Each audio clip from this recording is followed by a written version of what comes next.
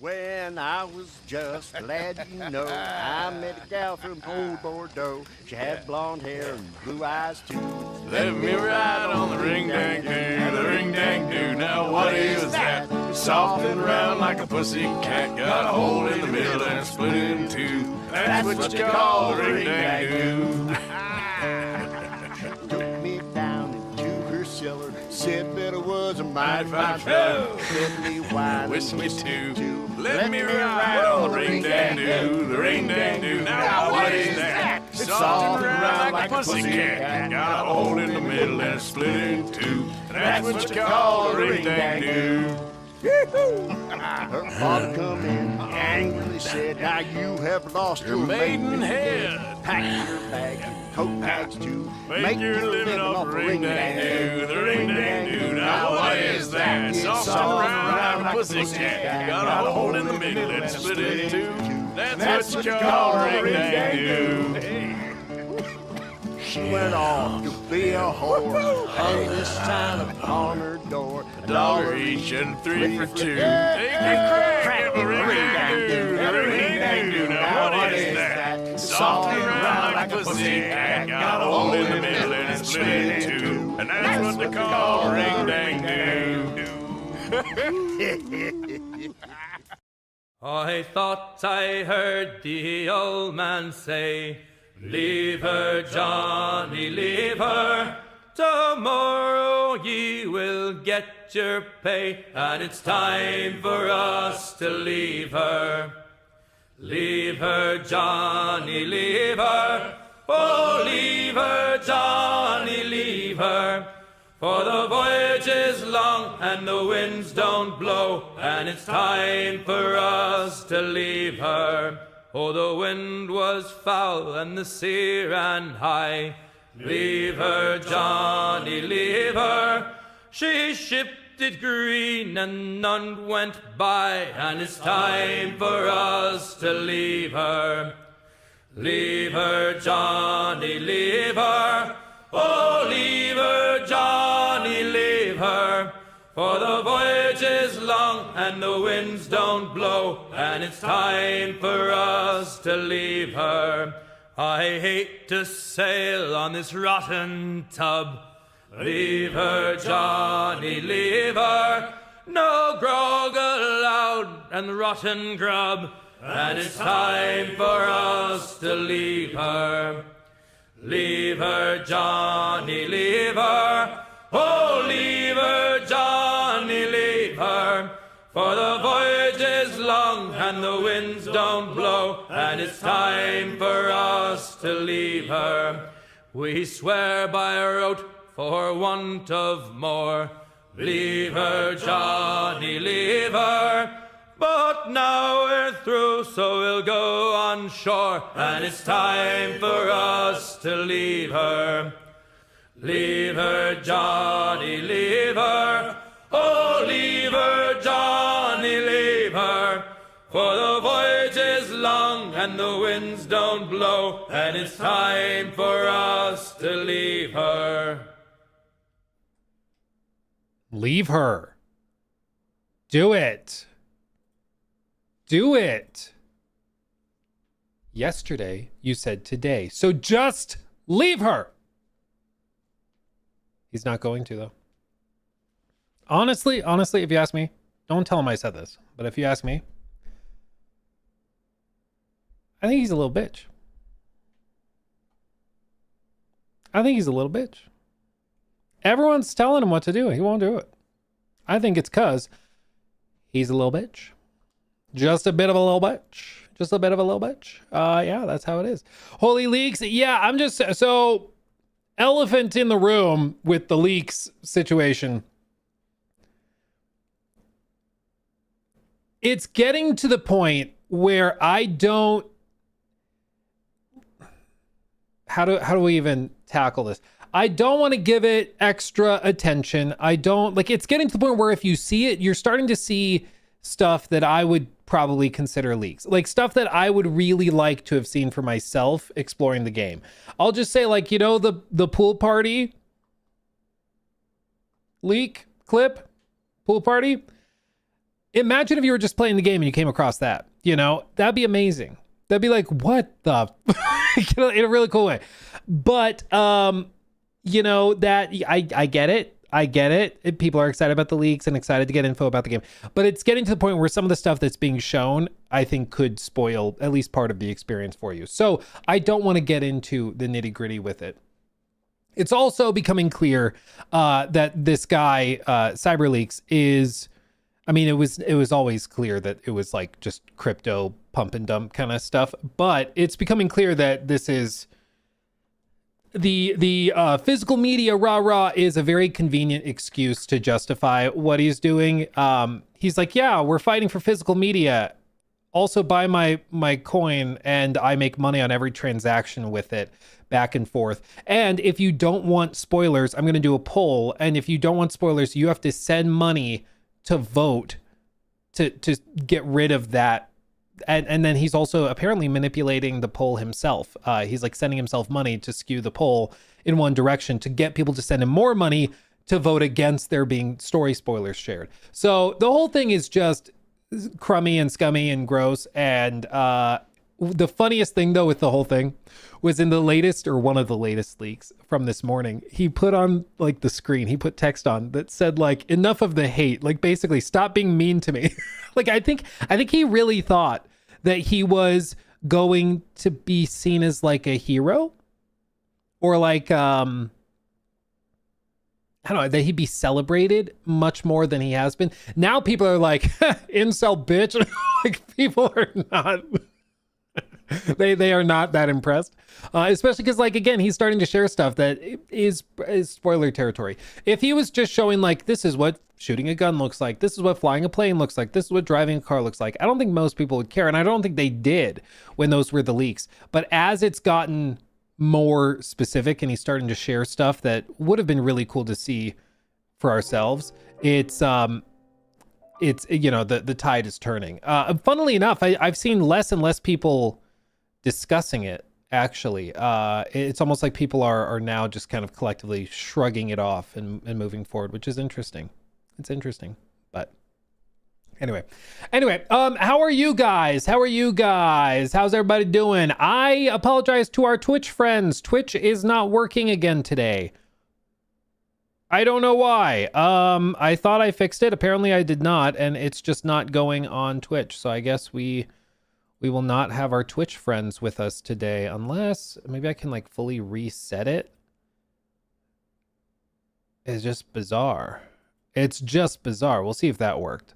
I turned it off and on again. We'll see if that works. I don't know. Nope, doesn't look like it. Damn it. Sorry, fam. Sorry. At KingCole1999 donated $20 through Super Chat. Oh, thank you. Hey Luke, listening Very from generous. work. If it's not too much, but give me a play-by-play. Don't scream too loud, my boss might hear. Give me a play-by-play. Of what? That thing that happened? I don't know if I can do that quietly. You know, not sure. Or are you talking about the pool party? You want me to give you a play-by-play of the pool party? How do I say this?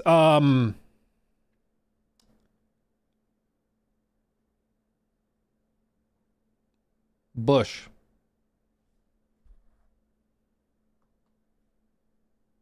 Do you understand? Birthday party. Birthday party. That's good. Oh my God. How old do you think the build is? 2025? Well, the build features, at least part of a clip that he shares a song that was released in, I believe, January of 2025. So it has to be after January 2025. I honestly, at this point, I have no clue what is happening with this. I still don't know if he has access to the full game.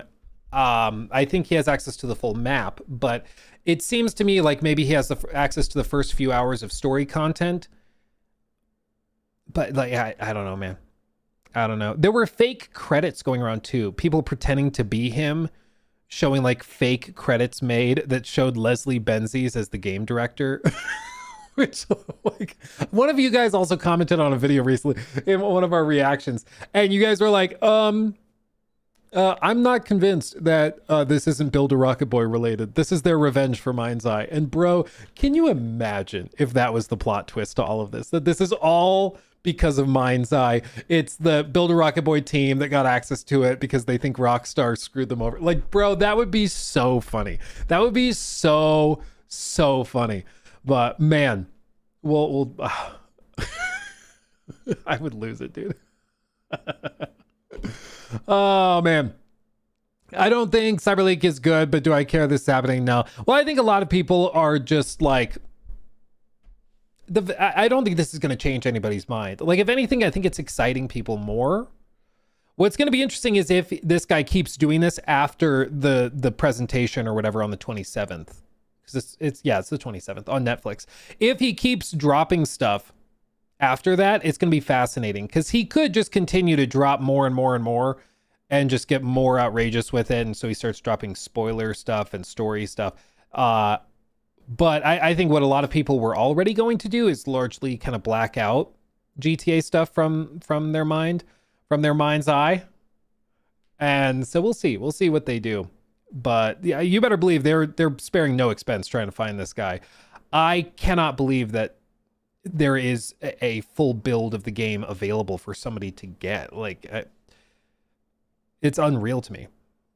Like, did he steal a computer from Rockstar's offices? Like, how do you do that? And even then, like, wouldn't he need to log in to the company accounts to get access to it? Like, it's at no point does any of this make sense. It shouldn't be possible, but man, there isn't, it's malware. Well, it could be. I mean, some people have suggested the quality of the video. So you notice in the clips, a lot of the quality of the recording is pretty poor.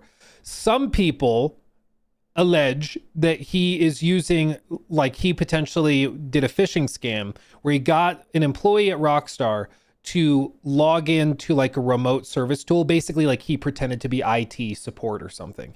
And then they gave login credentials. He remoted into their computer. And then he recorded and streamed the recording back to his computer remotely. So he's not, like, it's not on his computer. He's remote streaming back to his computer. And that's why when he records it from his screen, the quality is poor, because it's being streamed to him. I don't know. But you better believe they're frantically trying to figure it out. Whatever. It's what I said in the last stream clip we talked about on with all this stuff. I think Luke knows a lot about this bit sus. I think this is not his first rodeo. Like, once it got to the point where it's like, yes, he's using a 12-digit hash related to the crypto token that he's using to communicate this. So you send 400 of whatever it is, I think XMR or MRX, I don't remember what the abbreviation is, but you send that with the 12-digit decimal points shown, and then CyberLeaks looks at the 12 digits after the 400 and then uses that to decipher which of your private messages was real, and then decodes that, and then you can open conversation with it. And it just starts to get to the point where it's like, this is not Timmy from IT. You know, this is somebody that probably has done this kind of thing before. It's what we saw with the leaks in 2022 when we were like, this guy knows a lot about anonymous online communication and like cybersecurity stuff. And it's one of those moments where you're like, why do you know so much about this? Why a quote unquote normal person doesn't need to know how to anonymously speak on the internet and how to collect money in an untraceable way. Most people don't need to know how to do that. So if somebody really knows the in and outs of collecting money anonymously where it can't be tracked by federal governments, you have to wonder, why does he know that? You know, that's all I'm saying. That's all I'm saying. Yeah. Dare I say his second rodeo, perhaps, maybe one of them. I don't know. Luke, how about a subs only meeting at the Gentleman's Club in GTA 6 on release? Drinks on me.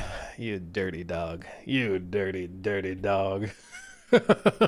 I do wonder how, like I said, you asked me to summarize the pool party scene, and I simply used the word bush. I really wonder how this is going to work with like review boards and like ratings boards, because like I love all you Australians. I think Australia is super cool. I wish it were a real place, and I wish the people were real, but like Australia doesn't tend to tolerate a lot of like fun stuff in their games. They are really, really aggressive with the ratings boards. You guys may have gentlemen's clubs with full tassels. You know, you may be like missing out. Just saying. Because like some of the stuff that they showed. Oh, baby. Just saying. We'll get an A rating. No, the problem with, and some people I think confuse this, but the reason why no company wants an AO rating, adults only rating, that's what it is in the States. In other countries, it'll be like, you know, Peggy 35, whatever it is. But the reason nobody wants that is because the moment you do that, you cannot be sold in like most brick and mortar stores because they don't want to sell explicit content. So like you wouldn't be able to buy it in Target. You wouldn't be able to order it from Walmart. Amazon probably wouldn't carry it anymore. Like you just end up losing sales. So Rockstar would rather put little tassels and bells on than lose all that money, right? So I don't think that it'll be like adults only. I think if they get feedback from the review board and ratings board that this is too much, they'll just cover some stuff up. Wait for modders to fix it. You know? You know how it is. Zach, thank you for the 10. I wish Rockstar would do a deep dive on their engine. The leaks show me they're on another level of development. I agree. I love documentaries going through game development. The PlayStation did a few of them with like Grounded on The Last of Us, Grounded 2 on The Last of Us Part 2, and then the Raising Kratos. Awesome. Like documentaries. If you've never watched those, you are missing out. Those are fantastic. But I agree. I wish more companies did them because they used to be like fairly common. They would come on the disc for collector's editions, and it was awesome. There's like a making of Fallout 3, making of Skyrim. There's a making of Fallout New Vegas even. There's a bunch of those documentaries. It used to be very common. Now they don't really do it. It sucks. The DVD extra menu is one of the worst things we lost with the digital future. Yes, like consumer rights and stuff like that sucks too. But DVD extras menu, those were the days, man. People will never understand what they're missing out. They just won't. Diego Bluler, thank you for the membership, my friend. Dober, thank you for that one, for that 5. Why don't you talk about Wolverine? Is the game beneath you or something? No, we've talked about Wolverine. This may be hard to believe for some people. I'm like so burnt out on superhero stuff. It's just not that interesting to me. I'm sorry. It's just not. I know some people want to get like rah, like outraged about Wolverine and like freak out about it. And it's the worst thing ever. Other people are like, it's the best thing ever. For me, I'm just like, meh. It's meh. It's just not that interesting to me.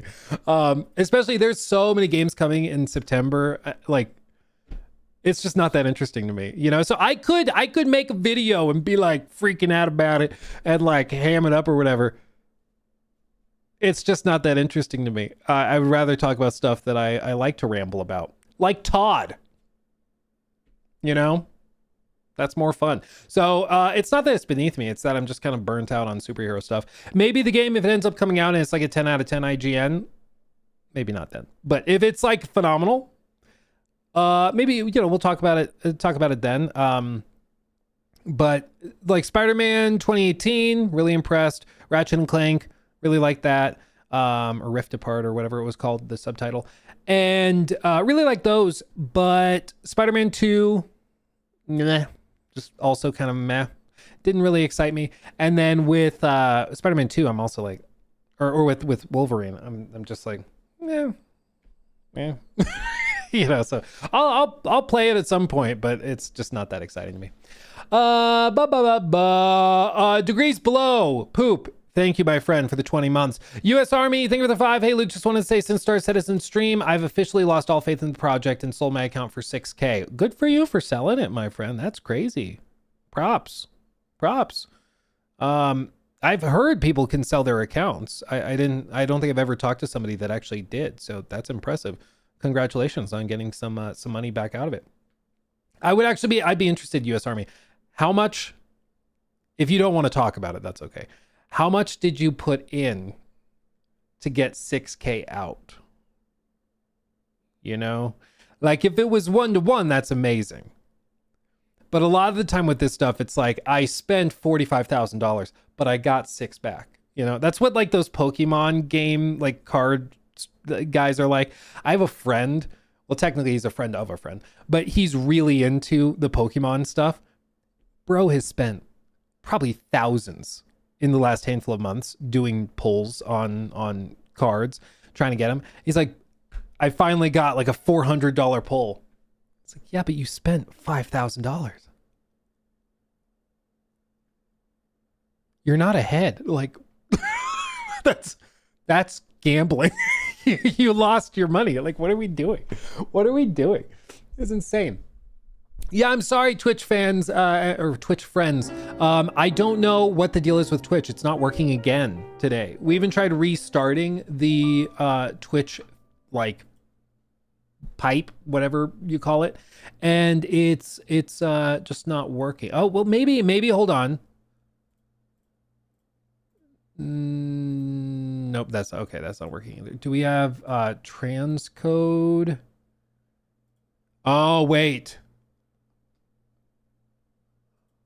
I might have solved it. We'll do it live. I have to transcode to Twitch because Twitch doesn't accept a feed as beautiful and bountiful as the one we use for the YouTube streams. So I have to transcode when it goes into the Restream server. It has to downscale everything for Twitch. And so I have to buy transcoding hours. And I'm guessing that's where our problem was. Hold on. We'll reset it. Big money. Here we go. I restarted it. Let's see if Twitch pops up. Maybe not. Maybe not. We'll give it a second. It's working. It's trying. Yeah, we're up. Okay. Yeah, that was the problem. I needed to give them more money. My bad. Anyway, how are living? I gotta catch up. And I do have a couple of things I want to talk about. Some of you guys asked me to react to a video that somebody made saying I'm wrong about Creation Engine. So I want to talk about that because that sounds fun. I also want to give a moment of silence to our Gothic bad boy. It has been 1 year since he passed. If you don't know who King Cobra was, I feel sorry for you. He was the Gothic bad boy. He was amazing. He passed away just over a year ago, and I want to, say we miss you, buddy. We miss you, buddy. Hopefully, you're in your clock tower dream house in the sky, kicking ass and taking names, rocking out with Ozzy. But I wanted to share with you the snippet where we actually had him send us a message. It was actually, well, it wasn't a message for us. It was a message for somebody else. But it's an important one that everybody should think about, okay, and ponder, because he had a lot of wisdom. He was wise beyond his years, for sure. Thank you, Loxy, for the resub, and Marco also for the sub. This is his message he sent to the one and only Todd. Todd, do not screw up the Elder Scrolls 6. It's been ages since Skyrim, and if you can't play it or it sucks, we will have to use dark magic on Todd as punishment. So he threatened black magic on Todd if Elder Scrolls 6 sucked. He was fighting the good fight.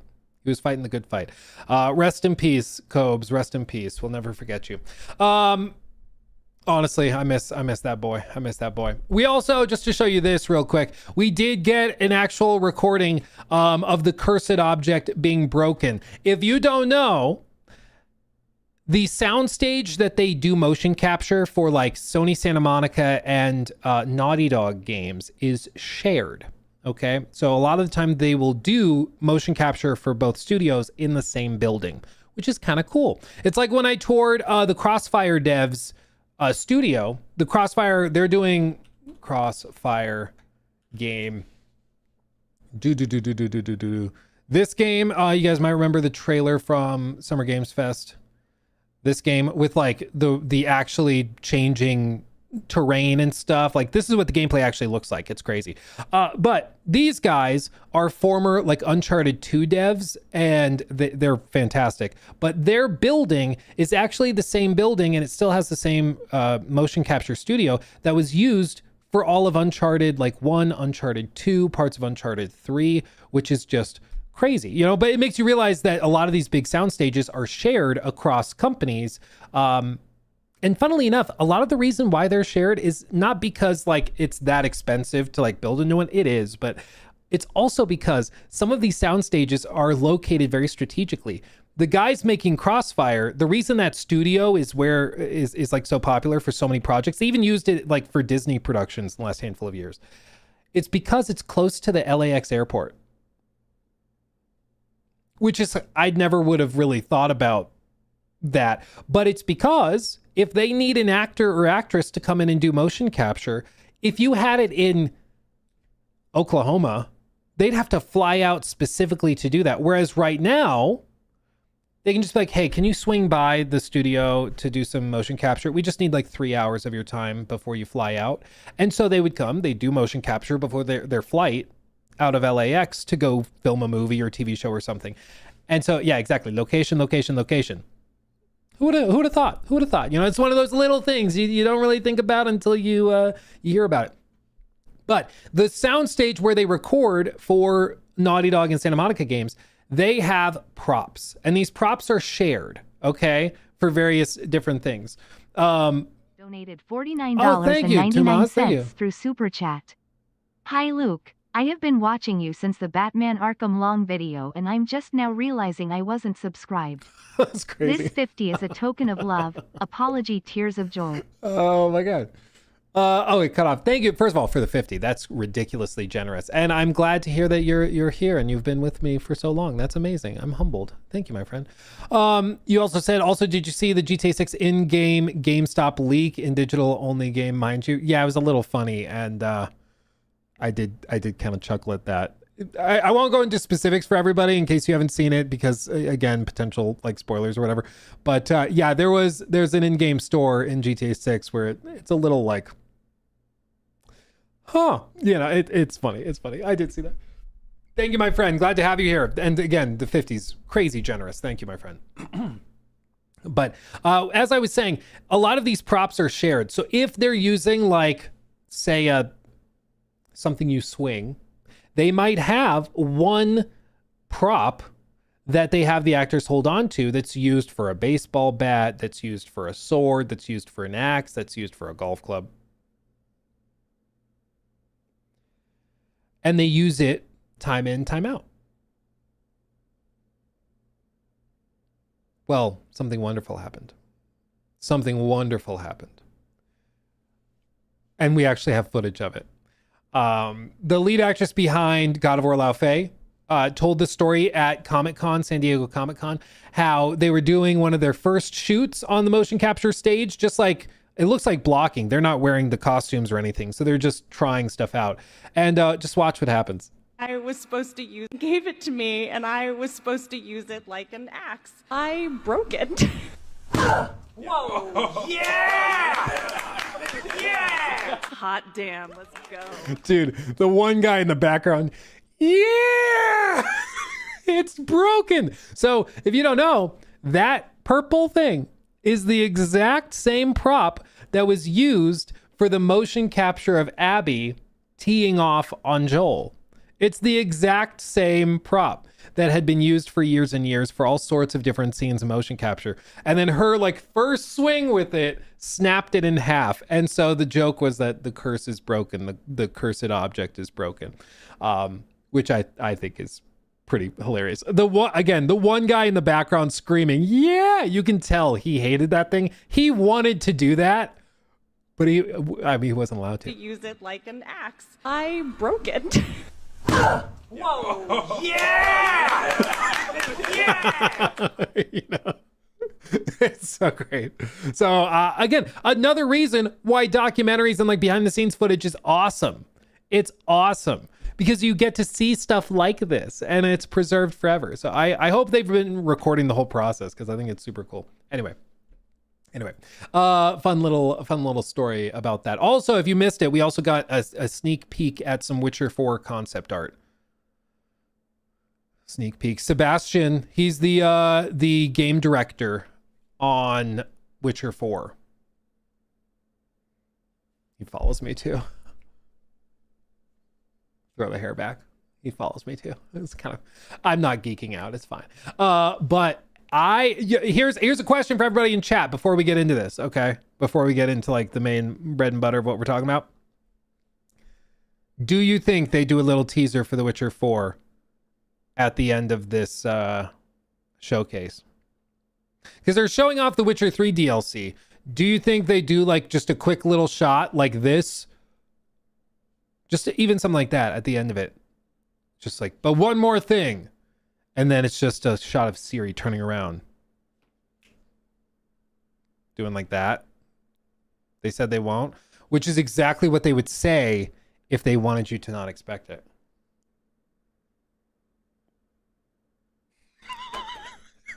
It reminds me of when we were talking about this is pertinent, when we were talking about like Starfield stuff, and I remember Todd being like, there are no vehicles in the game for like driving around the planet's surface. There's none of that. People were like, aha, he's just saying it because he doesn't want you to think it, because he's going to drop that as like a big surprise right as the game launches. It's like, well, no. So now the theory is they're just lying. You know, like that's, what's your evidence for this stance? That they are liars and they do the opposite of what they say, you know? That's how it works. That's how it works. Real quick, you guys will see the rotating message in chats, I guess. But just as a heads up, I appreciate the super chats. Don't send me money, okay? Don't send me money. With how many people we're going to have in here today, I won't be able to read everything. Even with our kind of house rule that I can only guarantee I'll read yellow super chats and up, just because we get too many. You guys are too generous. Too many people come in. So don't send me money, because I can't guarantee I'll read it, because once the show starts, okay? I'm going to turn off alerts during the presentation so it doesn't interrupt. I'm also going to probably turn the chat to members only. I don't love doing that, but we've had a few times where during these types of big events, we'll have like 20,000 people in chat, and people think it's funny to spam, let's say, creative words in chat, which kind of makes it tough to enjoy the stream. Okay. But you get it. It's just what we have to do. But we'll see. Okay. Much love, everybody. I'm glad to have you here. I appreciate you guys. Real quick, Quack-a-Mole, thank you for the 10. This is the downside to Rockstar's show nothing marketing strategy. There are always going to be leaks, but it's only grown nuclear because no one has seen anything in over a year. I agree. You know, when somebody has not feasted donated 22 in a year, euros they'll through be Super starving Chat. and ravenous. I watch every stream, so I often skip live channel uploads. Oh. But some are new videos, not stream clips. Mhm. Could you make non-stream videos different in thumbnails or titles so we clearly know if it's a new video? It's new video or stream clip. It's a good idea. Thank you for the suggestion, my friend. And for the very generous 22 pounds or euros. Sorry, 22 euros. Is it offensive when an American calls euros pounds? Is that like, excuse me, or is it not a big deal? Like, I'd be offended if you called US dollars Australian dollars, because, like, we don't, it's not monopoly money. How dare you? I'm curious. But I do think that that's interesting. I think we could investigate that. I'll ask the team. Maybe Jacob can use like a different set of, like a different framing, because a lot of the, if I do a live channel segment, I try to do a different camera angle or something. So maybe, I don't know. We'll figure it out. Okay, we'll figure it out. That's a good idea, though. Dollary dues is even more offensive. I think it's kind of fun and whimsical. You know? Australia catching strays. Dude, I love Australia. It's like I said earlier, I wish it was a real place, but, you know, it just is what it is. What are you going to do? I'm European and I'm offended. What else is new?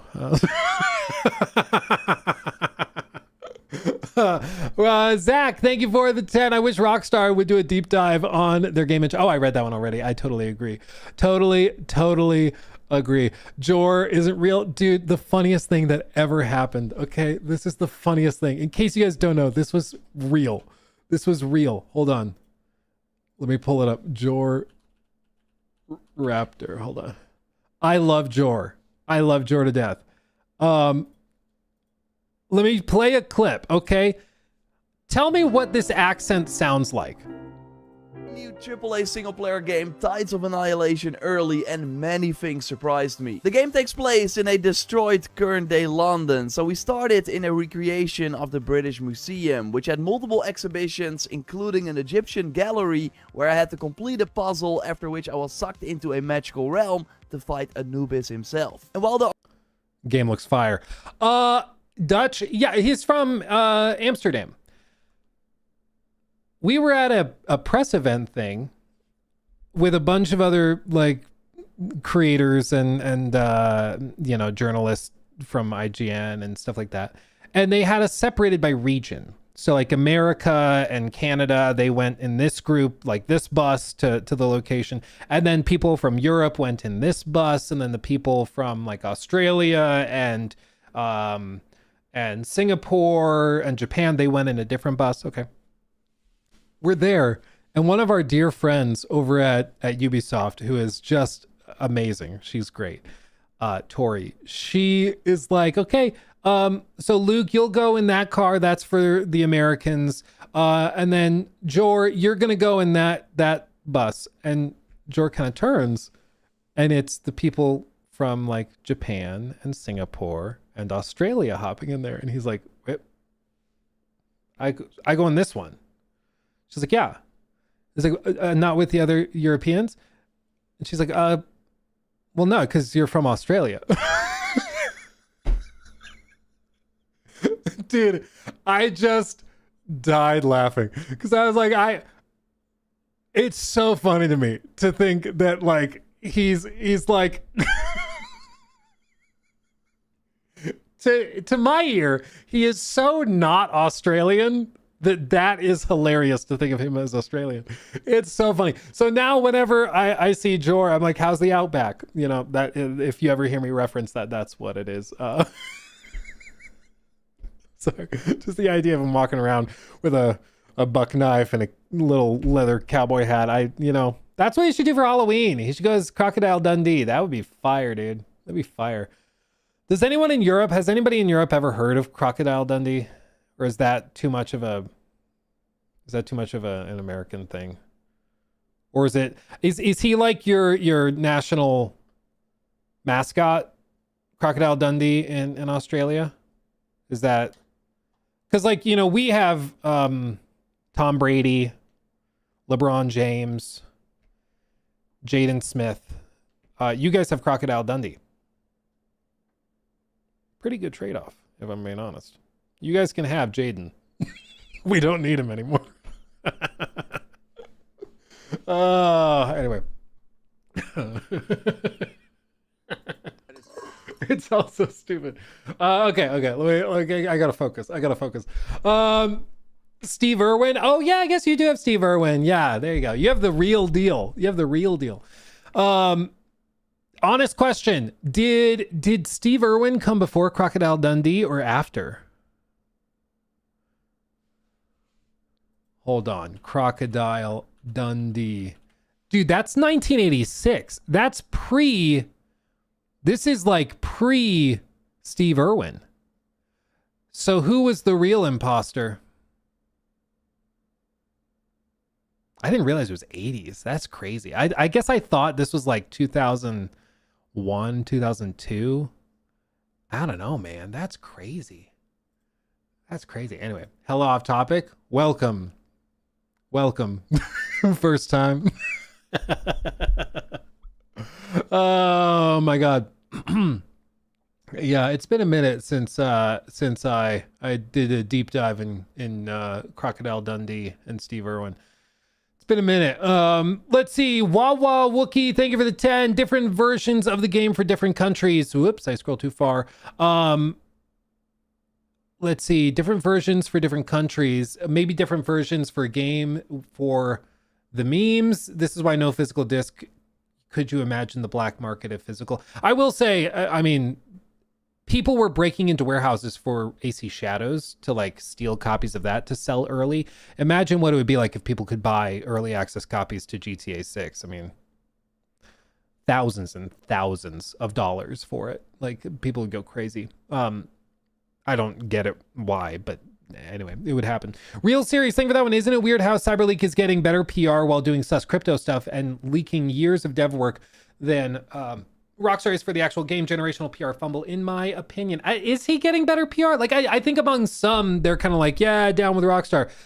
But I mean, on his recent leak, CyberLeak was like, enough with the hate. Like, he's basically like, stop bullying me, be nice to me. Which is kind of crazy. He's like, I think he thought he'd be seen more as a Robin Hood figure, but you can't leak this stuff, say, yeah, physical games, and then also be doing like crypto scam crap. Like, what are we doing? I don't get it. Let's see. Mortal Shell. I've not played it yet, but it's on my to-do list. I have a couple of other things I'm working on. Again, Tomas, thank you for the very generous 50. That was super nice of you. Real serious. And one more thing, we're happy to introduce the next entry in a revolutionary franchise. Here's your first look at The Witcher. Welcome to Witchguard.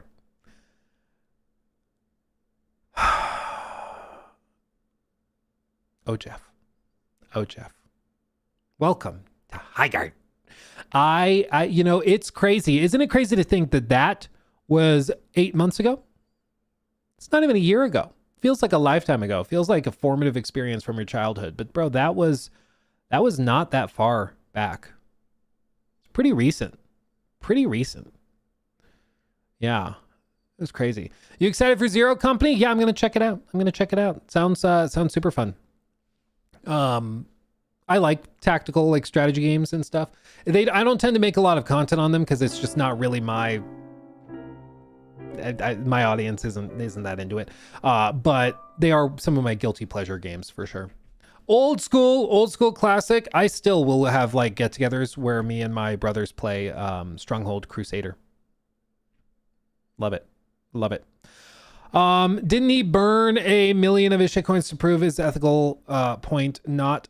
So what he apparently did was that he did dump a bunch of those coins. The problem is when you're in charge of the coins, you can do stuff like dilution. So like he could do all sorts of stuff, frankly. But it's also really complicated because like it's not clear who those coins went to. So if he just transfer those to a different wallet, he could still have all of them and then slowly sell through them. He's also still making money on all the transactions that go through with trading the coin back and forth. So like the idea that he's like, I'm not making any money from this. If he did that, then like maybe he could be a Robin Hood figure, but he's not. He is making money on this. He's even demanding if you want to like vote on which thing he leaks next or doesn't leak, you have to send money, like send more crypto. Like it is crypto scam behavior. Like this is very common in the crypto space. Like these types of rug pulls, these types of manipulative tactics. Unfortunately, people fall for it. It's just too bad. But it is what it is. But that's why I've said, like, I don't think this is his first time. So I think that they can probably track him down, less so by tracking down a username like CyberLeaks, but rather I think they'll be able to track him down with previous crypto crap that he's pulled. Because this seems like he knows too much about it for it to be his first time, you know. Bro immediately lost all goodwill with the crypto crap. Yeah. He's like, I gotta pay the bills. I have to pay expenses. I was like, what expenses? What are we doing? Like the website? Really? Like, I don't know. Low key, they never getting him. It seems like if they weren't able to track him down immediately within the first like week, it's tough to say. But then again, they did just get a bunch of the subpoenas and requests for data approved by a judge in federal court. So like Discord and Xbox and Twitter, the Twitter one just went through. So if he's ever posted stuff to a Twitter account, they can pull all of the IP addresses and everything to track him down. And now X has to share that stuff. So they're going to do everything they can. If he really has been on top of this from the beginning, only exclusively using like VPNs and burying everything, he might be able to get away with it. But all it takes is one slip up, one time where he logged into his account and forgot to turn on the VPN first, one login from his phone that was on a cell service plan that now ties to everything. It's like, it's just one slip up is all it takes. But then again, he does seem to have his ducks in a row. So we'll see. Who knows? Caleb, thank you for the 10. Don't tell me how to spend my money. Also, Jacko RPG react when I agree with so many of his I can't read. I agree with so many of his opinions that I couldn't say in limited chat messages before. Yes, I do want to look at it. If we have time, we could do it here in a second. There's one more thing I want to show you that kind of leads into that. But yeah, I do want to check it out. And I appreciate you guys, my friends. From the deep ends, thank you for the 10 as well. Just bought a new Bravia 9 Mark II 83 in anticipation for GTA 6. All these leaks got me hyped even more now, trying to avoid seeing any more. Do you think they've had an overall positive impact on the promo? Honestly, yeah. I haven't seen like anybody looking at the leaks being like, oh, it looks like crap. Everybody's like, bro, Bush, you know what I mean? Like, I think it's had a net positive effect, probably. And the casual audience, I don't think. Ordinary Guy YT donated 20 pounds through Super Chat. Hiya, Luke, mate. Have you played any of Grounded 2? I feel like it's both a mix of horror game and therapy for my arachnophobia. Open mouth smile. Also, as per usual, here's my S6 question. Do you reckon we will hear anything regarding it at all? I don't think soon. Asha may demand them to put like a trailer out, but I think that any sort of teaser wouldn't be ready probably until the Game Awards. But I do think, so to be clear, I think Asha is taking the reins more than Phil ever did. Phil was kind of like hands off. But I think Asha is coming in and being like, we're not sitting on this stuff for years and years and years. So she might require them to do like an annual trailer. She might require them to be a little bit more active, which I think is probably a good idea. But you got to remember that she only made these demands and changes seemingly in the last month or two. So like the odds of her or of them throwing together a teaser trailer or something, kind of re-announcing it like they did in 2018, I think the odds of them getting that thrown together in a matter of weeks is pretty low. So I wouldn't think we see anything here, but or tomorrow, but I think maybe by Game Awards you could see something. But yeah, I still think it's probably 2028 to 2029. It seems like every time Todd's had the chance to talk about it, he tries to push it off and be like, it is a ways off. Okay, just chill. Atomic Heart 2, bro, I would love to hear more about it. I think it looks awesome. I think so. Where did I leave off? Will we see Jedi 3 today? Dude, that would be baller. I would love that. I love the Jedi games. Even if they are not optimized, I love them. Let's see. Because I'm a Colorado State native, what's your favorite local food in Colorado? Well, I'm in northern Colorado, so I'm in like the Fort Collins-ish area. And the Still Whiskey Steaks, fantastic, very good. Beyond that, if you go a little further south, I mean, you got to go to Casa Bonita. It's a staple of Colorado culture, truly. You have to do that at least once. The food's way better than it used to be. I mean, it used to be like worse than Taco Bell. Now it's pretty good. But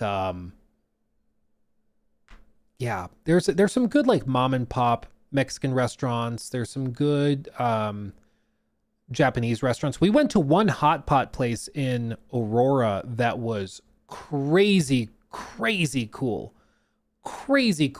I forget the name of it, but it's like the biggest hot pot spot in Aurora, Colorado. If you look up Aurora hot pot restaurant, you'll find it because it's right next to a like big marketplace where they have all the stuff. It's really cool, and it was very good. Again, I can't remember the name of it, but it's good. We drove like an hour down to go there, and I would go back again happily. Talk about catching strays. Well, I'll say I spent 3 weeks in Europe. You want to know the first place I came back to? The first place I went to when I got back to the States? The Bell.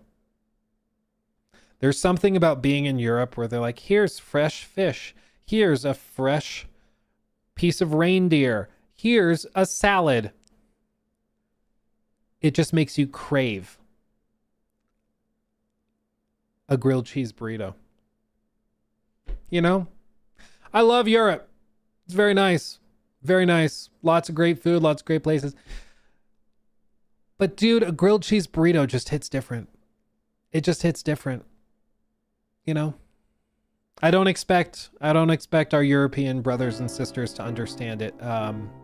Yeah, no AC.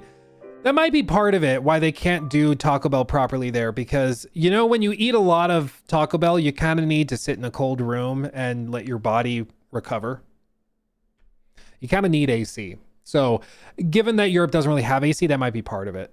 Like, because they just don't have the recovery apparatus for Taco Bell. Because Taco Bell is not just one thing.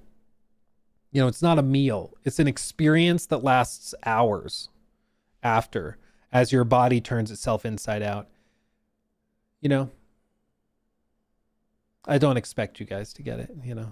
hey, we have AC. So some places had more AC than others, I will say. In London, very prevalent. Edinburgh, it was fairly prevalent. Czech Republic, pretty rare. Germany, very rare. It's just hit or miss. The biggest adjustment, and then I swear to God, I'll get back on track. The biggest adjustment for us in Europe, though, all the smoking. It's very normal there.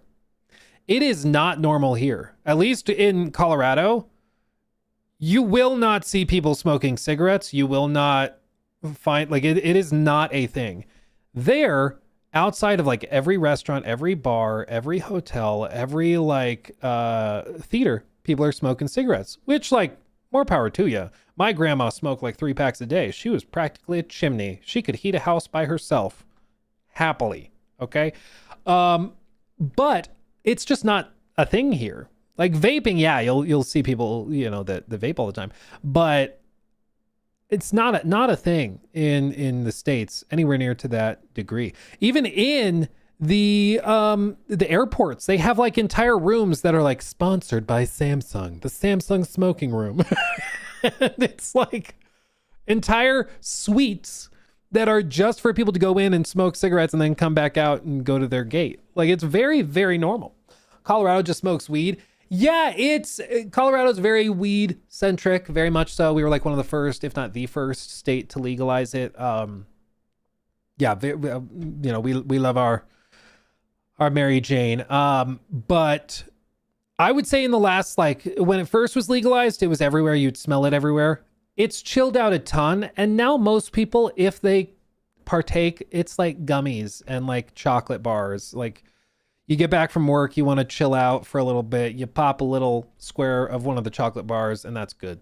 Like, you don't actually find a lot of people smoking it, which is fascinating. It's fascinating. But anyway.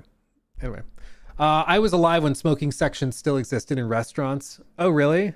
We in in Prague, one of the restaurants I took Nikki to, it was all intermixed. So like people were just sitting at the table next to us smoking cigarettes. They had ashtrays on the tables, and like it's just very different from here. Like in the US, that's not a thing. That's not a thing. But there it's like totally fine. I will say, at least where I am in the US, the US is huge. So in the South, where smoking is way more common, maybe that is a thing and you would find that. But here you don't really see it. Let's see. Did I read that one? Tomas, thank you for the 10. Question for the chat. If we got a multiplayer Witcher game which took place during the old era of a lot of Witchers and monsters, would you guys be for or against that? CDPR game devs in chat take notes. Honestly, we know they're working on a multiplayer game, or at least they've experimented with them. And I'm okay with multiplayer games in franchises I love, so long as they don't take away from the single player stuff that I love. And if the concept is truly good and interesting, and it's not been designed from the ground up purely to try and extract cash. Horizon Hunter's Gathering, clearly just made to try and be a live service moneymaker. Like there's no real soul to it that I can find. It's very corporate. But if you have something that's really interesting and a clever idea, and you can do sort of like a Monster Hunter meets The Witcher, but it's really dark and gory and gritty. Ooh, I'm intrigued, you know? So it has to be a good idea. It has to be well executed, and it can't take away from the other stuff. That's the other piece, is that live service has kind of come to be seen as something that takes away from the games you like. You know, you get a live service game, but it means you don't get The Last of Us Part 3. It means you don't get Horizon 3. It means you don't get this. You don't get that. You don't get Bloodborne Remake because they shut the studio down making it after they failed to make a God of War live service game. You know, like, also, can we just mention that? They had Bluepoint working on a live service God of War game where you would play as Atreus. How does that work? How does that work? Like, does everybody play their own Atreus and like just with a different skill? Like, just don't think about it? Or is it like single player live service where it's just got new boss fights and content drops, but it's all single player? Like, it just doesn't make sense. I don't get it. I'm sure they had ideas about it, but it just started to hurt my brain the more I thought about it. It's pretty obvious, Luke, multiverse. I'm going to say it. Cancel me. I don't care. Just my opinion. Cancel me. The multiverse is the stupidest thing that it seems like every company has become obsessed with since the Marvel movies like reintroduced the concept. Okay, I get it. You're like, oh, it's a multiverse, we can do anything. That's precisely why I don't care about it. Okay, when you can do everything, I stop caring about it. Okay, I get it that it's like, oh, Robert Downey Jr. is here as a different guy. He looks the same, but like he looks like him because of manipulation of something or other. Whatever. It just looks to me like you just cast Robert Downey Jr. because you wanted like cheap fan service. You know, like and then it's like, oh, these characters died off. No, they were duplicates from another dimension. I'm like, okay, so I shouldn't take anything seriously. I see. Like the Suicide Squad stuff, where it's like, oh, Batman's freaking dead. We shot him in the street like a dog. Just kidding. It was a clone. Like, I'm not going to take anything you do seriously. I'm checked out of the story. I'm checked out of everything. Okay. Multiverse is stupid. Cancel me. I don't care. Just my opinion. It also becomes an excuse for companies to just do the stupidest stuff where it's like, what if, hold on, I'm going to show you visual example. Hold on. I have to pull up the pictures. Let's do, okay. Here. Versus. Where's Mr.? You're a mean one, Mr. Freeze. Okay. Mr. Freeze. We all know him. We love him. Especially when Arnold played him, right? We're just looking at the picture. I don't know what this article is. Mr. Freeze. Straightforward. We got it. Okay? Easy. Multiverse lets you, instead of this, or tweaking this a little bit, you can go full on Tupperware. What are we doing? What are we doing? Okay, I get it. Technically, it makes sense in the lore. Technically, it works. As with all things, if you have to say technically, I think we're all already losing. Technically, she's not my sister. Nope.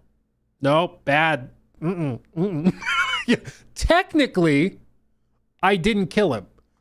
I don't think that works. If you ever find yourself going, technically, you're already losing. You're already losing. And that's what the multiverse allows them to do with everything. Technically, it works. Technically, we're not related. Yes. Technically, I fell into her. Technically, I just tripped. Yeah. I'm just saying. Technically, there's 1,000 planets. I'm just saying. You can use technically to explain anything. But just because you can explain it does not mean that you should, or that makes sense or is a good explanation. You know? That's what I'm saying. Technically we're married. Yeah, see, it works. Well, the point is it doesn't work for pretty much everything. You can try to use it as an excuse, but it's not the forgive the play on words. It's not the get out of jail free card you think it is. Technically it's high guard. Oh yeah, about the Grounded 2 thing. I forgot to answer that first part of the question. I have tried it, and yes, I totally see what you mean. The demo that I played was against the Bearded Dragon fight at SGF. I thought it was fun. It was pretty clunky though, so I think it could use some tweaking, but my understanding is that they've worked on that. Warped Space, thank you for the 10. Wow, the beach leaked for GTA 6 might be the most impressive thing I've seen in an open world game. There are somehow more people than there were in real life, all interacting with each other too. Yeah, that's the thing, is like the leaks seem to just be impressing people, which is a very good problem to have. I mean, it's very good to see that they're just like, some people thought that the leaks would start happening and people would be like, oh, I'm out. But no, everybody's seeing it and being like, oh, I love that. That's awesome. That's awesome. Yes, opening night live. So the stream has started. To be clear, we have a little bit of time before it kickstarts. Okay, so we have a little bit of time. To lead into that, I want to run into something first. Okay, hold on. Where did I go? I had a good freeze frame. No, I don't. Okay. New segment. I'm gonna try to get through this before we start. Okay, so bear with me. We're gonna try. Guys, breaking news. I'm wrong. I was wrong. I am wrong. Dude, there's a fly. Do you see the gnat?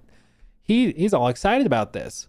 He's all excited about this crap. No, okay. Breaking news. I'm wrong, fam. I'm wrong. Specifically, I am wrong about Elder Scrolls 6. This video, a bunch of you guys recommended and asked me to check it out and look at it. It's from Jacko RPGs and apparently goes through why Jacko feels that I am wrong about Creation Engine, about Elder Scrolls 6, concerns about the Creation Engine within Elder Scrolls 6, etc., which I'm always down to talk about. And of course, if I'm wrong, I would rather know about it. So if I'm wrong, please tell me so that I can find out and adjust my opinions accordingly. To give you kind of a rundown, I guess, on my feelings about all of this, as you can see, I disagree with Luke Stevens' take on Elder Scrolls 6 and Bethesda. In his recent video titled with regards to the Elder Scrolls 6 updates, Luke asserts that Bethesda's creation engine is outdated and may potentially negatively affect the Elder Scrolls 6. I strongly disagreed with his view on this, which led me to performing a critique on Luke Stevens' creation engine opinion. Whilst many agree with Luke Stevens on Bethesda's engine being too old, I feel that this opinion is flawed. Bethesda and Todd Howard have announced that they will be using a new and updated creation engine 3. We'll get to that, on Elder Scrolls 6 Sentinel, which will be a new version of the engine after having released Starfield. Bethesda are, of course, famous development studio behind Elder Scrolls 5, Skyrim, Fallout 4, Oblivion, Fallout 3, and Starfield. Many criticize Bethesda for still using the older creation engine for Elder Scrolls 6 Sentinel, but others say it has many positives to it, including me. Yeah, so that's kind of the prelude. I will say at the outset, while we ignite the candle, I think the creation engine is outdated compared to the competition, okay? You can't look at any of this stuff in a bubble, okay? Because you're not competing in a bubble. What Bethesda is going against are like the titans of AAA open world game development. The Bethesda of 2011 did not have the same competition they do today. So when we are comparing games back and forth, now you're comparing Elder Scrolls 6, what they'll do there, with like Crimson Desert, with The Witcher 4, with, unfortunately for everybody, GTA 6. You know, you start to get compared and compete with everything and everybody else. You know, that's just what happens. And it's the nature of the beast. It's, you know, you don't have to love it or hate it, but that's what's going to happen. And so when we look at something like Starfield and we find it technologically lacking, we can then extrapolate that and see how that could potentially affect the Elder Scrolls 6. Now, what I've said also, which I think is important to stress, is that the type of game that Starfield was like tailor-made to exemplify the worst possible weaknesses of the creation engine. It has to do things in individual scenes, individual fish bowls or buckets, however you want to call it, cells, you could also call them. And because of that, having a game like Starfield was like tailor-made to demonstrate the weaknesses of the creation engine. So I think that like Elder Scrolls 6 as a game set up in a certain way will feel way better than Starfield did. I think there will be way less fast traveling because it's just not requiring you to go to a spaceship, to go to a different planet, to go to a different city, to go to, like, I think it should work better. I think it still will be way behind the curve technologically speaking compared to the competition, when you compare it to like seamless data streaming, going in and out of buildings without load screens. All of that will certainly be present in like The Witcher 4. Elder Scrolls 6 probably won't have any of that seamless exploration or anything like that. And for an open world adventure game, I think stuff like that is important. Now, without a doubt, there are strengths to the creation engine that you don't get with other engines. That's worth bringing up. But this is just one piece of the puzzle. And this is, I swear I'll start playing the video in a second. This is the other piece to all of this, which is that the engine is just one piece of the puzzle, okay? Bethesda is a sick company, in my opinion, with many, I think, many areas of concern. Their standards are so rock bottom. It's honestly baffling. It's baffling, the stuff that they find acceptable. And that in collaboration with like the engine being lackluster, with the writing quality being lackluster and all of this stuff, that's what makes me just overall have very little confidence in their ability to upgrade the engine, which is something that was mentioned, that they're going to upgrade it and improve it. It's like, bro, did you guys see what happened about like 4 or 5 days ago? Did you see what just happened? Let me show you. Okay, this is Fallout Cartographer. Disastrous update this week. Skyrim had a disastrous update this week that broke people's games, and not This is 3 days ago for a 15-year-old game. Not just people who play with mods, but everybody. And Fallout 4 also had an update that fared a little bit better. So if you are having issues, here's a few things you can do to try and save this disaster. If you are on... We'll come back to this in a second. What happened? Let me show you. Opening the map 4 times now causes a bug in Skyrim after the random update they just released. Let's give it a try. 1, 2, 3.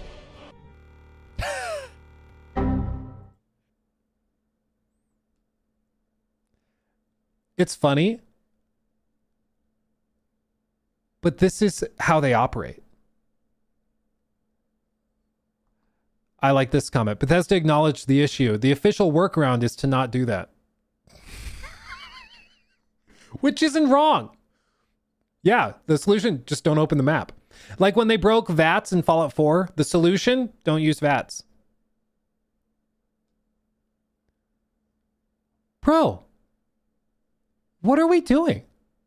What are we doing? It happens across platforms too, apparently. You don't have to. And yeah, spoiler, it's also happening to me. I decided to test this on my Series X because I do play Skyrim on PC, and I am protecting those. I am not letting that update install on either of my PCs because I use those to make content. But here it is testing out on my Xbox Series X. As you can see, I too am affected by this bug. This is me sitting in my living room testing this out, and... What are we doing? Todd! How anybody defends it or finds this to be not that big of a deal is insane to me. 15 years after the game launches, one of the biggest, most successful games of all time, they can't do a single update to the game without breaking it to the point where it crashes if you open the map. And to be clear, some people have this crash happen after opening it once or twice. You tap it. Oh, wait, no. Okay, no. Map. Oh, it's crashed. Happens for some people after 2 opens. For some people, it seems like 4 is the max and it will crash every time at 4. But some people have it crash even faster. This is unbelievable. But this is how they operate. This is why my confidence is so low with Bethesda. So even if they're promising to like improve it and patch and improve the engine and stuff, this is why I don't believe it. But I don't want to just ramble, because I will ramble. It's one of my talents. I want to hear what he has to say. So let's see what Jacko has to say about why I'm wrong. Again, if I'm wrong, I would like to know about it. So please convince me. I disagree with Luke Stevens on Bethesda's engine and the Ban him. I'm done. No, I'm kidding. Scrolls 6. And today I want to take you through some of what he said and offer some honest counterpoints. Now we're going to bounce around multiple different videos here because Luke Stevens has done a really good job explaining his critiques in depth of Bethesda's future and the creation engine. I thoroughly enjoy Luke Stevens as a creator. He seems like a really good dude, and so I don't want anyone to misunderstand this video as me suggesting he's a bad person or anything like that. More so, I think he eats children, frankly, and look how chubby he is, obviously.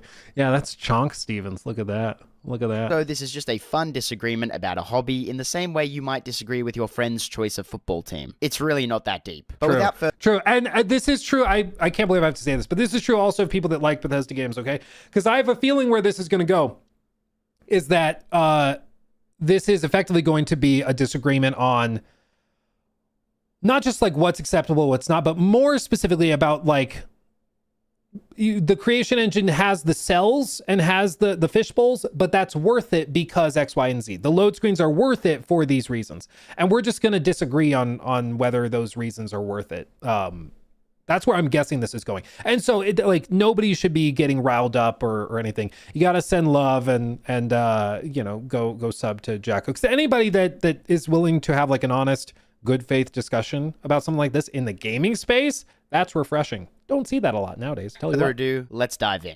Given the limitations of the creation engine as we understand it, which I think for most people is the biggest like question mark with this game, I'm worried. I'm gonna be honest. So this is where it all begins. I was watching Luke Stevens' newest Elder Scrolls 6 video, and just as you saw there, he kind of issued that his main concern for Elder Scrolls 6 is on the technological side of things. And so what does that mean? How can we flesh out Luke's opinion here? Consistently after watching Luke Stevens, it seems to me that one of his primary fundamental concerns with Elder Scrolls 6, and Bethesda in general going forward, is to do with the creation engine and its many limitations. I think that's fair. It's the creation engine, and I think it's also I think it's creation engine in tandem with the catastrophically low standards. I think that's that's part of like the whole picture, because they just seem to like we talk about how good enough is used to justify a lot of different things in the industry, like Ubisoft writing quality. It's good enough. You know, it's good enough. Yeah, send it, ship it, whatever. You can't do that anymore because it's so competitive. And I think for Bethesda, they've gotten in this mindset of good enough because people will excuse it constantly. And Starfield was really the first time they got a ton of unified pushback to something that used to be good enough, you know.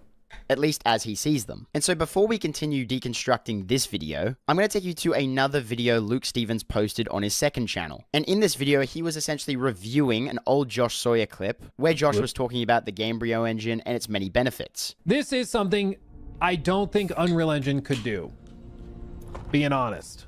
Does anyone care though? Like, you know, like, is it technically true? You will not be able to do that in The Witcher 4. Yes, I think it's true that you will not be able to have realistic cheese physics simulation in The Witcher 4. You got me there. Things like this do not actually meaningfully contribute to improving the quality of the types of games that Bethesda seems to be making. Cheese sim is cool. Does that make Elder Scrolls 6 better? I feel like the cheese characterization here is unfair because it totally ignores all the actual gameplay and modability benefits that come from Bethesda's individual cell architecture. And sure, I mean, it's a meme-worthy moment. That's what makes it funny, is that we were watching a video describing like what's possible with the creation engine, not possible in other engines. And the demonstration is a crater filled with blocks of cheese. It's a little funny that that's like, see, you can't do that. It's like a bucket of cheese. So it is an extreme example, I grant you. But the example was used to demonstrate the point that, like, yes, creation engine allows for certain things that other engines can't do. Again, it's a trade-off. Like, is that worth the constant load screens? Is that worth like kind of staggered and stiff questing structures and stuff? Like, you know, like is that the trade-off? And that's where I think we're probably going to end up disagreeing. But anyway, continuing. Design. Now we will loop back around to talking about the cheese wheels specifically, because as funny and childish as it first seems, I do think it is genuinely defendable. But allow me to make two counter arguments to Luke here. The first being around gameplay, and the second being around modability. Whilst the cheese wheels on face value don't seem like a very convincing argument for Bethesda's design philosophy, well, hold up. Counter arguments to Luke here. The first being around, because my camera's blocking it. Why is Bethesda's individual cell design good? Around gameplay, and the second being around modability. I think what I would say is that it's not a good or bad thing. It's just a thing. One of my favorite Todd quotes is, "We can do anything, we just can't do everything." So for like their types of games, the cell structure can be useful for X, Y, and Z, for cheese, for having like buildings that keep everything inside exactly as you left it, things like that. There's even like a quest in Starfield where there's like a bunch of garbage in a room, and if you use like the space Fusro Da, you can clear it out of the way to walk through. There's stuff like that, you know, where you can use it. What is thing? Is it my SD card reader? Something is like, I unplugged it. We're okay. But I think that it's not a question of good or bad. It's whether it's conducive to the type of game you're building. It's why I again, like, creation engine for a game where you're loading between or traveling between planets and locations on those planets, creation engine is probably the single worst engine you could possibly use for that, because of the constant load screens and how it's structured. For Elder Scrolls, I think it's a much better equipped engine. It's kind of why it was designed that way. You know, it's built for games like Elder Scrolls. But yeah, I think good is, I wouldn't look at it as a good or bad thing. It's whether it is the appropriate tool for the task at hand. Whilst the cheese wheels on face value don't seem like a very convincing argument for Bethesda's design philosophy, allow me to show you an actual in-game example of how this could be applied to heighten immersion and to positively affect the gameplay experience. Sure. Scenario A. I'm playing an evil character in Skyrim. I'm just exploring the world and I see an abandoned hut in the distance. I look around and the farm seems pretty empty, so I enter the hut, thinking it might be empty too. As it turns out, there are two people sleeping in the hut, and me obviously role-playing as an evil character, I think, you know what, I'm I'm gonna kill them. So I use my shout, which displaces all the objects in the room, and I proceed to kill them. Then let's say 10 or 20 hours of exploration goes by. I've totally forgotten that's happened. I come upon the hut again later in my playthrough, not remembering what I did. I just see a dragon in the sky and I think, oh, better take cover. Let's run into the hut. I enter and I see the 2 dead bodies exactly where they were where I left them last time, and all the objects scattered on the floor. At first I think, wait a minute, has someone murdered these 2 people? Is there a quest attached? Is there like a side objective? And then it hits me. That was me. I'm returning to the crime scene. My own crime scene for that matter. Now that seems like such a small thing on face value, but over the course of your playthrough, when those experiences happen, they heighten the overall sense of immersion in the world. I created that scene, left it, and then came back unknowingly and rediscovered the scene as I had left it. It's almost like my own version of world building, and it could not be done without Bethesda's individual cell design, where scenes are saved. I think, well, the tricky part with this stuff is that there are engines that are capable of like data preservation like that in seamless worlds. Like the Black Space engine that they use for Crimson Desert is insane. And it can do much of like the physics sim stuff. It can do the cheese stuff. It can do all this stuff. And you know, still look amazing while doing it and have crazy scope and scale. And seemingly be more stable than even the Creation Engine. But with all that said, is that fair to like compare Creation Engine to what Pearl Abyss has built up? I honestly don't know. Like it's kind of a tricky area because you're like, well, Rockstar could do this or that. It's like, yeah, they're Rockstar. Well, Pearl Abyss could do this or that. And you're like, yeah, but it's Pearl Abyss. You know, it's kind of tough to just do this kind of whataboutism of like, well, they can do it. Why can't you?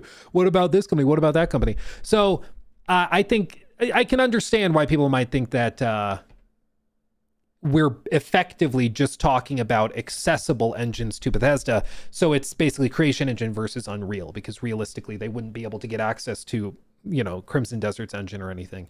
And in that capacity, if we're just comparing like Unreal to this, you know, I guess there are some persistent entities that would not be preserved in an Unreal Engine game. But again, it just goes back to trade-offs. It goes back to what is worth it. And for some people, I think, you know, you play a game a lot, you can tune out some of those rough edges. You can tune out clunky controls. You can tune out load screens being constant. You can tune that stuff out because you are immersed in the world. And so your brain kind of goes on pause when you're in the load screen and then you come back. For other people, it's more disruptive. And I think that this is just where it's coming down to personal preference and personal player habits. Because the truth of the matter is most open world gamers today that are playing big open world games, they are playing games from companies like Pearl Abyss, like Rockstar, like Ubisoft, and they have not had the constant load screen cell design in 15 years. 20 years. I mean, it's not been a thing for a very long time. And so when they come into something like this, it is disruptive to them. So just because you've been playing Skyrim since 2011 and have a bunch of mods and you can tune that stuff out, other players won't be able to. And so that trade-off isn't as simple because for them, it's much more jarring, you know? It's like if you go back and you try to play a game from 2007 that you didn't play as a youngin', you know, because you don't have the nostalgia and the rose-tinted glasses. And so you just experience it with all the rough edges. Somebody who played it the whole time and loves that game because they played it when they were younger, they don't see the rough edges because they just love it. It's like if you played New Vegas for years, you don't really see how clunky it really is. But if you try to get somebody who's never played New Vegas to play it for the first time, they're like, what the you know? So anyway, the point of all of this is that I agree it's a trade-off. That is a cool example. But there is, you know, a trade-off with that. And for some people, that trade-off is not going to be as simple because it's, immersion.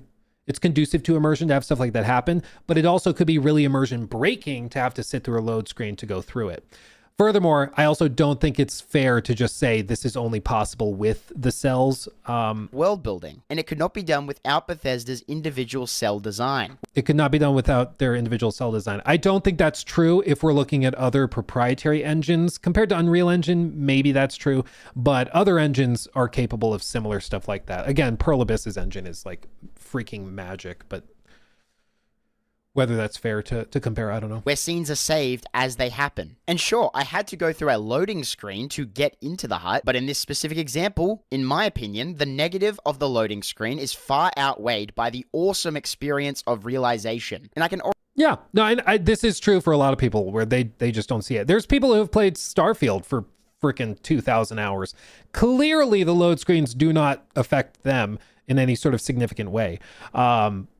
But for a lot of people, it is disruptive. And it's an immediate like, oh God, I'm not immersed. Because they have been playing other competing games for years that don't do the constant load screens. They load in and they're good. You know, they boot up the game and they're good. Already hear a rebuttal coming from the comments. But Jacko, how many times is this actually going to happen? Is this really worthwhile keeping loading screens to just have a few instances where you have a cool experience? Well, allow me to propose a counter argument. In The Witcher 3, there is a cutscene for the quest The Last Wish. And in my opinion, it is one of the best quests in Witcher 3. During your playthrough, you will only see the cutscene tied to that quest once. And yet for me, that didn't matter because in my mind, that quest was heightened to a level beyond belief because I enjoyed it so much. And so my argument here is it's not about the frequency something happens throughout the game. It's about the impact that thing has on the player. And I think player impact can be affected by frequency as well. You know, that's, I think, the piece of this that gets kind of tricky because one load screen when you load in is not that big of a deal. Constant load screens or increased frequency, I think, does lead to a situation where the impact is like more significant, you know, and frequency, I think, also can have an impact on player impact with, if you're talking about like the effect it has on the player, because if you see something, you know, similar enough multiple times, it lessens the impact on the player. So I'm not sure. I get what he's saying, but I'm not sure if this holds because I think you can use this both ways. You can be like, yeah, but one load screen is way better than 1,000 because it has more player impact, you know. And the player's overall experience with the game. Similar scenarios to this have happened to me in all of Bethesda's mainline games, and they consistently stick with me because I feel so immersed in the world in that moment. Now let me take you to scenario B. Well, and that's really good. Again, I just want to stress that those moments made you feel really immersed, but what I need Bethesda fans to also like appreciate is that for many players, that immersion that you felt, that cool moment that you had, that is something that the player could have had, or some players could have, but it's ruined or spoiled by the constant load screens, by the technical downsides, by the game crashing because they opened the map after entering the room, by the bugs, by the constant glitches and weird behaviors of NPCs and stuff. So just because you're able to tune it out and appreciate what's there, sort of sifting through the mud to find the diamond, a lot of people are like, I don't even want that thing in there because it's covered in mud, and like I'm good, especially because there's another diamond over there that's not covered in mud. You know, like I think that there's it's just, I think some people can struggle to think in somebody else's shoes, which is just a natural thing. But just like I'm trying to look at it from his perspective and be like, yeah, that's a really cool moment to have. So you kind of tune out the load screens. You don't care, or maybe you don't tune out, but it's not that important to you. For some people, the technical limitations, the narrative being poorly written and executed, the constant bugs and glitches and stuff, that stuff spoils that cool moment. That stuff becomes the player impact moment. So even if there were cool things in the game, they don't think about that. All they can think about is the crap, you know, that just sits there. That's why like Starfield has really cool stuff. Even to me, like the ship customization is phenomenal, and I will die on that hill. I don't care. Cancel me. I don't care. But all the discourse around it ends up centering around like boring exploration, the fact that this company known for handcrafted worlds decided to do all procedural stuff because that's what spoiled the experience. It's the one rotten egg in the omelet that ruined the whole thing. You can have a lot of good eggs in the omelet, but if there's one spoiled one, it can ruin the whole thing. This one has less of an overall effect, but still matters to me personally. I'll take you to Whiterun and we'll go into my home. We have to go through a loading screen to get in there, but when I walk up the stairs, as you can see, there is a hammer here. A really cool looking one that I got from a quest. I chose to place that hammer on the table for decoration and for convenience of me picking it up when I want to use it. The fact that I could choose to put it where I wanted and arrange it how I wanted is extremely significant to me. Once again, it heightens immersion. It makes me feel like I'm actually in this world. It gives me the power of choice. When you combine these two, scenario A and scenario B together, what you have is a You can also, like in freaking Breath of the Wild, they let you mount armor sets and stuff that you have in your house. So I guess if setting it on the table is really important to you, that's something you got. Yeah. But customization of player spaces is not unique to Bethesda. Genuine argument for why the creation engine matters, and why saving scenes in individual cells is actually a good thing, and contributes to the gameplay in a positive way. And as you can see from these examples, the use case for the individual cell design philosophy goes far beyond cheese wheels. It's not just a memeable feature, it actually impacts the core gameplay loop. And so if you were to give me the choice of removing all loading screens or keeping these two features in the game, I would choose the latter because they Which is just, I get it. I'm not that kind of guy. Oh, thank you. It's a cortado that says, yay. Thank you, queen. Thank you. Thank you, my queen. Thank you. Appreciate you. Love you. That's boss wife. Yeah, pog wife. Let me a cortado. You gotta love a cortado. You gotta love a cortado. Yeah, shout out Nikki. One of the best, frankly. And I don't care who knows it. She's a keeper. So this though, I just find crazy. Removing all loading screens or keeping the core gameplay loop. And so if you were to give me the choice of removing all loading screens or keeping these two features in the game, I would choose the latter because... And that I just, like I said at the top, I think that's just where it comes down to a matter of disagreement. Like, for one, I don't think it's a zero-sum game. I think you can have immersive elements. You can have persistent entities in buildings and rooms in other games and other engines. Other companies have shown us this. In freaking Crimson Desert, you can do this stuff. I just don't, I don't think it's a zero-sum thing or, totally this or that offer. But even then, the idea to that you can set a hammer on a table and it's physically simulated, like that's cool, and then it'll stay there. For me, that's just not that big of a deal. It's just not that big of a deal. Real quick, can you guys check the pre-show? When I looked at it, it sounded like the pre-show was gonna do kind of like the normal stuff. It just kind of runs through like the smaller announcements. But is it like big stuff, or is it like actually starting? Because we can check it. I have moved slower through this than I thought I would. Big deal. Okay, we can do that. Okay, I will resume this. We will circle back and wrap this up. 5:55. Let me write it down, and we will finish this reaction and resume at a later time. Okay. I appreciate you guys being chill and hanging out. His ADHD is too strong. He can't defeat this enemy. I'm not strong enough. Well, let me go. Worms Galactic Tactics. Okay. I think a lot of it's going to be kind of sillier stuff like this. Welcome back to the Gamescom opening night live pre-show, where somehow they snuck 2 Worms announcements into one trailer. Got a little 2-for-1 there. We have plenty more reveals. Okay, we'll see. It's usually the pre-show stuff is like a lot smaller and tighter in scope, but anyway, let's see. Some people ask, are we nearly there yet? While others say, it's not about the destination, it's about the journey. Is this train sim? And the memories you make along the way. Those people probably also say, good things come to those who wait. Whilst for others, they say, fortune favors the bold. So no matter whether you're an early bird or a night owl, a fair weather flyer or an all-terrain... It's the Starfield 2 announcement. We decided to pivot. Going all in on trains. I got really into trains in the last few years. Really into them. I will say, as an American, I never was on a big, massive high-speed train.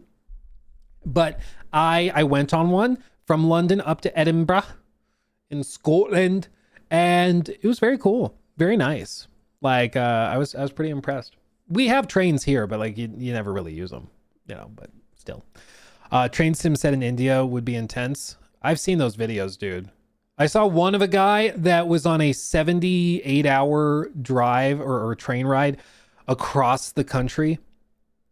Dude, he's in like a room of bunk beds with like 8 bunks piled high. They have like 30 people in there. It's insane.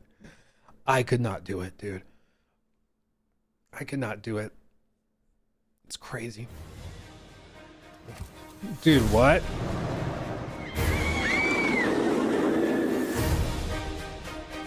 With a little imagination and a lot of ingenuity, you have the privilege of transforming these mundane patches of dirt into unforgettable thrills.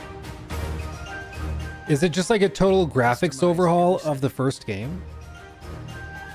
Hike up every price and charm a whole new generation of guests. Just remember to keep the park running in tip-top shape, will you? So, are you up for this brand new challenge? Dude, Thrillville, what a throwback that is. Roller coaster Thrillville was goated. I love me some Thrillville. soon to early access. Early access, baby. Early access. Will I stream the GTA 6 extended look on YouTube? Not when they drop it on Netflix. For the first 6 hours, it's exclusive to Netflix, and they will copyright the ever-loving shit out of you. Okay? Like, they'll destroy your universe. So, for the first 6 hours, no, I'm not touching it. After that, when it goes up on YouTube, we should be able to do whatever we want with it. So we should be able to do that. Luke, your chat's on screen. Yeah, I don't really consider this part of like the main show yet. The main show like starts in 30 minutes. So we'll transition everything over there. Because a lot of this is going to be kind of stuff like this where, we'll talk about it. We'll mention it when it's interesting, but when it's not, we'll just kind of refocus. Oh, it's a Pal World clone, not Pokemon. This Pal World. It looks cute. Looks cute enough. I like trains. Dude, I love trains. GTA, we can't let them know you can steal cars and rob banks. I want to know if you can control the train. That's what I want to know. I also, like, they have big, like, cruise ships and cargo ships. I want to know if you can steer those and control those. Dude, if I can control a cargo ship in GTA 6, game over, Red Rover. I'm just doing that. I'm sailing around the whole map just slowly on a cargo ship. That's all I need. That's all I need. Tell you what. I'll be a happy camper. Juicebox. I'm autistic and I love trains at Luke Stevens Live. Glad to hear it, my friend. Glad to hear it. Trains are one of those things. For me, my trains is ancient Egypt. That's my thing. I love it. Love it dearly. Yeah. We don't have a high-speed train in the U.S. because of political lobbying by the airplane industry. There's no other reason why we should be so behind. Well, the excuse I've heard is that it's because we're so freaking massive. Like, all of the train networks they have in the UK, like, would not cover my state.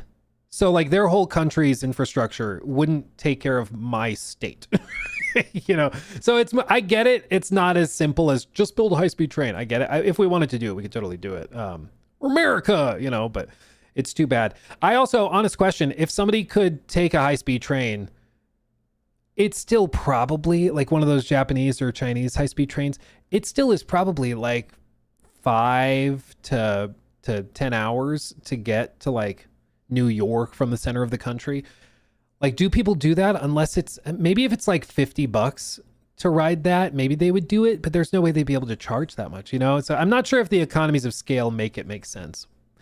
Like, compared to how cheap airfare is. It's planes are comparatively very, very cheap. Anyway.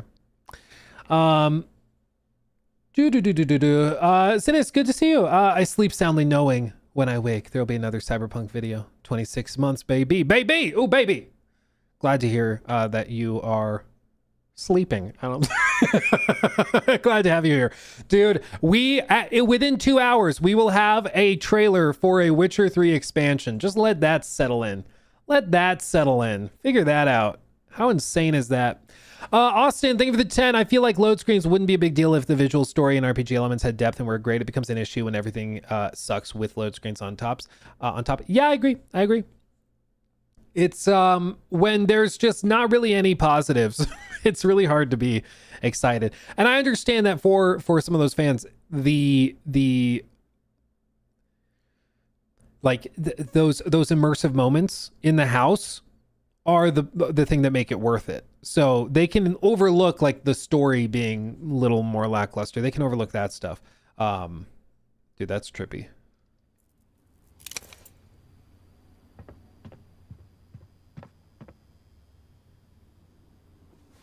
Okay. Jump scare. There's gonna be a jump scare.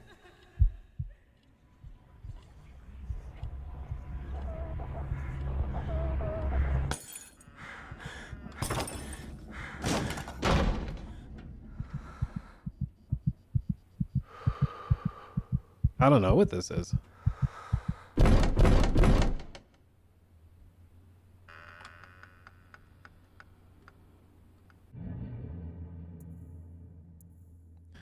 Perceptum.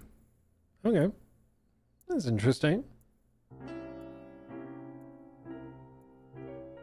The mirror is what made me sit up. I was like, oh, that looks good.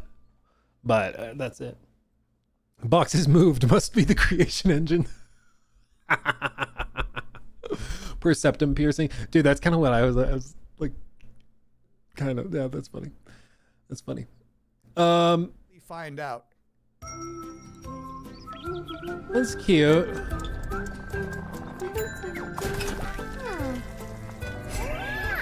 Wow.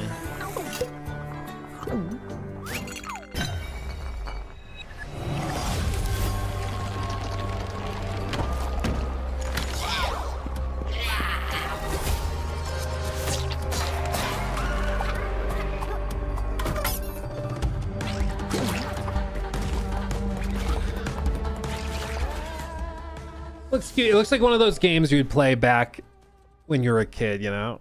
It catches that vibe. I dig it. Looks fun. Looks fun. Again, my not so hot take. I think the biggest problem facing the games industry, biggest problem, I don't think it's microtransactions. I don't think it's skill-based matchmaking. I don't think it's any of that. I think the biggest problem facing our industry long-term is the fact that we have completely abandoned the children. Like, they just don't even try anymore. Think of all the games you and I got to play when we were growing up and how that formed us as gamers and informed the next decade, 2 decades, whatever, of our time with the industry. Now, all of the kids, or all anybody gets to interact with as kids is like Roblox and Fortnite. That's it. That's it. What do you think the industry is going to be like in a year or two or a few years, when they are kind of coming up and becoming the next generation of young, energized gaming fans, but all they've ever played is Roblox? Like, I think that's when you get in trouble. I think that's going to hurt the industry way more, because they're going to be looking for those platform games. They're going to be looking for, you know, the free to play games, because they just have not experienced what's possible outside, you know? I'm worried, William. And with those things looming, don't know what they are, but they're not human. Valor Mortis. This one looks really good. I tried the demo of this too. It was fun. What is strong and valuable. People grow up, Luke. Yeah, they grow up, but their tastes evolve, in my opinion. Their tastes evolve based on what they were exposed to when they were younger. So, like, one of the reasons I think that I love open world games is because I played like AC2 and I played Skyrim and Fallout 3 and New Vegas when I was younger, in those like formative years. And I think that kind of informed the type of gamer I would become and the games that I would grow up to like. I don't know what happens when all you've ever played is Roblox. I don't know if you try something like this and go, oh, this is awesome, and then fall in love with it. I honestly don't know. We're going to find out, though. We're going to find out. Tiger, burning bright in the forests of the night. What the hammer, what the chain, in what furnace was thy brain? Did he smile his work to see? Did he who made the lamb make thee? Tank rat. I looked it up because I was curious. Tank rat. Thank you for that. Hi, Luke. AC Black Flag was my first ever AC because of you. Thank you. And I'm hoping to know which order to play the AC games in now. If you liked Black Flag, I think you should move on to Origins. I, of course, would recommend you play AC2. Phenomenal. I mean, I recommend, like, if you can go back from the beginning all the way through, go for it. But if you really liked Black Flag, you'll probably really like Origins as well. AC3 is clunky, and it has one of the slowest starts of any AC game. It's like kind of insane how slow it starts, but it's solid. AC Unity is better now than it was. That one also is really good, but if you really liked Black Flag, I think you'll like the more adventure focused stuff. AC Unity is designed in a much more classical Assassin's Creed way. So it doesn't play the same as Black Flag. Black Flag is designed like as an open world adventure game first and foremost. Unity is more of this like unique formula that Ubisoft had at the period, like that period, you know. But yeah, I'd probably say Origins next. And I'm not just saying that because I love Egypt, but that helps. Hundreds of times to thousands of mimes. Murals. Sometimes I like when a trailer just shows you its final boss. They just said, hey, here's this evil long-haired nerd. You got to stop this guy. Mission accepted. Hey, welcome to the Gamescom Opening Night Live pre-show, where I realize there's been a lot of debuts already to keep track of. You might be looking for some help just to remember all these titles to add to your wish list later. Well, I can't help you. I'm sorry, you're on your own. All I have is more world premieres.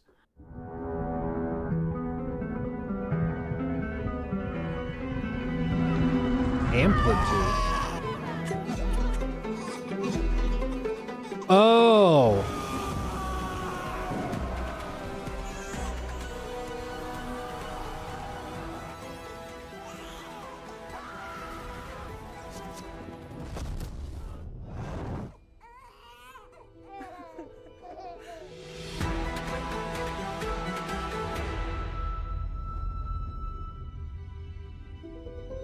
Humankind.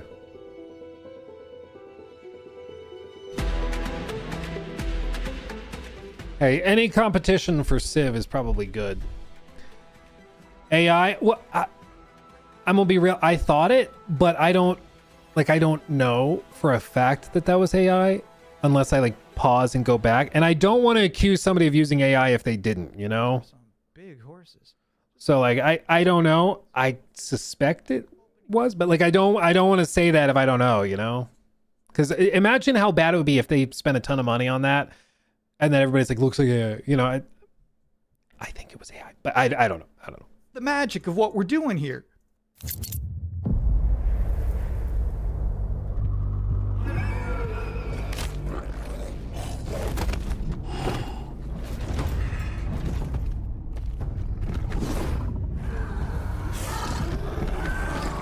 Apparently Todd is at Gamescom. He's got his big reveal leather jacket on. I could text some people. I know like a dozen people that are there. See if anybody's seen him.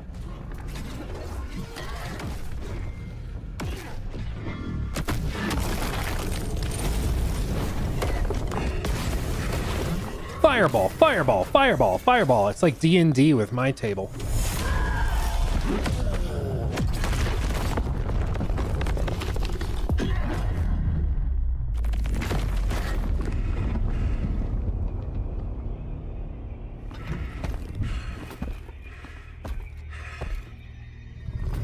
got kind of a cool painterly art style.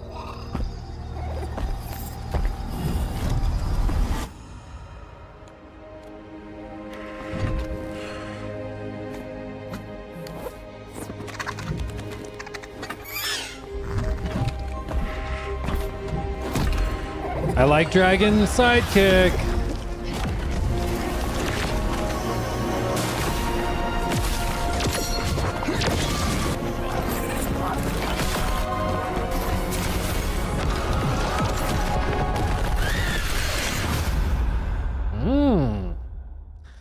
You know what's crazy about that trailer? I'm gonna say it. We're all thinking it. We need to make these kinds of glasses mainstream again. The Dwight Schrute glasses, Office Space glasses, needs to be more mainstream. I need to be brave and start wearing that style. I'm not even ashamed to say it. I think we should make those mainstream. Let's see. Saboki, thank you for the 10. I hope Warhorse Studios has a teaser for their new KCD title here, or maybe even their Lord of the Rings one. Love their games. I do know they are, at least a couple of people from the studio are here. I don't know if they would announce it yet. Well, I guess they already announced it, didn't they? Like, they technically revealed it on that Twitter post. So maybe they would have a trailer. I don't know. I tried to get them to tell me if they were doing anything when I saw them at FanFest, but of course they wouldn't tell me. But I don't know. That would be cool if they actually revealed it. Because it's supposed to release, I think, next year or early 2028. Because it has to launch before the end of March 2028. The next, like, Kingdom Come game. Because it has to be in that fiscal year. So they could announce it, I guess. Age twisting, okay? Also, just so everybody knows, Onimusha, another trailer. For a second, I thought it was Monster Hunter DLC. I was like, that's not in the main show? But okay, it's another trailer. Onimusha does look really cool. I've played it a couple of times. I played it once, seen it a couple of times, and it's really solid. Save this world. I won't entertain me. How about a little game? Greetings, Oni Warrior.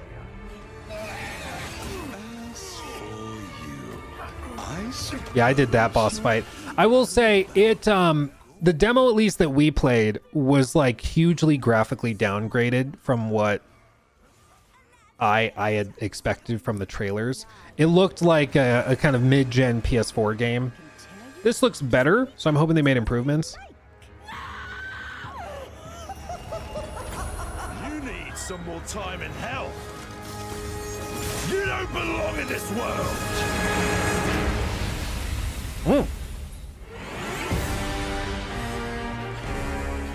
Oh no.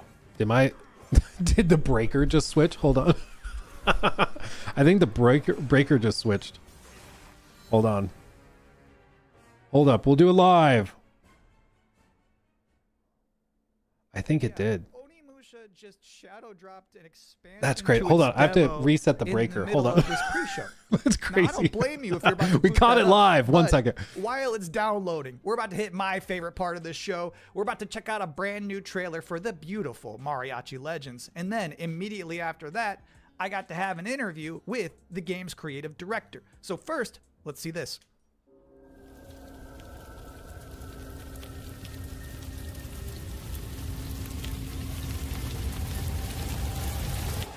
Así me gusta, Pablo.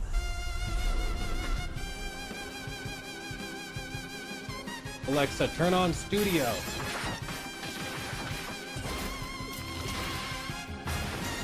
Hold on.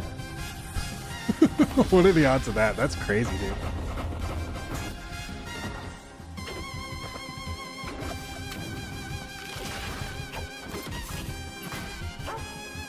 Okay, turn off the lights. Mood lighting. There we go. That's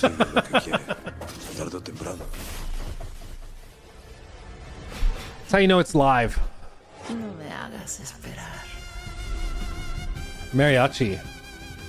I missed it. And now's the part of the show where we are blessed with a guest. Joining us now, the creative director and composer of Mariachi Legends, Is that the cat? Miguel Hasson. Oh, that makes more sense.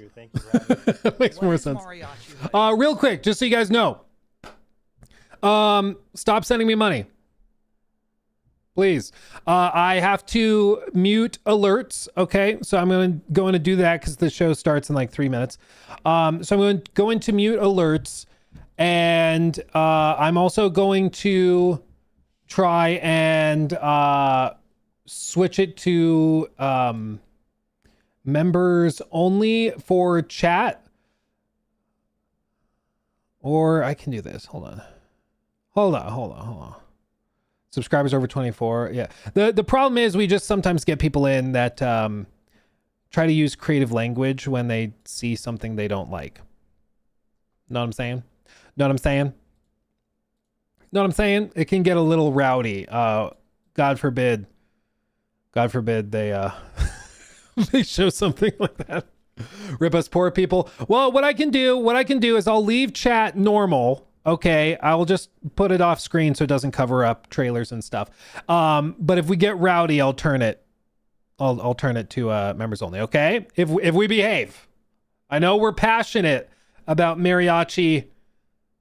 I forgot what it was called. But if we get too rowdy and raucous, I'll turn it. Because I don't want it to become like super toxic, you know? Like kind of ruins the fun when I look over at chat and people are like spelling words out one letter at a time. And then my team has to stop cutting clips and editing and they have to start trying to mod chat. You know, it gets annoying. You know? Anyway. Stand for excited for Gamescom. Number 9 reason to be excited for Gamescom Opening Night Live 2026. Netflix couldn't lock down the exclusivity. Number 8. Ananta. That's funny. I'll give him that. That's funny. Okay, so new segment going into the show. All right, everybody. We're in the home stretch of Gamescom. It starts in 2 minutes. We're almost there. For this whole thing, we know there's a few big ticket items. There's probably 1 or 2 big surprises. I don't know what those are. It seems like they've kept secret. And in years past, there's been some of these big reveals at the end of the show that get leaked in the hours beforehand. It seems like nothing has actually leaked. Witcher 3 Songs of the Past is going to be probably close to the end of the show because it's the big one. As far as I can tell, we'll get another Final Fantasy trailer or something related to that. Maybe their strategy this year was to just show and pre-reveal all of the biggest stuff. I don't know. But I'm intrigued. I'm excited. Asha Sharma is there, but they have their own presentation tomorrow, so who knows how that'll go. We know that people from Warhorse are there. We know that so maybe we get something Kingdom Come related. I don't know. That'd be freaking cool. Half-Life 3. I don't think so. I can smell Todd's leather jacket. Something is coming. Us if he announces something. We'll see. Some people are saying Todd's been spotted there. I've not seen any pictures. So pictures or it didn't happen. But let's get into it. 18 plus.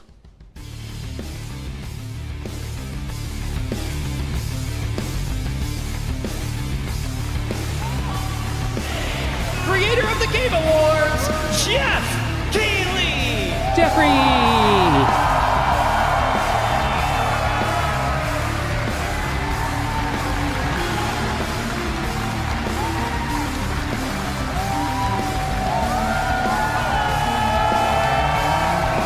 Get ready. He is a cool guy. He is a cool guy. We meme on him. Guten Abend. Welcome to Gamescom. Oh, did you guys not hear the whole show is in German? Are you guys ready for 2 hours of video game news and updates? Yes. Well, you've come to the right place. This is Gamescom Opening Night Live in Cologne, Germany at Köln-Messe. And the crowd this year, you guys are honestly the loudest I've ever heard you. Hold on, somebody just said Dolly Parton just died. Is that true? You guys are prepped and ready, and we got a lot of great stuff for you today. It feels great to be back, surrounded by over 5,000 fans at the biggest consumer video game event in the world. This week, more than 350,000 people are expected here at Gamescom, and tens of millions of more will watch live online around What? the world. We love you too. Well, you'll see if you love me by the end of the Queen. show. But yes, hopefully you will love me. How am I supposed to focus? Oh my God. In 2019, we didn't know what to expect. From the very beginning, you guys welcomed us. And year after year... I'm sorry, we'll talk about games. I thought you were trolling in the chat. I was like, no one would joke about that. It's like actually... Okay, anyway, sorry. Wow, sorry. Now, last year's O&L will always hold a very special place in my heart because it was actually the final show of mine that my dad was able to watch. Immediately after the show, I actually had to cancel all my meetings here at Gamescom and flew back to New York to be with my dad during his final days. And sadly, as you may know, he passed away just a few days after Gamescom last year. But from his hospital bed, he did watch last year's show, and he saw all of you, and he knew how much this stage and this community meant to me. So standing here with you tonight means more than I can really express. I know he would be proud that we are back together, once again celebrating the creativity, passion, and people who make games the biggest form of entertainment in the world. So thank you for this moment, everybody.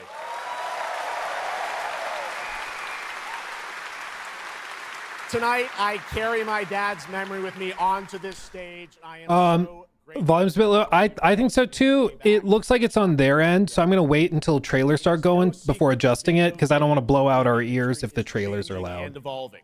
On one level, that's exciting, but on another, it's kind of scary. It feels like there isn't a week we don't see headlines about layoffs or studio closures. And on top of that, the larger electronic storage and memory crisis means that acquiring game hardware is more expensive than it's ever been. But in spite of all that, developers around the world are pushing forward to build new games.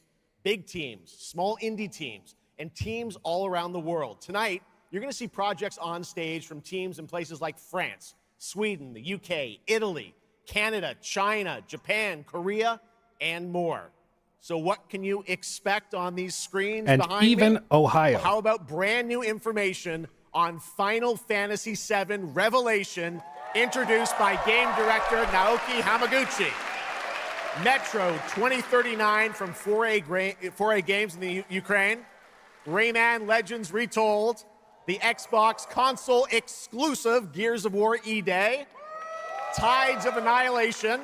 The first ever in-game footage of Warlock Dungeons & Dragons from Wizards of the Coast. I'm excited for that. And yes, later in the show, we'll have the world premiere first details and in-game footage of a brand new expansion to 2015's Game of the Year winner, The Witcher 3. It's called Songs of the Past. And we also have a little fun in store for you as well, including the first ever musical performance of the music from Eugenics, the hit indie game about breeding cats earlier this year. So we got a lot of fun ahead, but let's start things off with a new game announcement no one is expecting tonight. From one of the world's most successful developers comes something completely different than its past titles. Please enjoy. Welcome to Highguard. Sorry, Jeff. I'm sorry. Whence came the first entanglement? None living may now tell. In-engine cutscenes and gameplay. Okay. In its way, the floodwaters spread, weaving calamity. Ooh. Upon the silken paths, malice took root. 10 suns rose on high. And so, as spoken of old, the weavers came forth, yet spoke not the Hoyoverse cause of their coming.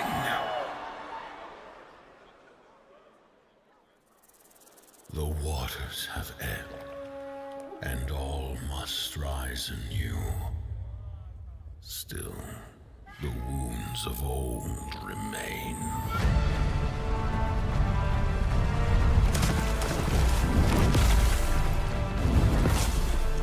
The walls held against the chaos, yet entrapped Shiwan. Blot out the Pyro Hill once more, and you'd still not quench a millennium of hatred.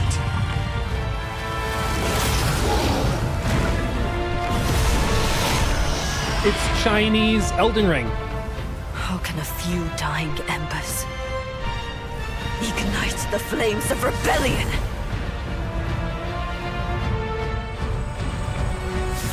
We are not of this land. Here it is not oaths, but lies. Keep things whole.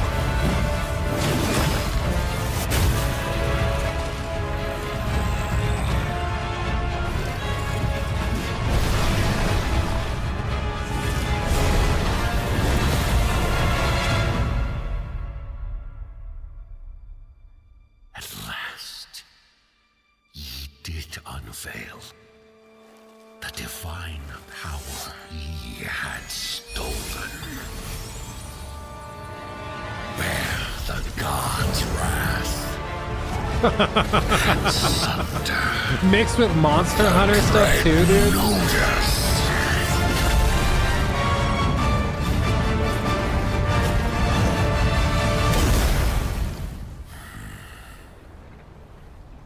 Came ye to reweave this world, or seek ye some other end?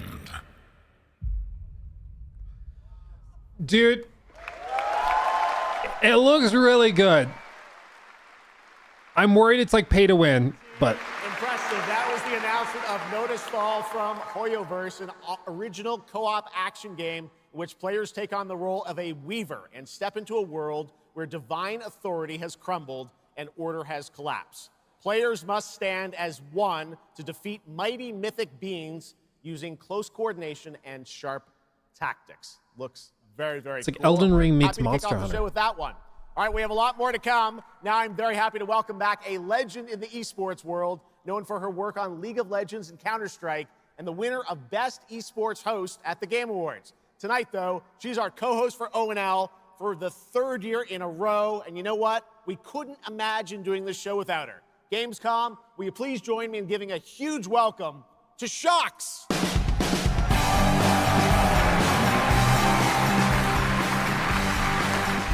the audio balancing's a little all over the place. Thank you so much, Jeff. It is such an honor to be back here at Gamescom in my favorite city, I gotta say it, Cologne, and seeing all the fans around the world. Now, I cannot wait to see everyone's reactions to what we have in store tonight. And right now, I am very happy to share with you the global announcement of a brand new title in a very well-known franchise developed by Ubisoft Paris. This is Rainbow Six Tactics. What?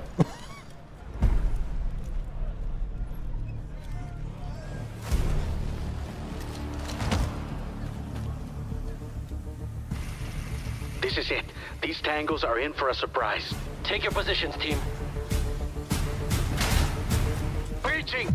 6 on station. Let's show Cares that Rainbow's back. Go, go, go!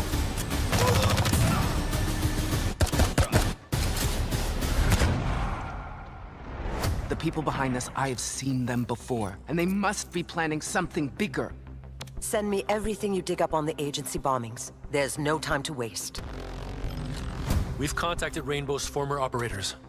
You just have to choose which ones.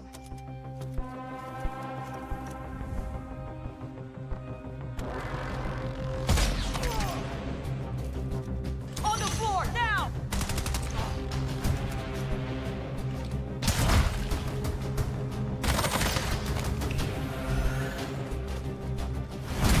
We've got active hostiles all around, team. Move fast and stick to cover. I'm seeing increased activity across all channels.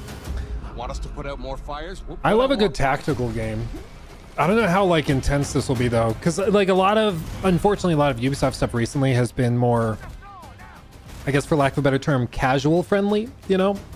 Which you can't really do a tactical strategy game super casually friendly, or otherwise it's like, it's not hard enough, you know? These games have to be kind of crushing, in my opinion.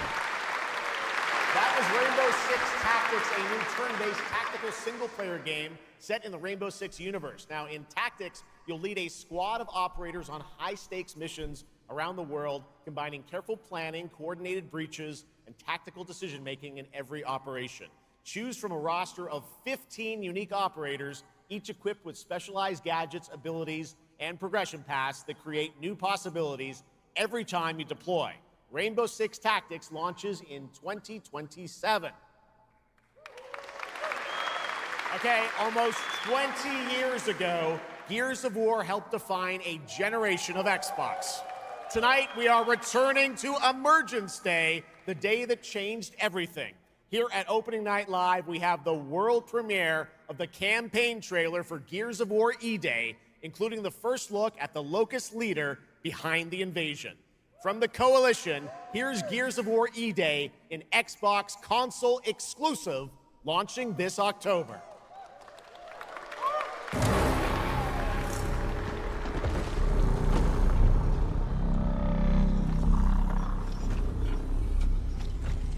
What the fuck are you?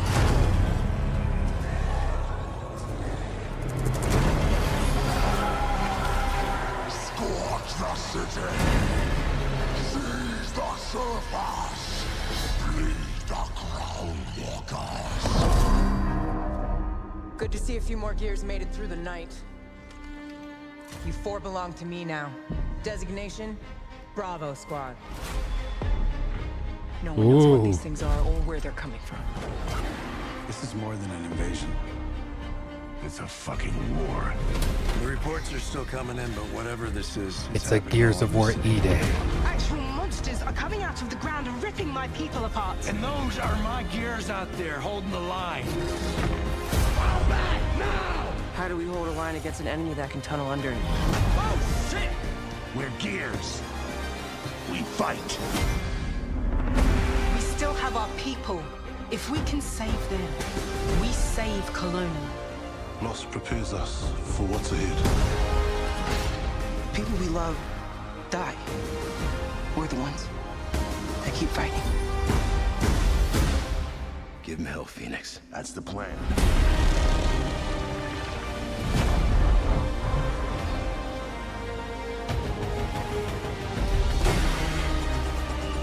Come and get some, you goddamn grubs!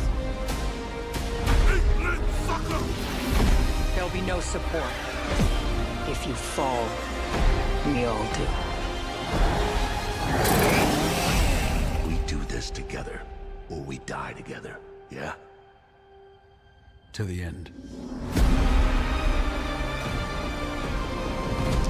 It's a good trailer. They've gotten so much better at cutting these together. Like, that's way better. That's good. Gears of War, October 6th this year. All right, next it's time for Anata, an epic free-to-play open-world RPG game from NetEase coming to PlayStation 5, PC, and mobile platforms. 3 years ago, it was revealed here at Gamescom. With 2 massive cities, you build your profile and social following as a member of the ACD team. Tonight, we've got your first look at the city of Shangzhou and the types of combat vehicles and minigames you can expect. And yes, news on the release date as well. Okay, guys, I know this is the one you've been waiting for. Come on. Any last wishes? Still have a mortgage. Haven't tracked down my old man yet. Still gotta buy a ticket home. I still got all these memes I haven't sent out yet. Whoa! It's a Nanta! Or it was. Let's go! We're about to make our mark at the ACD. ACD? Jacob just goes, holy shit. Then worry about rebuilding the ACD. Big enough, and the Dude, they literally did the thing we joke about. Like, oh, I gotta worry about my mortgage. At least they didn't say student loans. It could have been worse. Master! Heat Master. Who the hell came up with that name? Yeet Master. You're nothing more than a bad seed who slipped out of a nowhere town. Enjoy the party, my friend. This is not yours to take, outsider.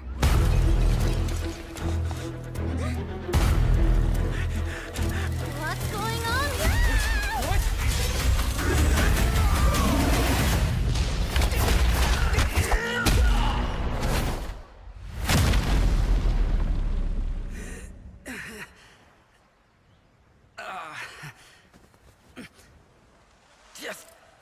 Just you wait. Where do you think? Wait, I'm back home. There won't be traffic at this hour, will there? This is Chongshao. Take me with you to sniff out some martial arts masters and legendary weapons. Dude, what even is this game? Like, what is happening? What you seek is inside. Tourist spy? Only those who pass our trials may witness the Lingjing within. Huh? Can you take it? You bet. I've dragged entire subway. Okay then.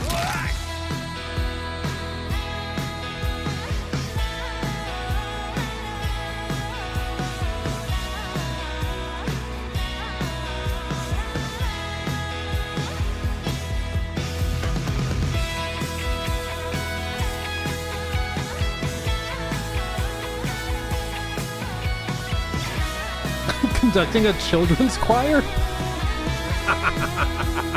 What is happening? This is the most expensive view. Wait. Huh? Why is everyone running off? Oh, the alien spaceship. I have no idea what's happening there, but I'm kind of intrigued. It's free to play. I don't even know. Ananta comes out on January 15th, 2027. What's the story? Now we have so much more Gamescom opening night live coming your way, including a new look at Final Fantasy VII Revelation. But yeah, I know you're waiting for it. But for now, here is a new look at Silent Hill Townfall. Yeah, coming in just a month's time from Konami, Annapurna, and Screenburn in the UK. Let's go. This one is like graphically ridiculous. Hey, Simon. Listen, I need you to come back to the town and put some things to rest. It's the hill. It's gone silent. In that footage, you said we could put things right. That this town would listen to me. But it's the right thing to do here, not just for them, but for the whole town. Then you know what you have to do. Did they say he was in Lost? Who was he in Lost? They're all so angry.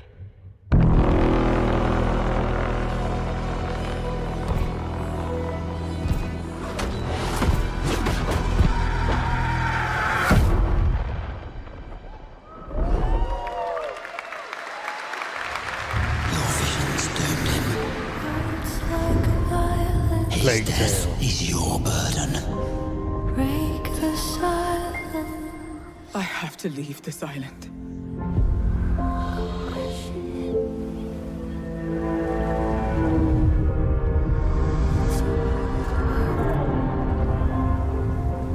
Don't you understand? I should have known! You betrayed me! All I ever needed.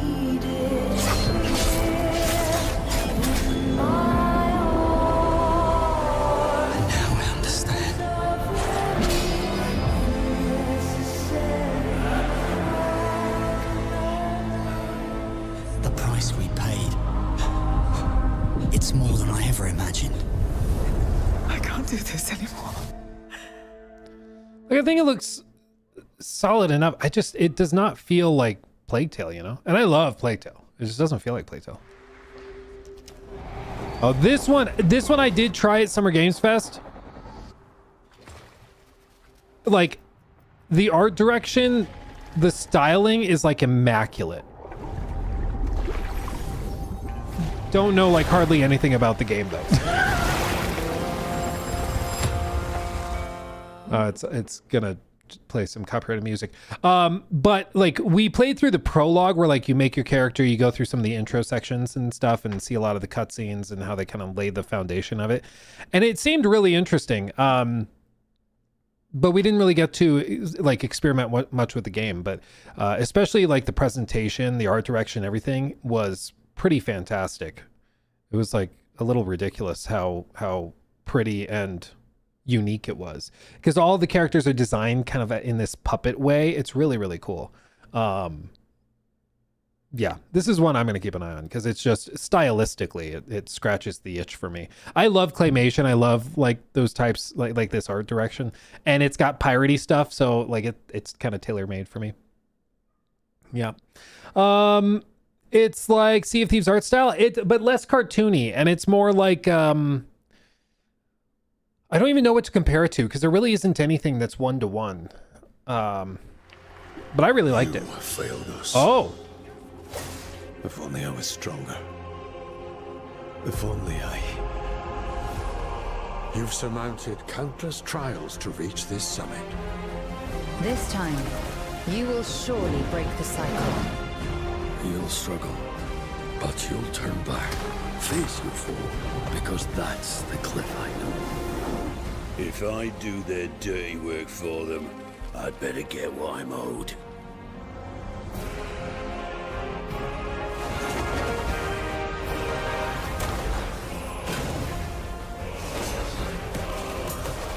Even if the end is written, I will walk the full length of this path. Dude, they're just adding new story moments? What does that mean? 20% off. Oh, hell yeah. I love me some Crimson Desert. Tell you what. That was Crimson Desert, released nearly 6 months ago, and the developers at Pearl Abyss just keep adding more and more content. They ain't finished yet. Cutscenes and story moments, too. All right, next let's step into the world of Tides of Annihilation, the upcoming fantasy action-adventure game by Chinese studio Eclipse Glow Games. Set in modern-day London and mythical Avalon, you play Gwendolyn, the lone survival of an otherworldly invasion who can summon spectral forms of the Knights of the Round Table. Bring it Tonight, on. we've got a brand new trailer which reveals the new voice of Gwendolyn, Angela Sant Albano, who recently played Grace Ashcroft in Resident Evil Requiem. Let's see it. Dude, it's crazy to do a recast this late in development, but they seem to have pulled it off.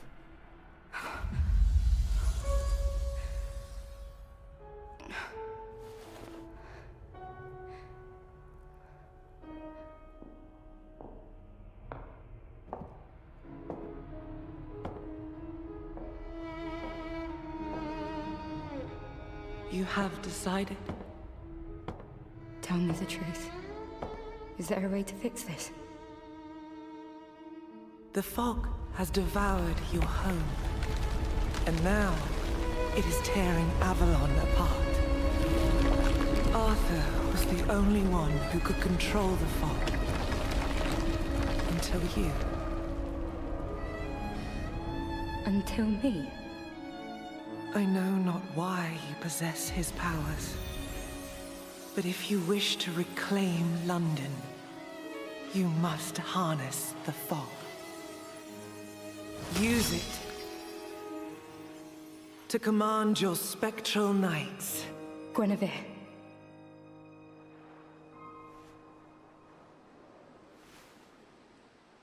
Teach me.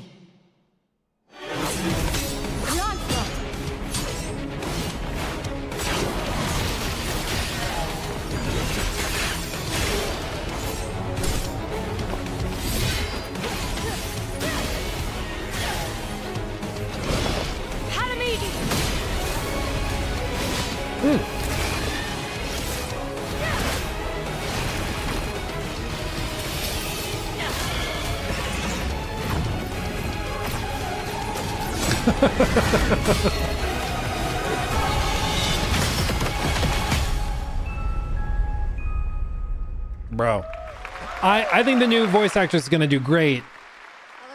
She has Botox face. Like, I don't know what it is about a lot of these like Chinese games, but they don't move from the eyebrows up. So everybody's like, I'm devastated. It's really, it's unsettling. It's unsettling. Right? The Steam page is available now and being updated throughout the show as the titles are announced. And now to introduce our next game trailer from Turin, Italy, founder and creative director of Unrelated Games, Alessandro Durando. Alessandro Durando.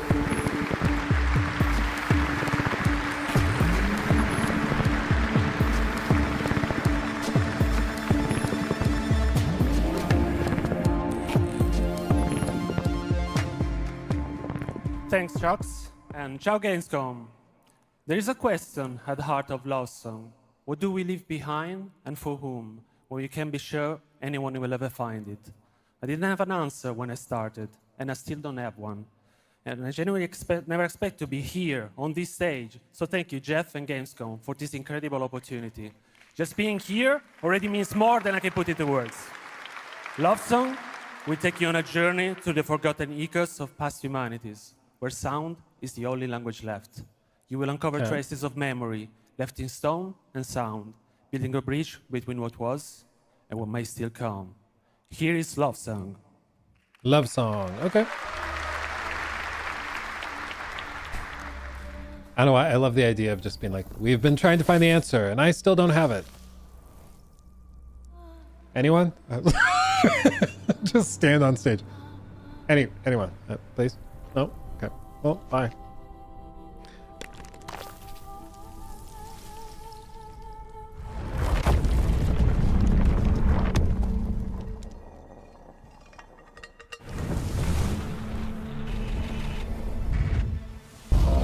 Bye-bye bitrate.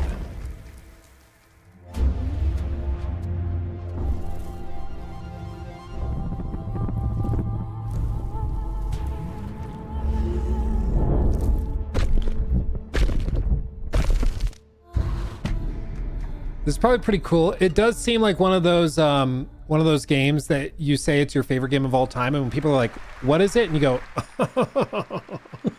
you know what I mean? What a beautiful and artistic game made right here in Europe. Thank you, Alessandro, for joining us. One of my favorite moments from last year's TGAs was the announcement of Mega Man's long-awaited return with Mega Man Dual Override from Capcom. Tonight, we've got an exclusive glimpse of new gameplay, along with the introduction of a new character who plans to foil Mega Man's plan to save the world. Take a look.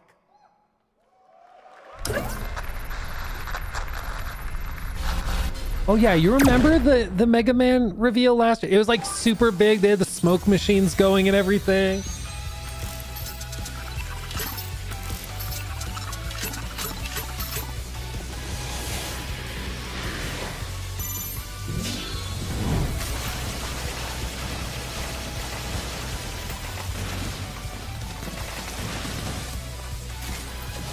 Honest question. I never played Mega Man. It was before my time. Is he a man? Seems like more of a boy. But I get that maybe Mega Boy wouldn't have sold as well. Looks youthful, you know. I love Mega Man, but I don't give an F about Mega Man. But I love him though. Okay, okay. Is he Mega? See, these are the questions. These are the questions. Oh, he's more mega than man. Wait, he's a robot? I can't keep track.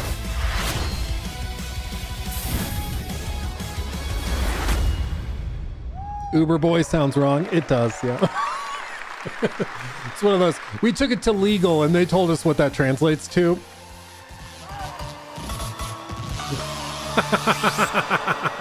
That's ridiculous. Oh, that's funny. Little something extra.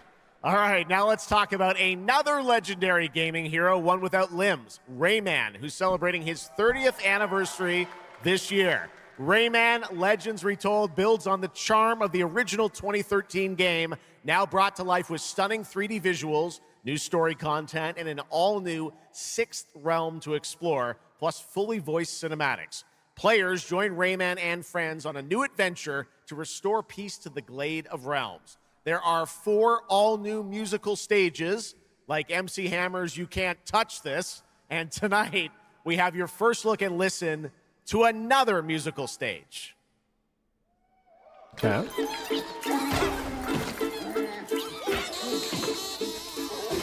It does look really, really good.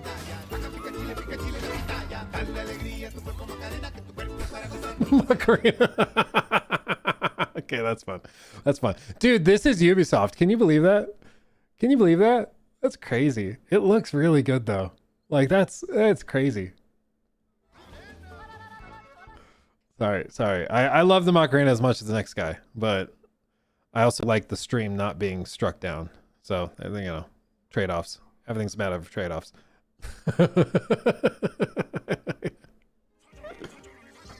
Dude, yeah, look at this. It looks good. Looks good. Oh, the pizza boxes. Classic. Dude, it's crazy. October 1st, Rayman will be at the Ubisoft booth this week here at Gamescom. And that's what makes this show so great, is that many of tonight's games will be playable to fans who are joining us live in person here in Germany all weekend long. Still to come at ONL, the worldwide reveal of The Witcher 3's new expansion, Final Fantasy VII Revelation, and a performance of the music of Mugenics for the first time anywhere. It's time for our next announcement. The developers gave us a phrase to introduce this new IP, but none of the words apparently can be said on stage. So I guess let's just watch a trailer. Huh.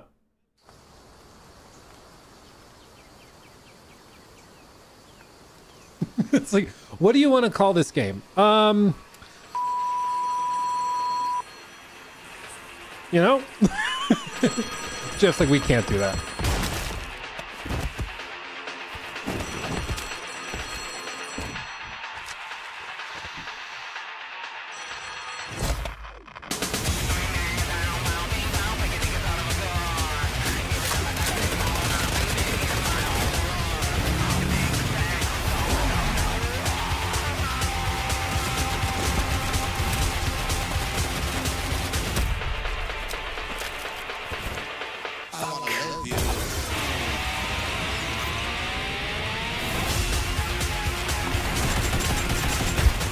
What is this?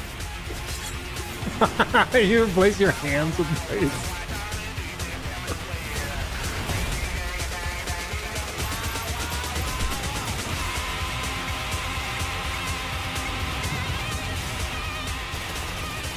Now imagine if Jeff had finished the Game Awards with this.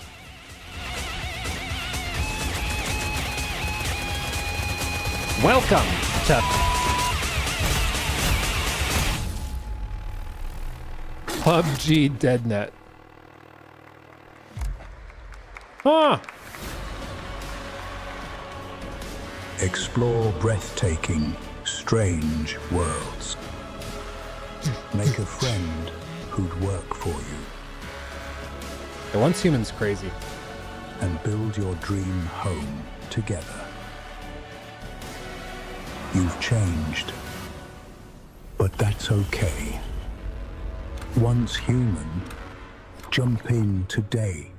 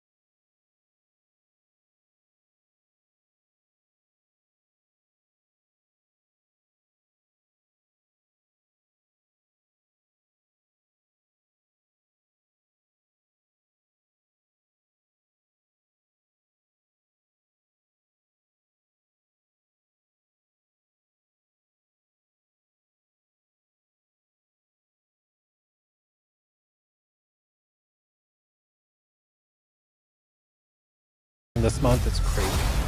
Oh hell yeah. There's a grain of truth to old legends. Your eyes. A Brachias, 7 feet tall, fangs long as snakes. A winged beast. can it be? A demon from the depths of hell itself. Oh, God. No, no, please, no. I gave you a blessing. I hope you enjoy my gift. None of us has any love for the Valkyrie. But this one, he's different. The sun didn't take him. Night after night. Day after day. I will strike him down. Your every move sends a ripple. Your every word echoes far. Your every step leads to crossroads. All that remains is for you to choose. Help me, please! I'm so sorry. No, no. Very well then. Let's begin.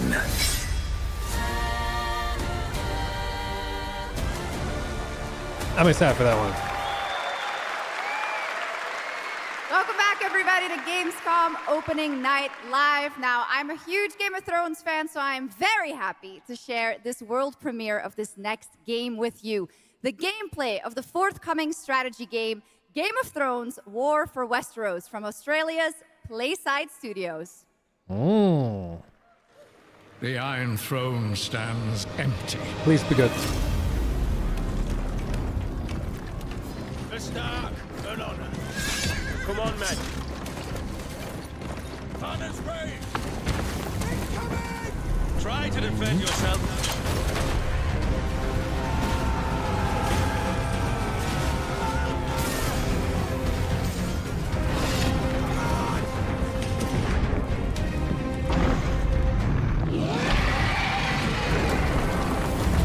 Yeah, how do you balance it against dragons? You know? Is yours to decide.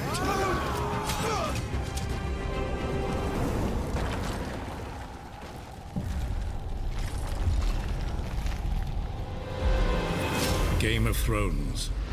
War for Westeros. Yeah. How awesome did that I need a dragon demo. look? You know, I can't wait for this one. So with that now, it is time for a new game announcement from Airship Syndicate, makers of Darksiders Genesis. This is a new self-funded and published indie title where you escape from a failing orbital prison in this gritty sci-fi isometric action thriller. This is Dust Origins. Dust Origins.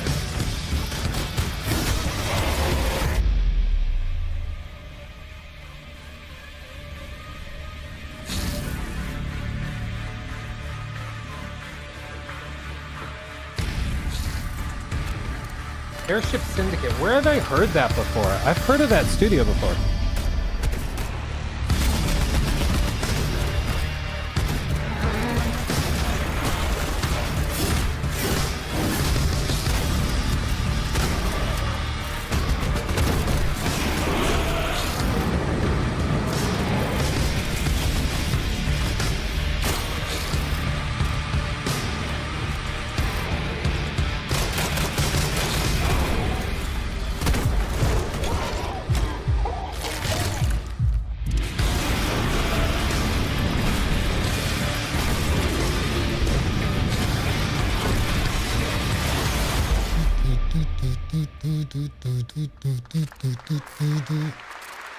Looks cool. Looks like it could be fun.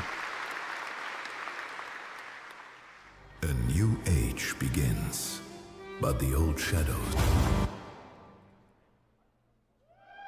Oh. The lights are off. Oh. Was it intentional? Searching for a pulse. Portal?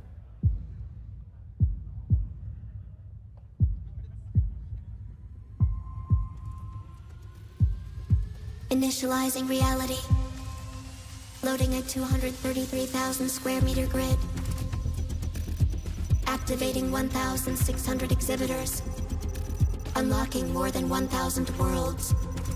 Global data streams active. Starfield 2? Challenging community energy worldwide. Breaking the barrier between screen and reality. Oh, is it the Steam VR headset? Heartbeat restored. Synchronization complete. You are no longer playing. You are logged in.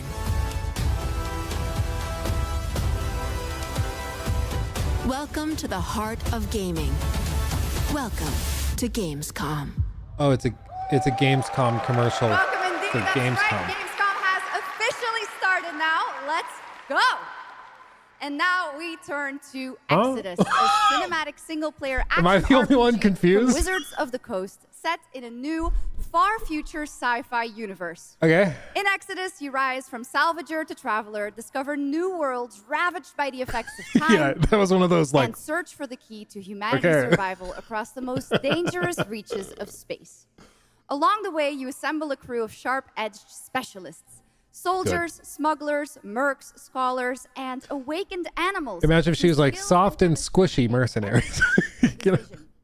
Tonight, it's time to get a deeper look at Salt, an awakened octopus and mercenary who joins your team. Okay. Get a glimpse into who she is, where she comes from, and why she's along for the adventure. Let's protect our defense!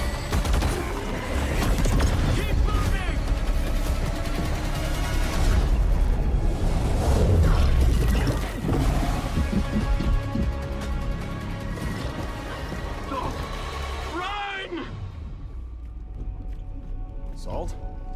Yes. Figured we could talk, since you're part of the team now. Why? I want to understand how you see things, how you operate.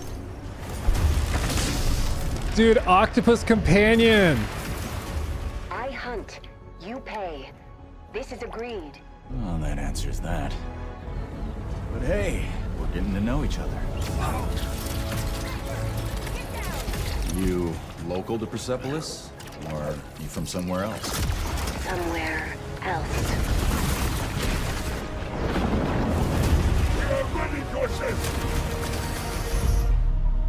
It's looking Salt. pretty good. You have a most impressive reputation. We were surprised to hear that you accepted a permanent position with the human team. You fear me, envy, hate.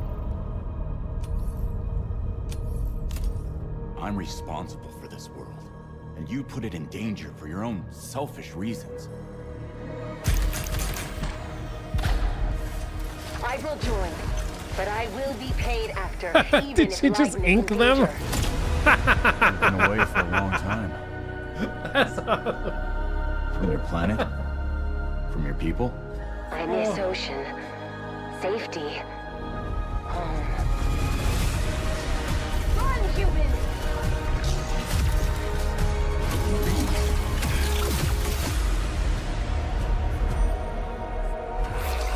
Salt!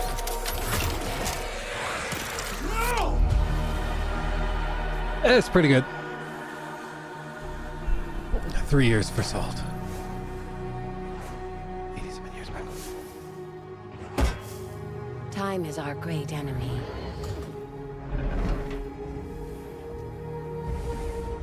But we must always have hope. Her babies!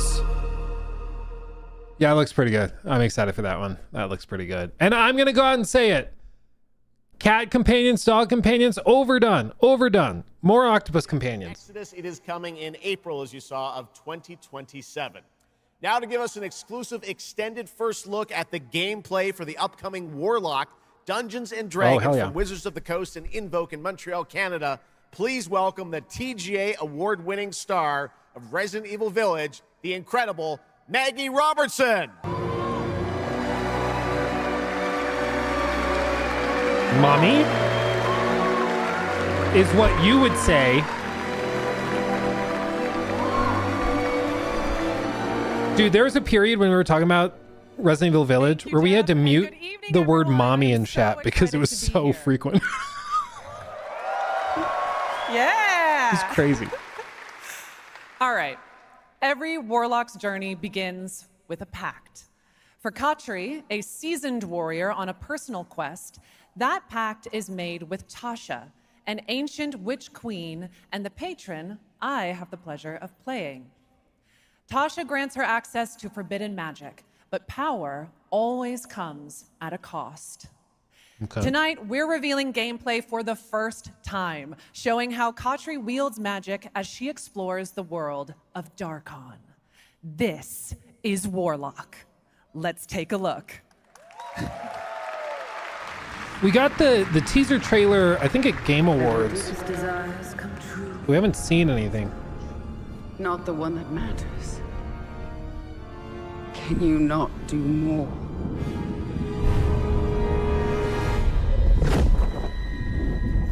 More?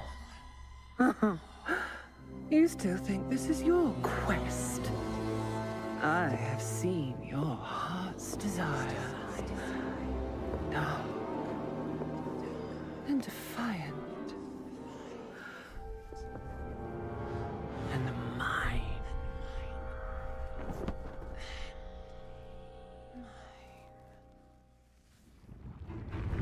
You and I through the Warlock's eye.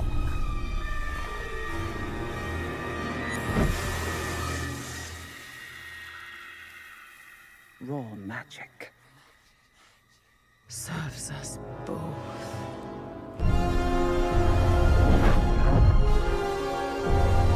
Open your eye and see what I see, Warlock. Find raw magic. Ooh. We get gameplay? What exactly is your interest here? Or is it your patron's interest that guides us? My curiosity is my own. Do you believe in letting buried things lie? In my experience, buried things do not lie for long.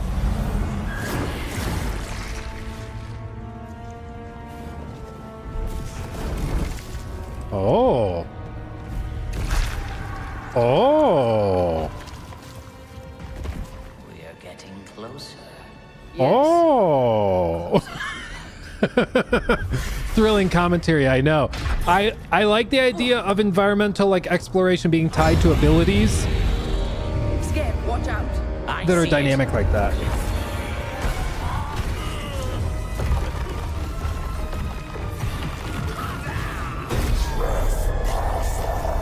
Ooh.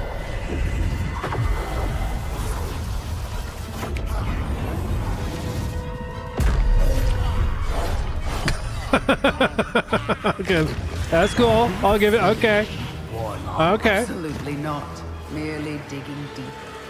It's like you could bait bosses and then swap places with grunts. Okay.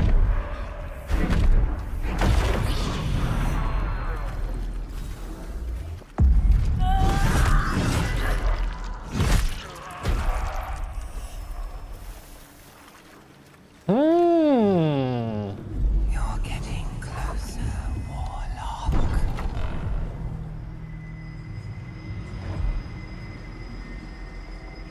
What is it you see? Raw magic. A means to an end.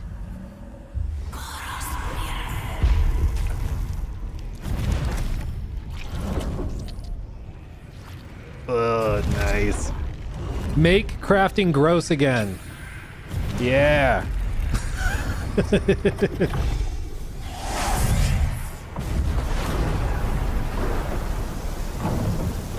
Oh, and that changes the weather. Something tells me we're not fleeing from this one. Not an option, Skip. What I need is here.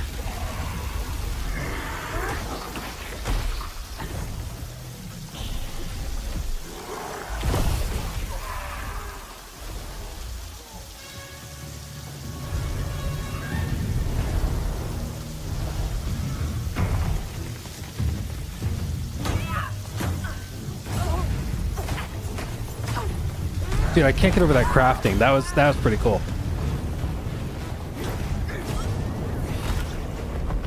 And I thought the dead kiss was trouble.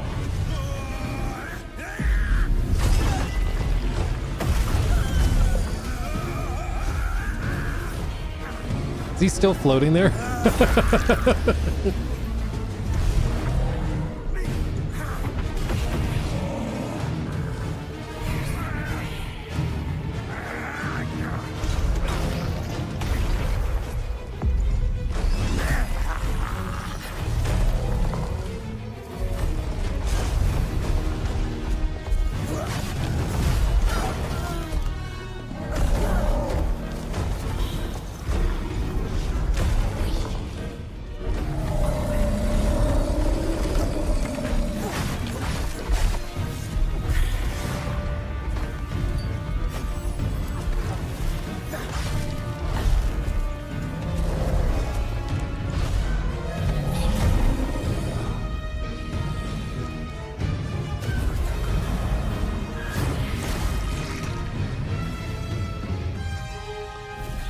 Oh, time it and then it holds his arm?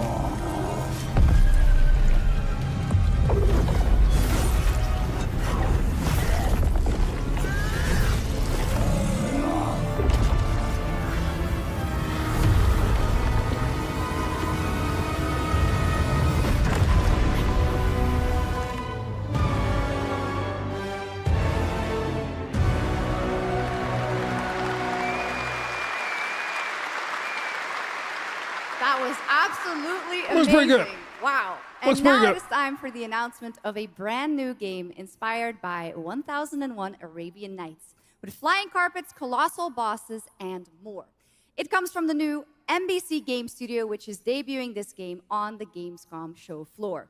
Here's 1001 Threads of Mizan. Dude, I love all the people just staring straight into the camera. Come close, and I will tell you a tale of two worlds at war. Tell me. Set ablaze by a smokeless flame, and fueled by those called to fight.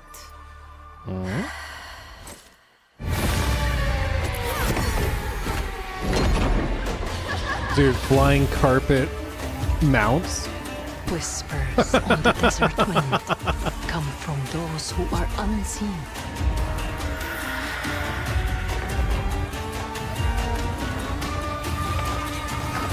The Jinn.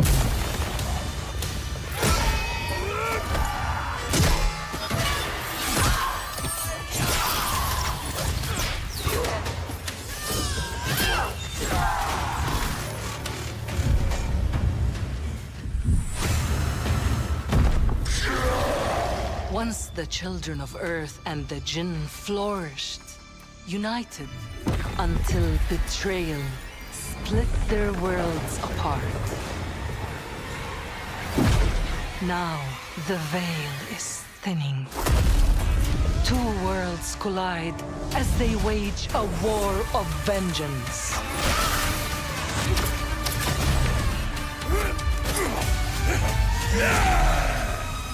Yet, many stories remain untold. To avoid destruction, we have but one hope. So listen, heed my words. This story begins with you.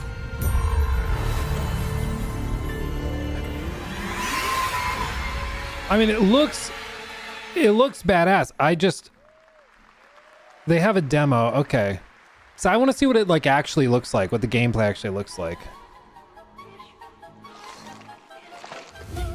I'll leave it to you to make the dead speak. Nothing and no one will keep me from the truth. I'm sorry, whenever I see somebody put a fedora on in a game, I just go, hello, princess. It's me, princess. What's crazy is that I feel like if a game has bunny ears or a foxtail on the protagonist, it's going to make $1 billion. You know, like I just feel like it's one of those games that is going to be popular. You know what I'm saying? Anyway, Warlock looked really, really cool. I like when games have solutions to things that they don't lead you to. Like, you guys know me, I don't love yellow paint. So So the idea that there's just like something and then you think, oh, I can attach my ability that grabs onto things like enemies, but I can use that on walls and then put a platform on it and it'll hold the platform so I can jump on the platform to move. I love stuff like that. And then also like crafting to change the weather, turning into like an actual process, not just a button press, but like actually takes time to arrange and everything. I love that kind of thing. There's a term for it. It's called diegetic UI or diegetic systems that are built in the game world. They don't need like a separate menu for it. And I eat that stuff up. I freaking love it. Anyway.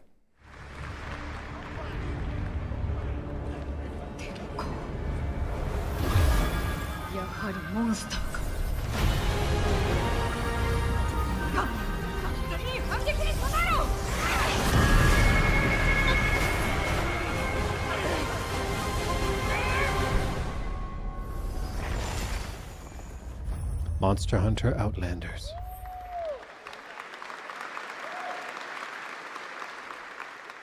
All right, welcome back to ONL, and next we're turning to the legendary Metro series and a very special developer, Hell yeah. 4A Games, based in Ukraine. Game developers have to build games in all sorts of conditions, but for 4A, the development of 2039 has truly been a challenge to build art in the midst of a real war. Jeffrey! To tell us more about their incredible story and journey of perseverance to create Metro 2039, please join me in welcoming to the ONL stage John Block and Pavel Umer from 4A Games. I'm really excited for this one.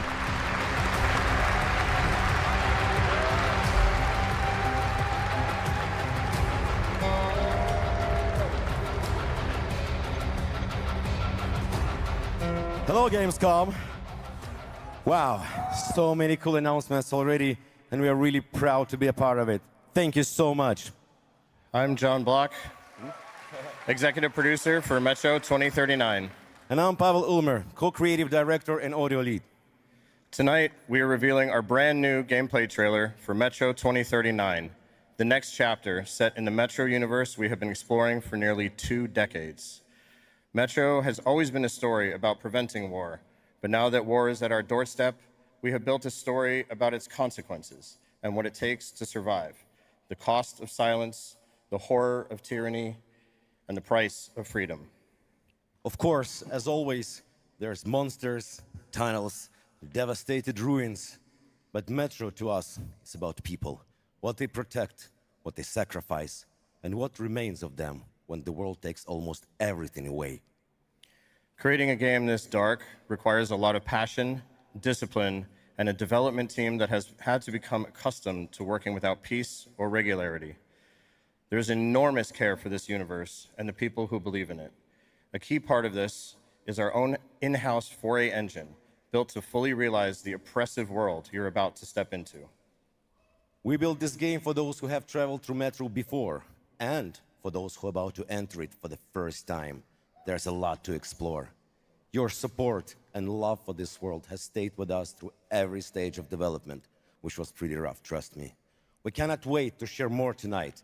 And if you're lucky enough to be here at Gamescom, you can go hands-on with Metro 2039 at our booth and take a closer look on a fully wearable replica Spartan helmet that will be included in our collector's edition. Thank you.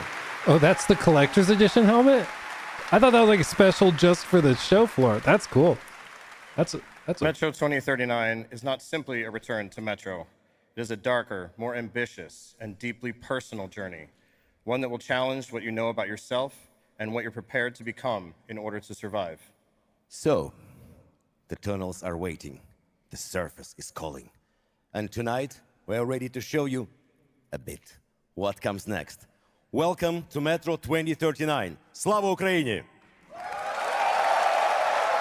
Let's see it.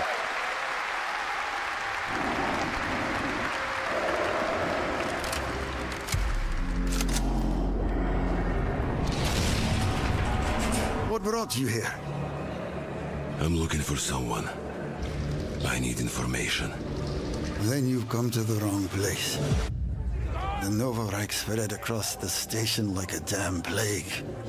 So this is Hunter's bright future.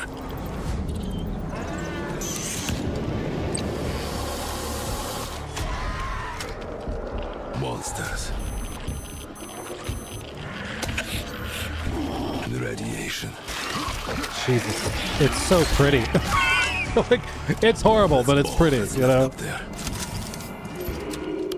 The world's ending, but it's never looked so pretty.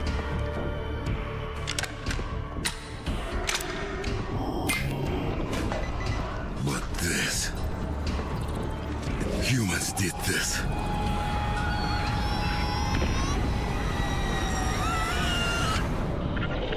This is Hunter, the leader of the Novo Reich.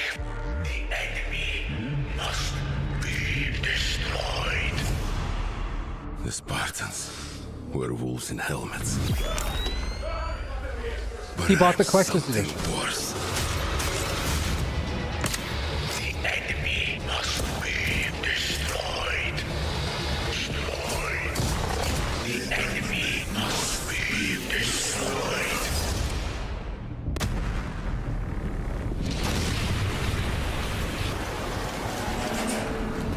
What the fuck? I'm looking for someone. Is that a fork? Where is she? Dude, he did the Joker thing with the pencil. That's crazy. Looks really good. Looks really, really good. Metro 2039 looks great. Hats off to the team at 4A Games. Okay, now for something completely different. He's performed at the Game Awards and was on stage with us at Summer Game Fest, but now it's time for this person's first appearance on ONL. Okay. Hey! Stop!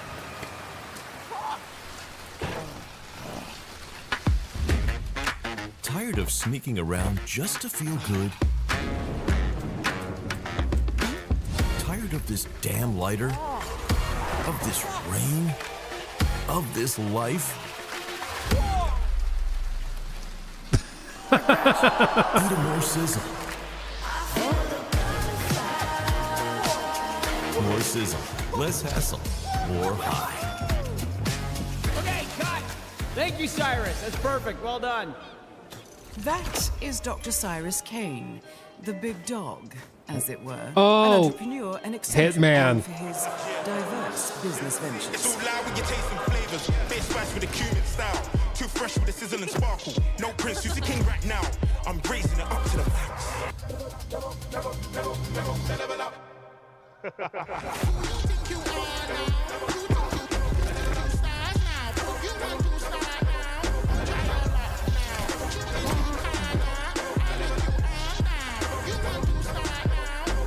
I hope you're feeling hungry, 47.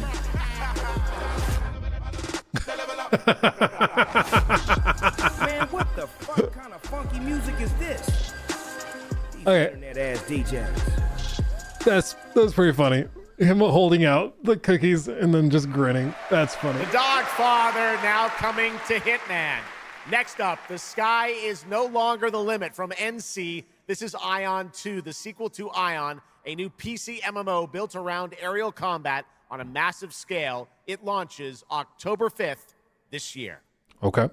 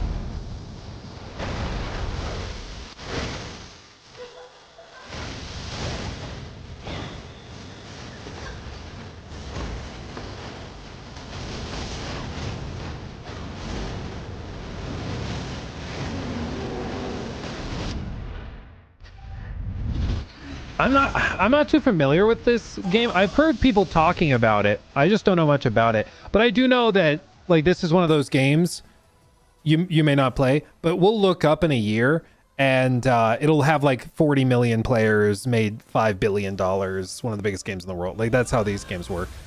super high production value. It's kind of crazy.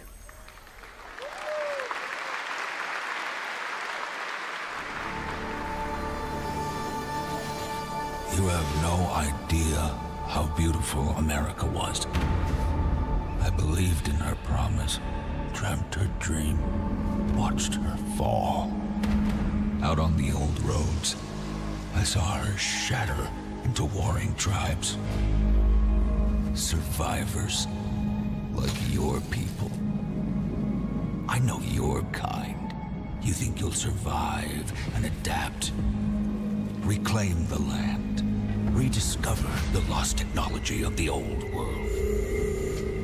Reunite her people through alliances, through faith. But when words fail, might becomes the law.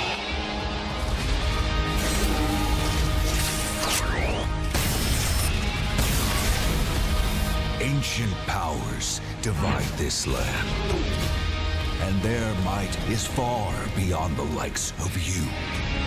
So, will you kneel as my servant? Help me restore America, or burn as my foe. At the end of all things, only one dream survives. From Paradox. Ooh.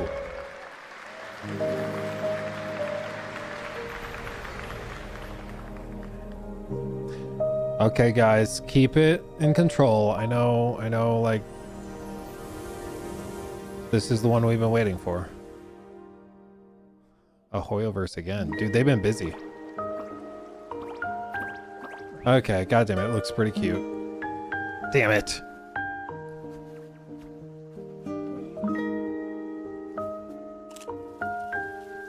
Dude, is this gonna be the Animal Crossing competitor we've been waiting for?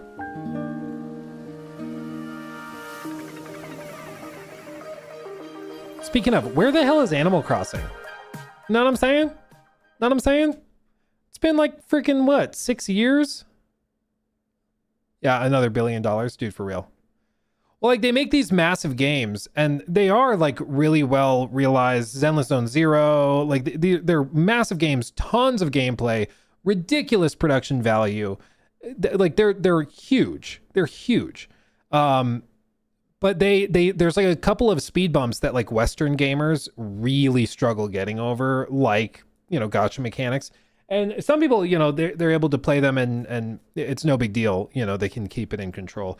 And if you're an adult and you want to spend money on gacha, go for it. Like, it's your right.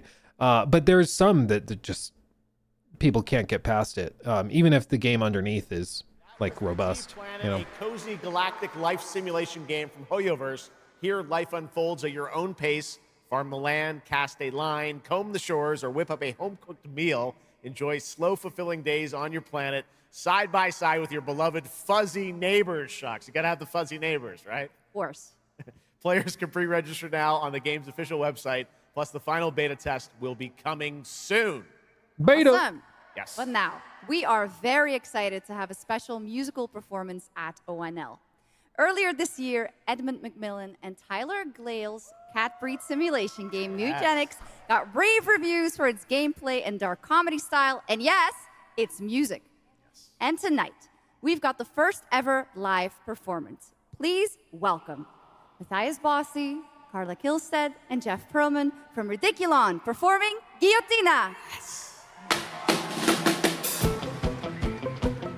Meine Damen und Herren, während dieser Live-Übertragung kamen keine echten Katzen zu Schaden.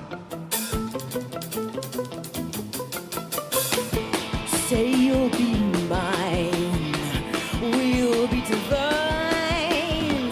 My paws were made for you, my claws all see what they can do. This kitty wants her cream. This pussy, oh, she has a little dream. Come, let me play. Don't run away. I'll have my way with you, and when I'm done, you'll say I slay.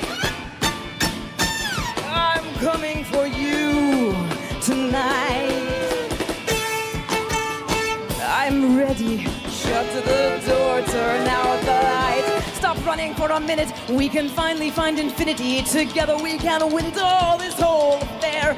So come on, turn around. You're so lost, but you confound me with your endless run around. It's more than I can bear. You run, but in the end, I think you like this little game of hide and seek. But when I find you, you won't even know your name. You run, but you don't mean it. You're afraid I'll be too good. In all the love you've had, you never had it like you should.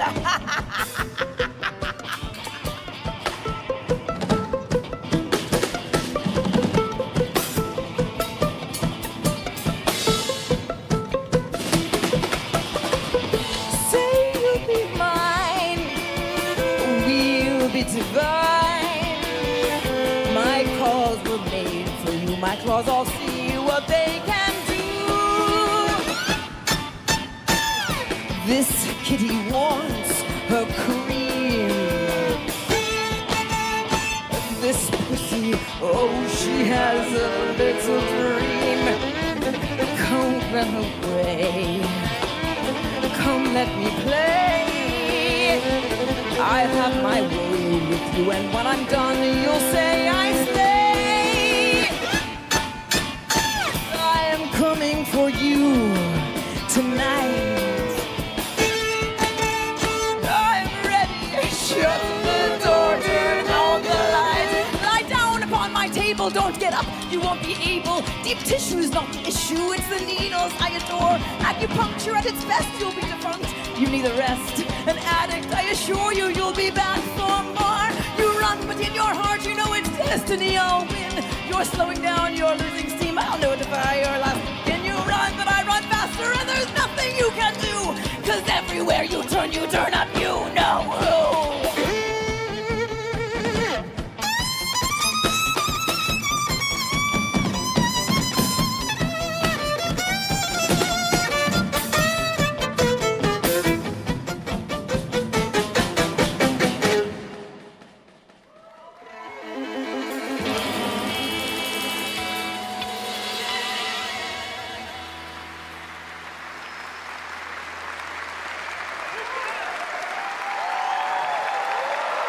Give it up for these guys. Dude, if I could play the violin, I'd be an absolute menace. Start every stream with it. Here's also some It would be breaking news. obnoxious. Eugenics is coming to PS5, Switch 2, and Xbox Series X and S on September 8th. Stick around for more of O&L. Right now, here's the launch trailer for Aliens Fireteam Elite 2.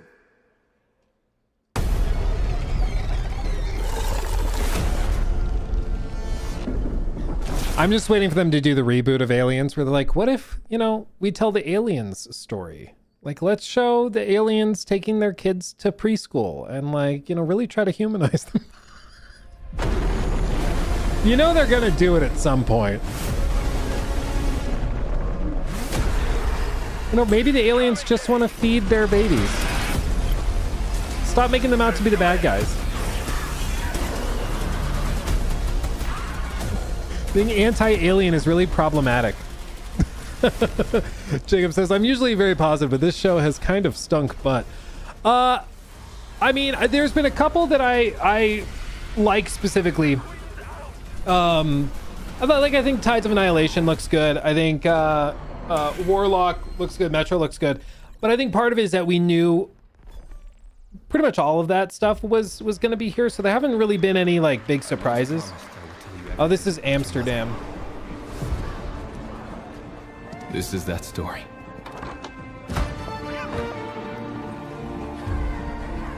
She wanted to protect you from all the evils of this world, even if it meant losing herself. Did any of you guys try the demo of this? Everything she did. Everything she sacrificed was to spare you from the nightmare we endured.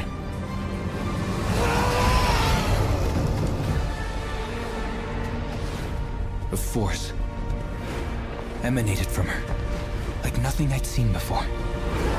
Beautiful. Yeah, reviews weren't great on the demo. It was, they're trying to do a ton, and I think at this point they've bit off more than they can chew. It takes a lot of polish to iron out all this stuff. And the creator has also been stepping on every freaking rake he can find. It's like kind of insane. Like the big scandal, if you're not aware, there was AI generated art and like paintings in some of the buildings.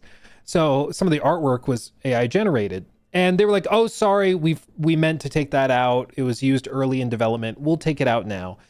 And they could have just left it at that. They're like, it was an honest mistake. They were placeholders, weren't supposed to ship. But then the creator, what is happening? Then the creator is like going on and doing interviews where he's like, yeah, we really think AI is great. And like, we're using the tools a lot. And, you know, that slipped through the cracks because we're just so used to seeing the AI generated art that we didn't realize that it was even still in the game because we're just so used to. And apparently I have a friend who went to like see the game in like behind closed doors at the studio. And apparently like the guy would not shut up about how cool AI was like the whole time. And everybody there is like, what are we doing? Like, maybe don't lead with this. It's just, he's stepping on every rake he can. He needs to stop. Just stop. Sorry, this is all copyright strike. Dude, look at the flag. This one.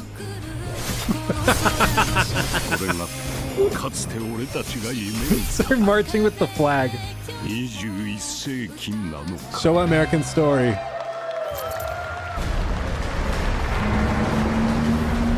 Oh. Road Kings. Be the hero of the open road.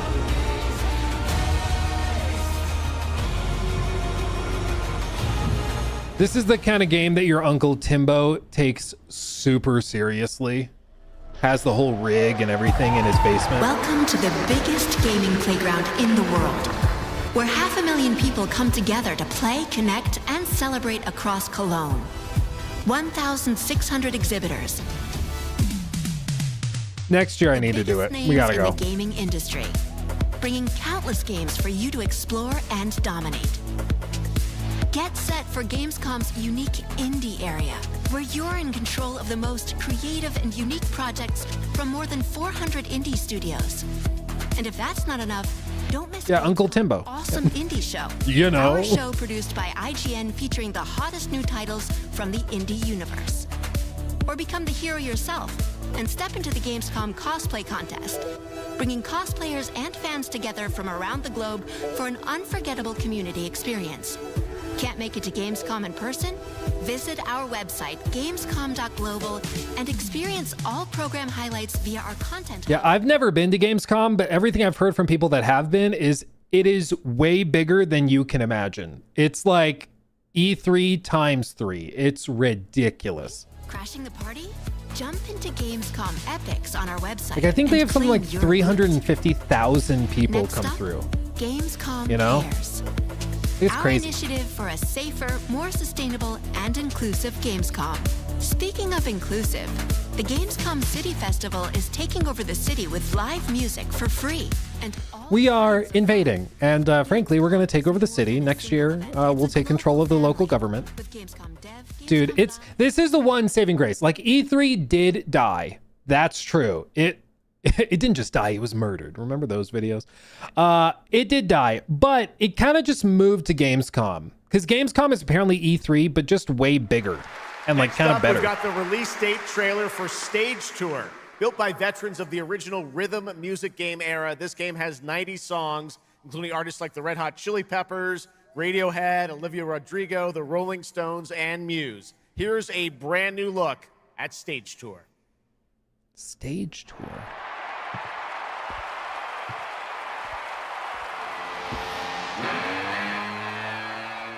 Sorry, random question. What happened to freaking GarageBand? I'm sorry, it's kind of random, but like, you know how it used to be huge in like the 360 era? And like they would sell the bundles with the controllers and everything, the actual guitar controllers, every store you went. And then it just kind of freaking disappeared and died. Did they just mismanage it? Or like Rock Band? Did I say Garage Band? Dude, I always mix and match it. Jeez. Fake fan. No, freaking Rock Band. Rock Band. Wasn't there two? It was like Rock Band and Guitar Hero. That's what it was. Yeah. I don't know. The band broke up. Yeah. Well, look at this. I guess this is it. This answered the question. It became this. Maybe it was just that it was like really hard to license it. They have Tenacious D music. Hell yeah. So I guess maybe this is the replacement. That's kind of cool. That's kind of cool. I know that there's been like independent versions. There's like some games that have replaced it, but I'm talking about like the big, very popular sets and everything. Oh yeah, we're gonna get struck if we play too much of that. It looks fun though. Stage tour. So that's what. Okay, stage tour. They put it in Fortnite, dude. Unironically, they did. Fortnite bought the company and made it into a Fortnite mode. Real talk, really? Is that? Oh, I always wanted to be a rock They star. killed it. Maybe someday. Next year, Sega's classic game, Crazy Taxi, is coming back with an all-new installment. And right now, we have the multiplayer reveal. I've been wondering how multiplayer works in the Crazy Taxi game. Okay, I thought the audio was glitched because it was only coming out of the left channel. Okay, more friends. How does this work? Do you just race to do deliveries or something? Or is it just like... What is happening? This is crazy. This is crazy. I don't know, man. I'll wait for wacky Uber. Dude, what's crazy is that like the next generation, that's probably what they would have to do. They'd have to rebrand it as wacky Uber. Oh man. Doesn't this have AI? That's the thing. Like, so apparently they use some AI in development. I don't personally know the extent of it, but it's very common and it's like not seen as a big deal at all in Eastern markets. Against the human race. Like in the West, it's like a big deal. Our only hope. What is this? The Order of the Turok. Oh, Turok. Mystical guardians are within heart. Yeah, in like the US and Europe, it's like horrible PR to reveal that. But in like Korea, China, Japan, it's like kind of like a, oh cool, sweet. I know it's weird to hear, but that gets a lot of these Japanese developers in trouble because they'll talk about it super casually. By warriors who will not flinch in the face of the Xenia menace. You are such a warrior. Relentless, fearless. You will give no quarter to your enemy. Yeah, it's about time we put the dinosaurs in their place. No stopping, no surrender, no limit to your abilities. The Lost Lands beckon you. Turok Origins.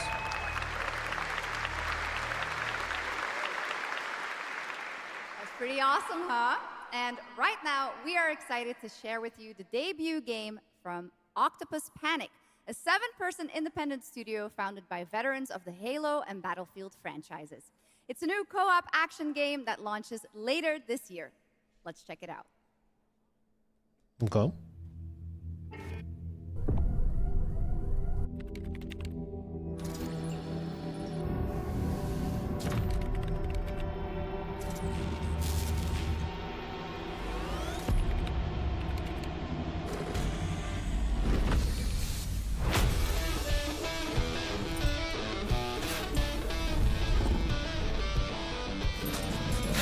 All right, Grab Hounds, welcome to the other side of the galaxy.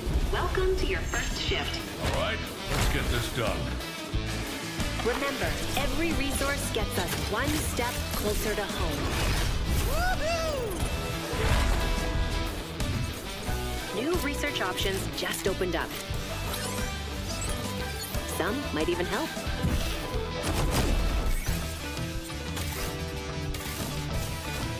And watch out for the wildlife.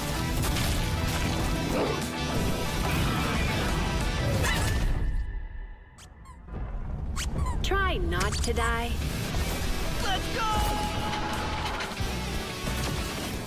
You know how sometimes we play bingo where we take like crazy guesses for like what's going to be shown off? I don't think anyone would have gotten this one. It's like it has some like Helldivers elements mixed with some,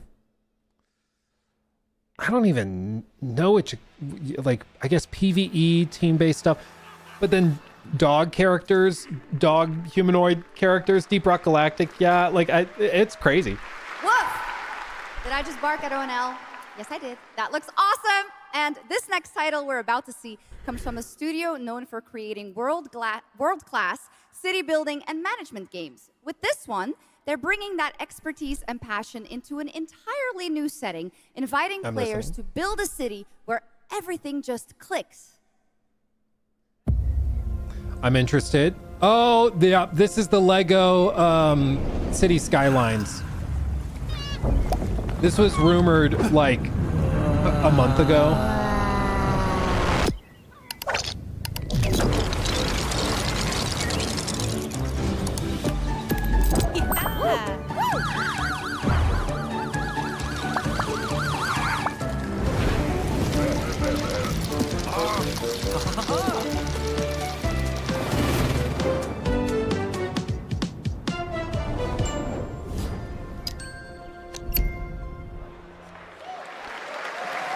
Dude, I'm probably gonna play the shit out of that. You know, I'm let's be real. I'm gonna play a lot of that.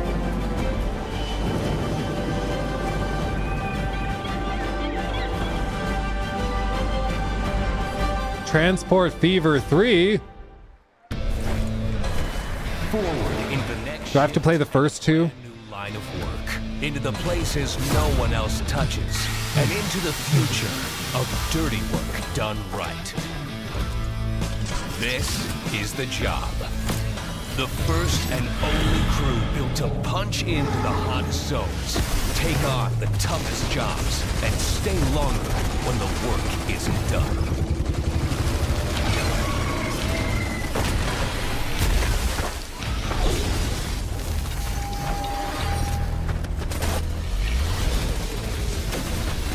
Built with the firepower to clean up the alien mess, and the grit to see the job through to the end of the shift. They'll keep the lights on for one more day.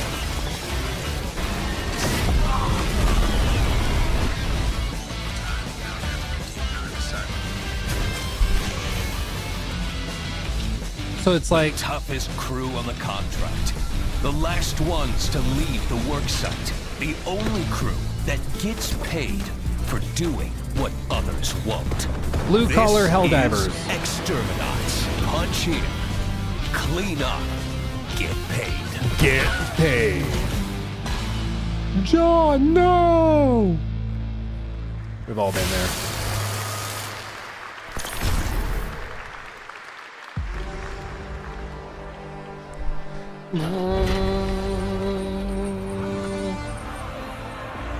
In the arena, glory is witnessed. But in the world, it is taken.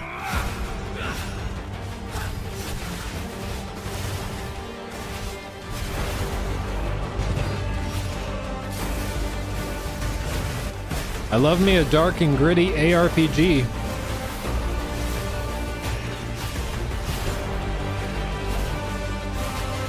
It looks like PoE 2.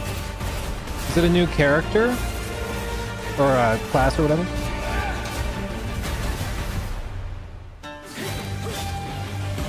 I haven't played in a bit.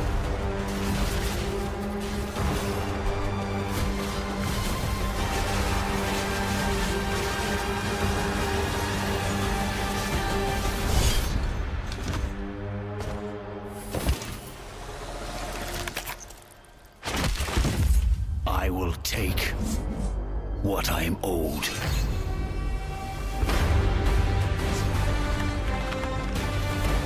Oh, the 1.0. I see. Hell yeah. Be warned, once you get into that game, your life's over. There was some big news for ONL. Path of Exile 2 1.0 is coming on December 11th from Grinding Gear Games. And next, we have some exciting news.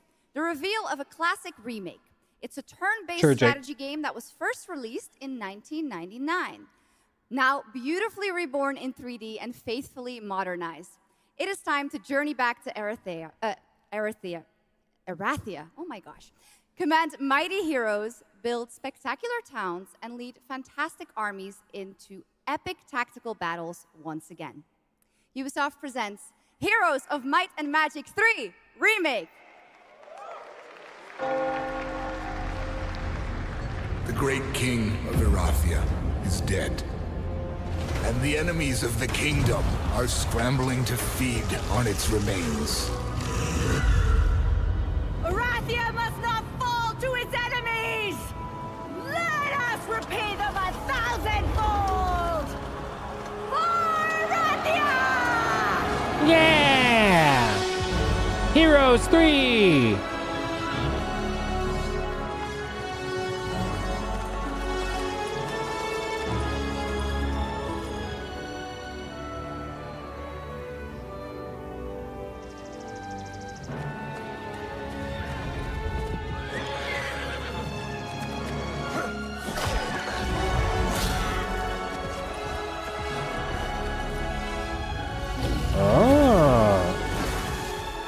The way they were set up made it look like the Nemesis system. Took me back to simpler days.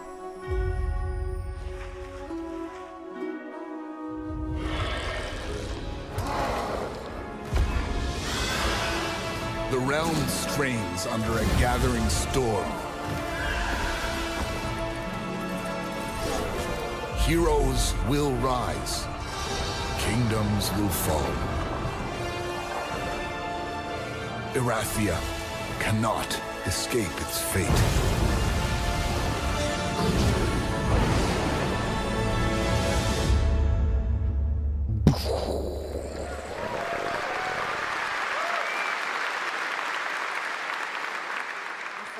With that, now let's talk about Gamescom Cares, our platform at Gamescom dedicated to projects that give back.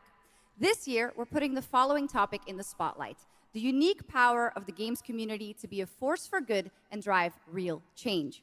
Please join me in welcoming a special guest who knows this firsthand, co-owner and business director, Ashley Farkas of Games Done Quick. GDQ. Dude, I guess I never thought of like somebody being in like singularly in charge of GDQ. I always just assumed it was like a panel or something. But I mean, yeah, I guess somebody has to be in charge, you know? Speedrunners from all around the world to showcase incredible runs and raise millions for charity.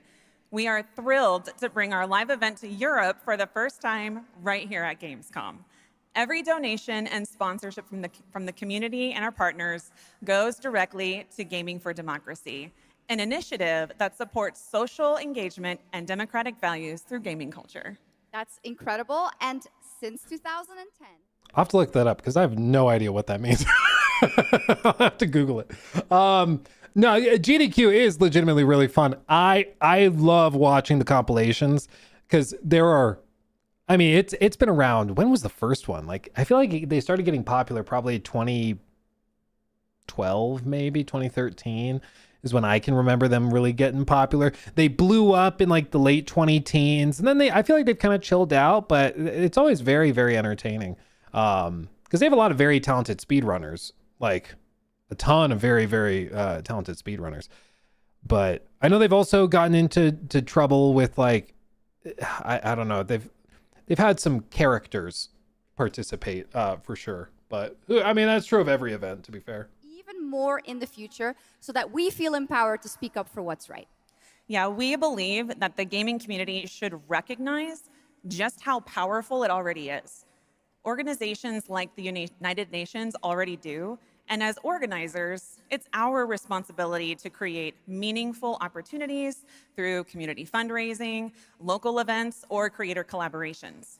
We're always looking for new ways to connect games Rock, paper, scissors. that matter. I'm sorry. I'm sure it was unrelated, but the idea of doing like rock, paper, scissors as like a speed run event. Today we're going to speed run rock, paper, scissors. I'm sorry. I don't know why that's so funny to me. For everyone to see and participate in this week. World From record. charity streams like Loot for the World, not to quite. life-saving initiatives, and the Gamescom Forest, just to name a few. Gamescom is bringing gaming communities together to create a real-world difference. You're so right, Ashley. Cool. There's also Greenpeace, Life Lolly, Deutsche Stammzellspenderdatei, and Médecins Sans Frontières joining this community to be a force for good. Thank you so much for joining us, Ashley. I hope you have an amazing event right here at Gamescom. And of course, go check out all these great initiatives happening here at Gamescom Cares on our website. Where's Stop Killing Games? Dude, Sony is a big part of the show. Quiet. Debut the new title from Uppsala, Sweden-based Neon Giant. From the small team behind The Ascent, No Law is an immersive open-world FPS RPG set in the cyber grunge city of Port Desire. And tonight, it's finally time to give you a new look at the game. Here we go. Here we go. Dude, No Law, this one I'm stoked for. You hear about this Gardner guy going after the mayors? The city won't shut up about him. What have you heard? Nobody sees him go in.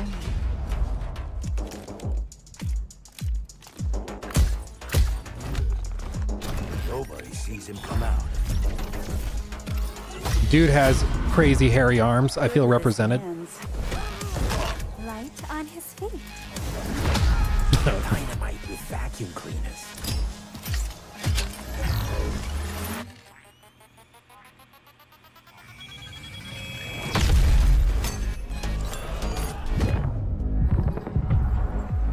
Dude, like, am I crazy? It looks really good.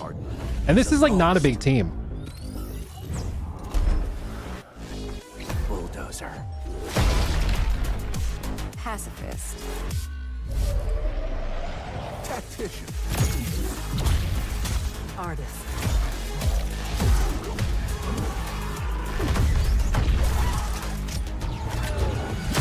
A lot of stories about how you operate, Gardner. Are they all true? Straight Tom Selleck as a protagonist. Dude, I love it. I'm excited for that one, man. It's just... I'm excited. I'm excited for that one.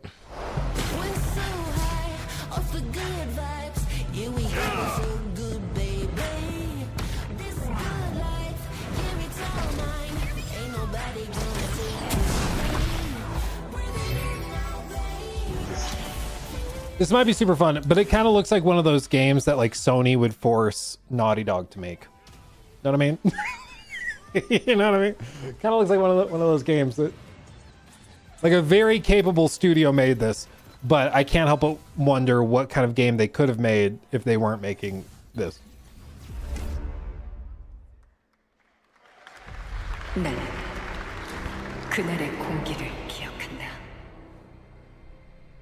세계의 운명이 뒤바뀐 그날을. Cinder City. Okay. 시공간을 찍고 나타난 미지의 함선이 하늘을 덮자. That's not good. 전 세계가 숨을 멈췄다. 시간을 건너온 3명의 사도들은 다가올 절망의 미래를 경고했고, 그들이 건네준 인류의 희망은 거대 기업 아니마 그룹의 탐욕에 의해 변질되고 말았다.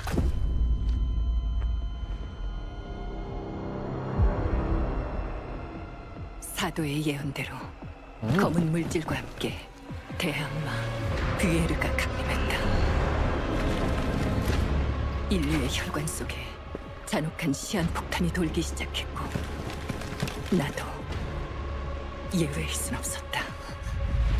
전방 좌우 확보 클리어. 내부 상황 확보. 전전 위협 없음. 우리의 미래에 아직 구원이 남아있을까?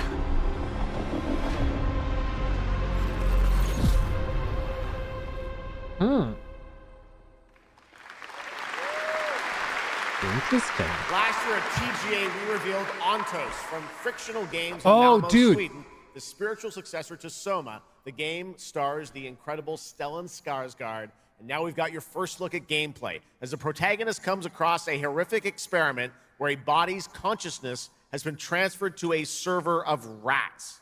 It's one of the many experiments in the game, narrative puzzles where your moral choices affect the outcomes of the mission, as well as the rest of the narrative. Dude, I'm excited for this one. This is one that looks like straight up When I was spiritual 5 years successor to old, BioShock as I well. was very sick. But somehow, my dad did the impossible. Whatever that miracle was, it pushed him away from us. Crumby, do you hear me? A word of caution. Crombie's experiments can be active right now. Delicate style. Hey, please! I need to talk to you.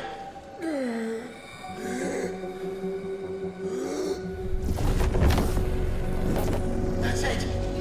My savior. Hello? Bro. Oh, thank the fates. Someone came. What is this? What are you? There are some notes on the whiteboard to guide you to it.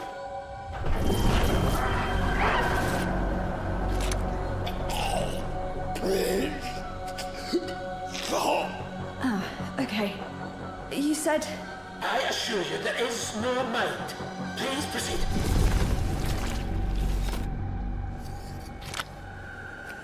No! No! My body! No!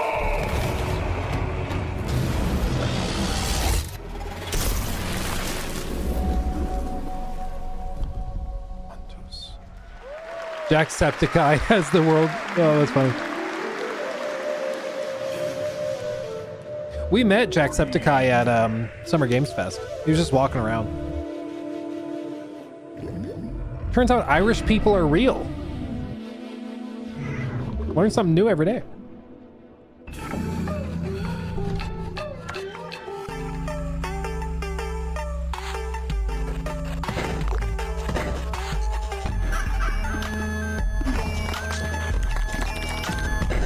What? It's like games within games. Jacob, this looks like a game that you would be super into.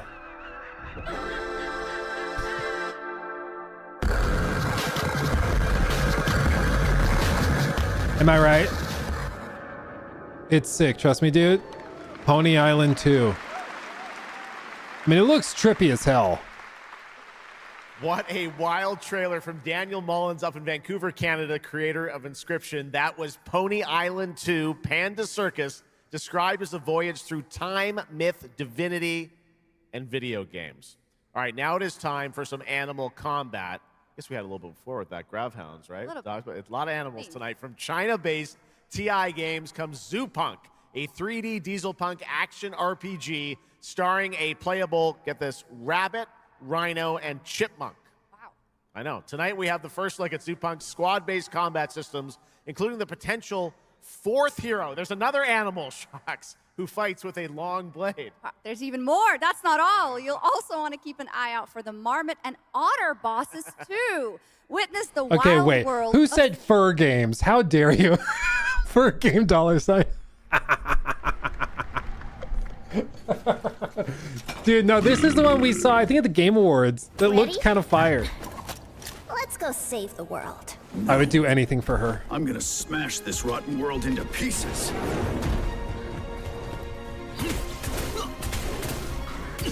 Dude, if this is fur games, they can take my $sign, I tell you what.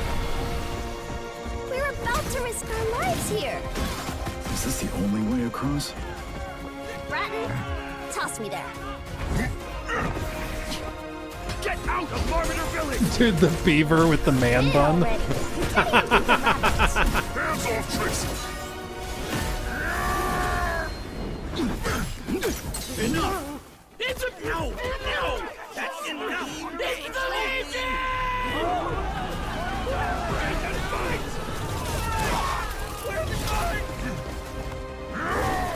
Partisans, stand united! To arms! Dude, is this new meta? Because remember there was this one, there was the chicken game, the chicken like God of War looking game, both revealed at the Game Awards, both look fire. Is this the new meta where like every big game is gonna be... Look at the rat. This, the hope of the world. Dude, I think it looks fire. Okay, I don't care what anyone says. I think that looks great. Don't mind the faded decor, just ignore the peeling paint. This place was full of glamour, but it's faded away. Might be a little fixer-upper, but it's no less quaint. Pull back the paper and you'll hear what these walls have to say. Bound by chains of family legacy, wrapped around your neck, making it hard to breathe, but he can ease your... So it's like a renovation mixed with horror game? And he'll make you understand, whisper and poison truths while he assures you. Alex Brightman? Is that the guy... Is that the guy that played Beetlejuice on Broadway? Alex Brightman. That was a new look at There Are No Ghosts at the Grand, a musical horror renovation game. Yeah. Bristol, England-based Friday, Sunday. Maybe it was the We have West some big End. reveals But yeah, still he to come, played but first, the Beetlejuice in the announcement of a musical. new game That's set in funny. a vibrant world with amazing creatures. This is Roko Kingdom, a new open-world multiplayer creature collecting RPG. Okay.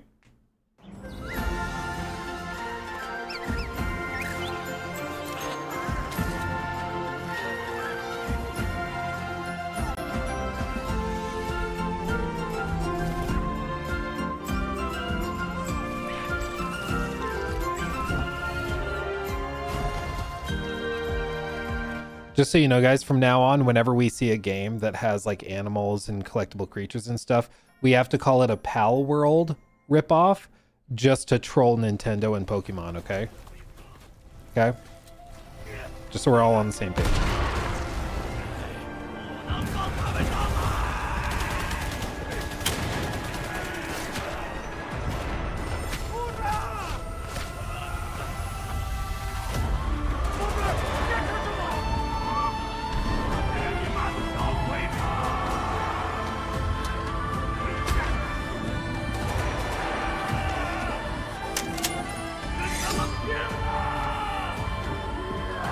They're gonna end with Final Fantasy. I think they're gonna end with Witcher.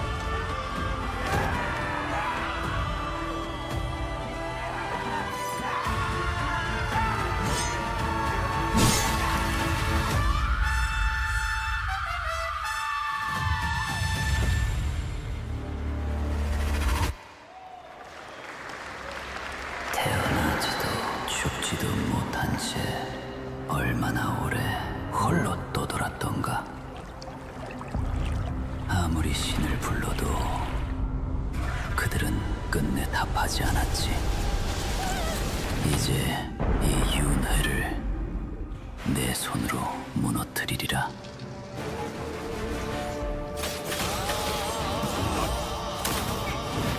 Ooh. 두려워 마라. 너는 이제 내가 되리니.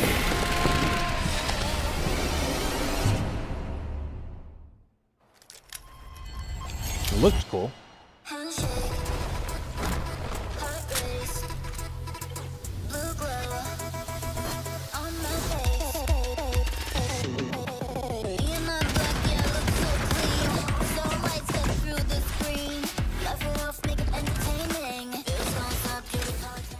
I think that's cover it too. Kind of looks like the finals. No? Am I crazy? Kind of looks like the finals, but with like building instead of just destruction.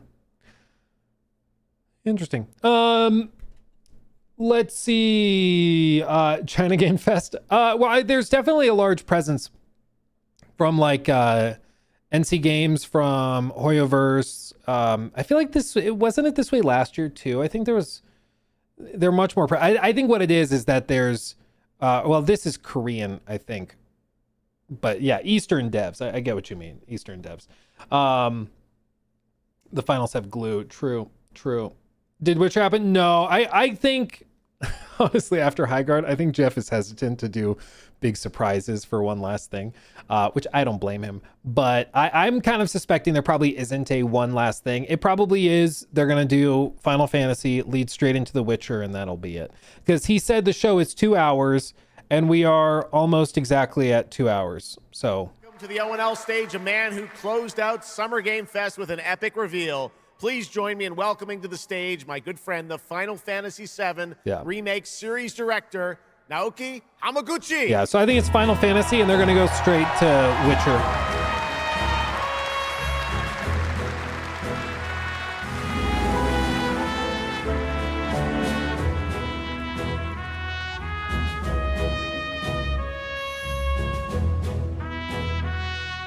Hello everyone, my name is Naoki Hamaguchi and I'm the director of Final Fantasy VII Revolution. Thank you. It's great to be back at the GAMESCOM to give you a glimpse what my team is working on. What will you see in this brand new exclusive trailer so-called Weapons? Massive creature, the Cloud, and his team of legendary heroes will face in the final chapter of their epic journey. Final Fantasy VII Revolution will deliver an unforgettable experience in a world without boundaries, and will be available PlayStation 5, Nintendo Switch 2, Xbox XS, and PC in spring 2027. Okay. Thank you so much for all your support and excitement. Let's move!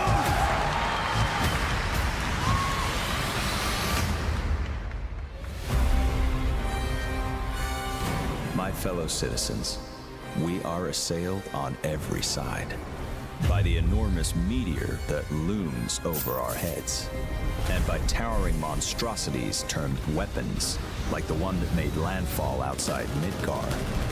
But I know that we will rise to every challenge and show heaven and earth that it is we who reign supreme.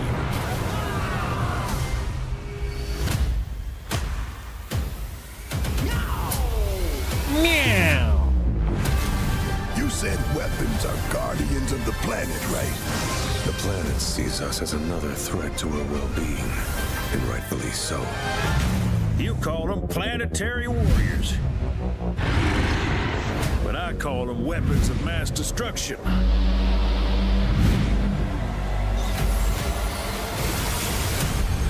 Only one thing to do. We fight.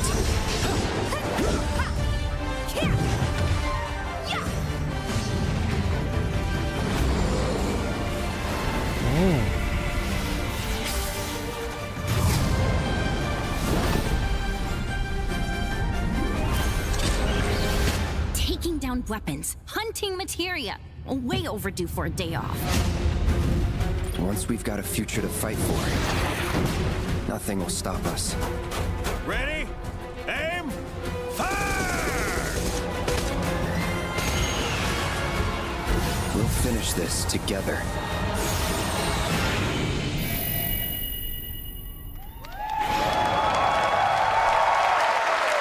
It looks good. Real talk. Do you guys think that they're going to bundle all three together?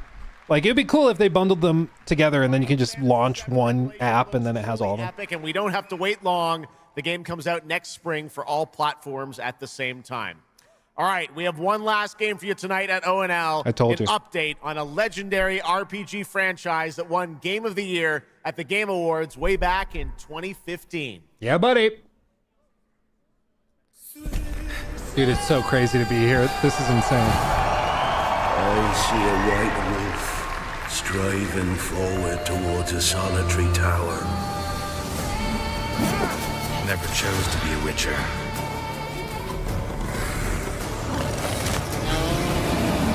chose for me.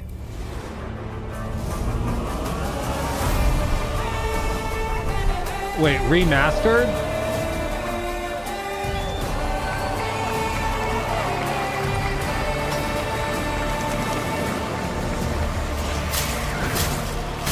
Combat overhaul? They fixed movement.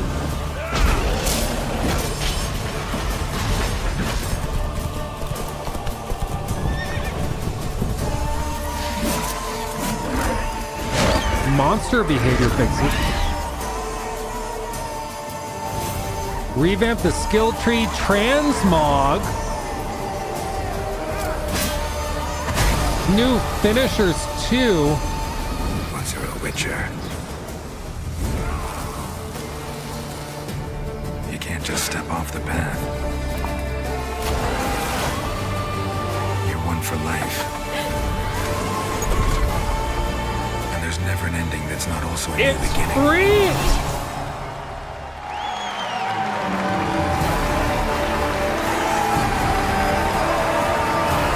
Bro.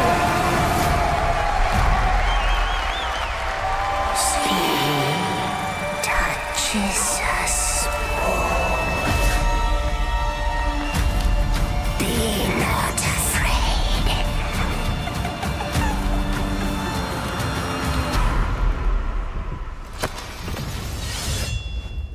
Didn't say I was afraid. Oh, baby.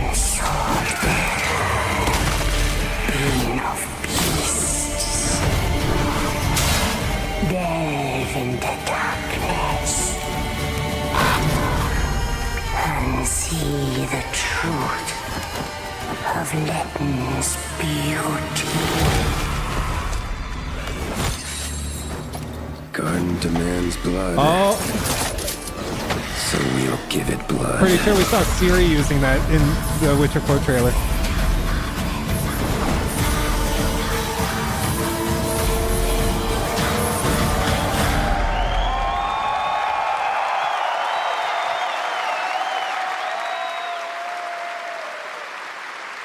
That's right. How about that? Free upgrade, free remaster. All right, well, now joining us to talk all about the Witcher 3 news, please welcome the level design lead from CD Projekt Red, Miles Toast. Dude, and they're going to talk about it too? All right, Miles, you brought down the house with that news of the free remastered. This is definitely a surprise, and it's coming out in just a month, September 29th. Dude. PC and consoles, including Switch 2 and even BattleNet. Lots of features in that trailer.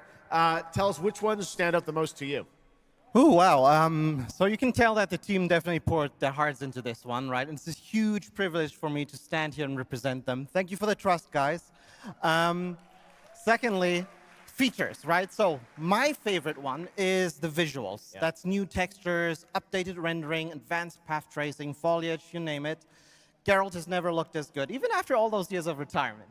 Yeah. And then the other thing, definitely combat. It's more modern, smooth and precise. We updated camera, the targeting system, you know, added new animations.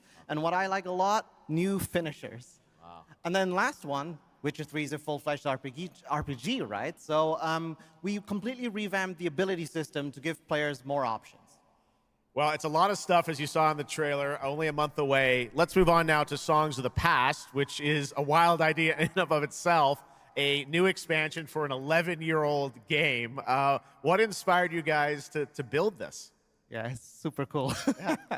So we had this idea for one more story with Geralt for a while, but we couldn't quite figure out how to fit it into our busy schedules, right? Luckily, our friends from Fool's Theory came around, and they hired a bunch of old veteran Witcher 3 developers, including my mentor, Peter Jelenser, and here we are today. Wow, well, that's so cool. Now, you mentioned, obviously, Geralt's back, but he has a new weapon, it looks like, in the trailer, sort of looks like a chain that he sort of throws out, right? Yeah, so this is Geralt's last adventure before we pass the torch on to Ciri, and we wanted to go out with a bang. So this chain is a weapon that is new in the game, but many people, perhaps hardcore Witcher fans, will realize that this is a weapon we first showed in the Witcher 1 intro. And we will talk about that and many more things here at Gamescom, so please kindly come by our booth or watch our Red streams that will happen every day. That's right. I know you have an extended demo that these fans will get to see at the booth. Tell us a bit about, everyone wants to know the content of the expansion, the new region, Letten. Who inhabits it? What lurks below the surface? So Letten is a whole new, unique region that has a unique identity like the other regions in the game. It is filled with quests, new monsters, adventures, and exploration, just like the things that Witcher fans love. But it's an almost uncannily idyllic place that, however, has a dark secret lurking just underneath the surface. And as it is a Witcher game, this kind of secret requires a true professional Witcher to solve. Well, good thing we got one of those. Yeah, they said it's like the scale of Blood and Wine. All the upgrades we heard about, like for the 30 to remaster 40 that will roll hours, across 20 to all 40 the expansions, including Songs of the Past. Absolutely, yes. All right, awesome. Well, I love the idea that you guys are doing this. And one last thing I wanted to ask you about. You have some news for people about the other expansions as well, right? Yes, so this is super cool. I can say today that tonight, both of our previous expansions, Hearts of Stone and Blood and Wine, will be free for everyone who owns the base game. And this is a great opportunity for, yeah, right? Just giving away all the free stuff tonight. Dude. It's the coolest part of the job, I guess. So, and this marks a great opportunity for people who have perhaps only played the base game, right, to jump in with the improvements from the remaster update and get a whole lot of stuff for free before we ship the Songs of the Past sometime next year. Wow. Well, I got to say, a lot of amazing Witcher news today. Thank you very much, Miles, for joining us, and we'll see you at the booth. Thank you. All right, Miles from CDPR. Congratulations.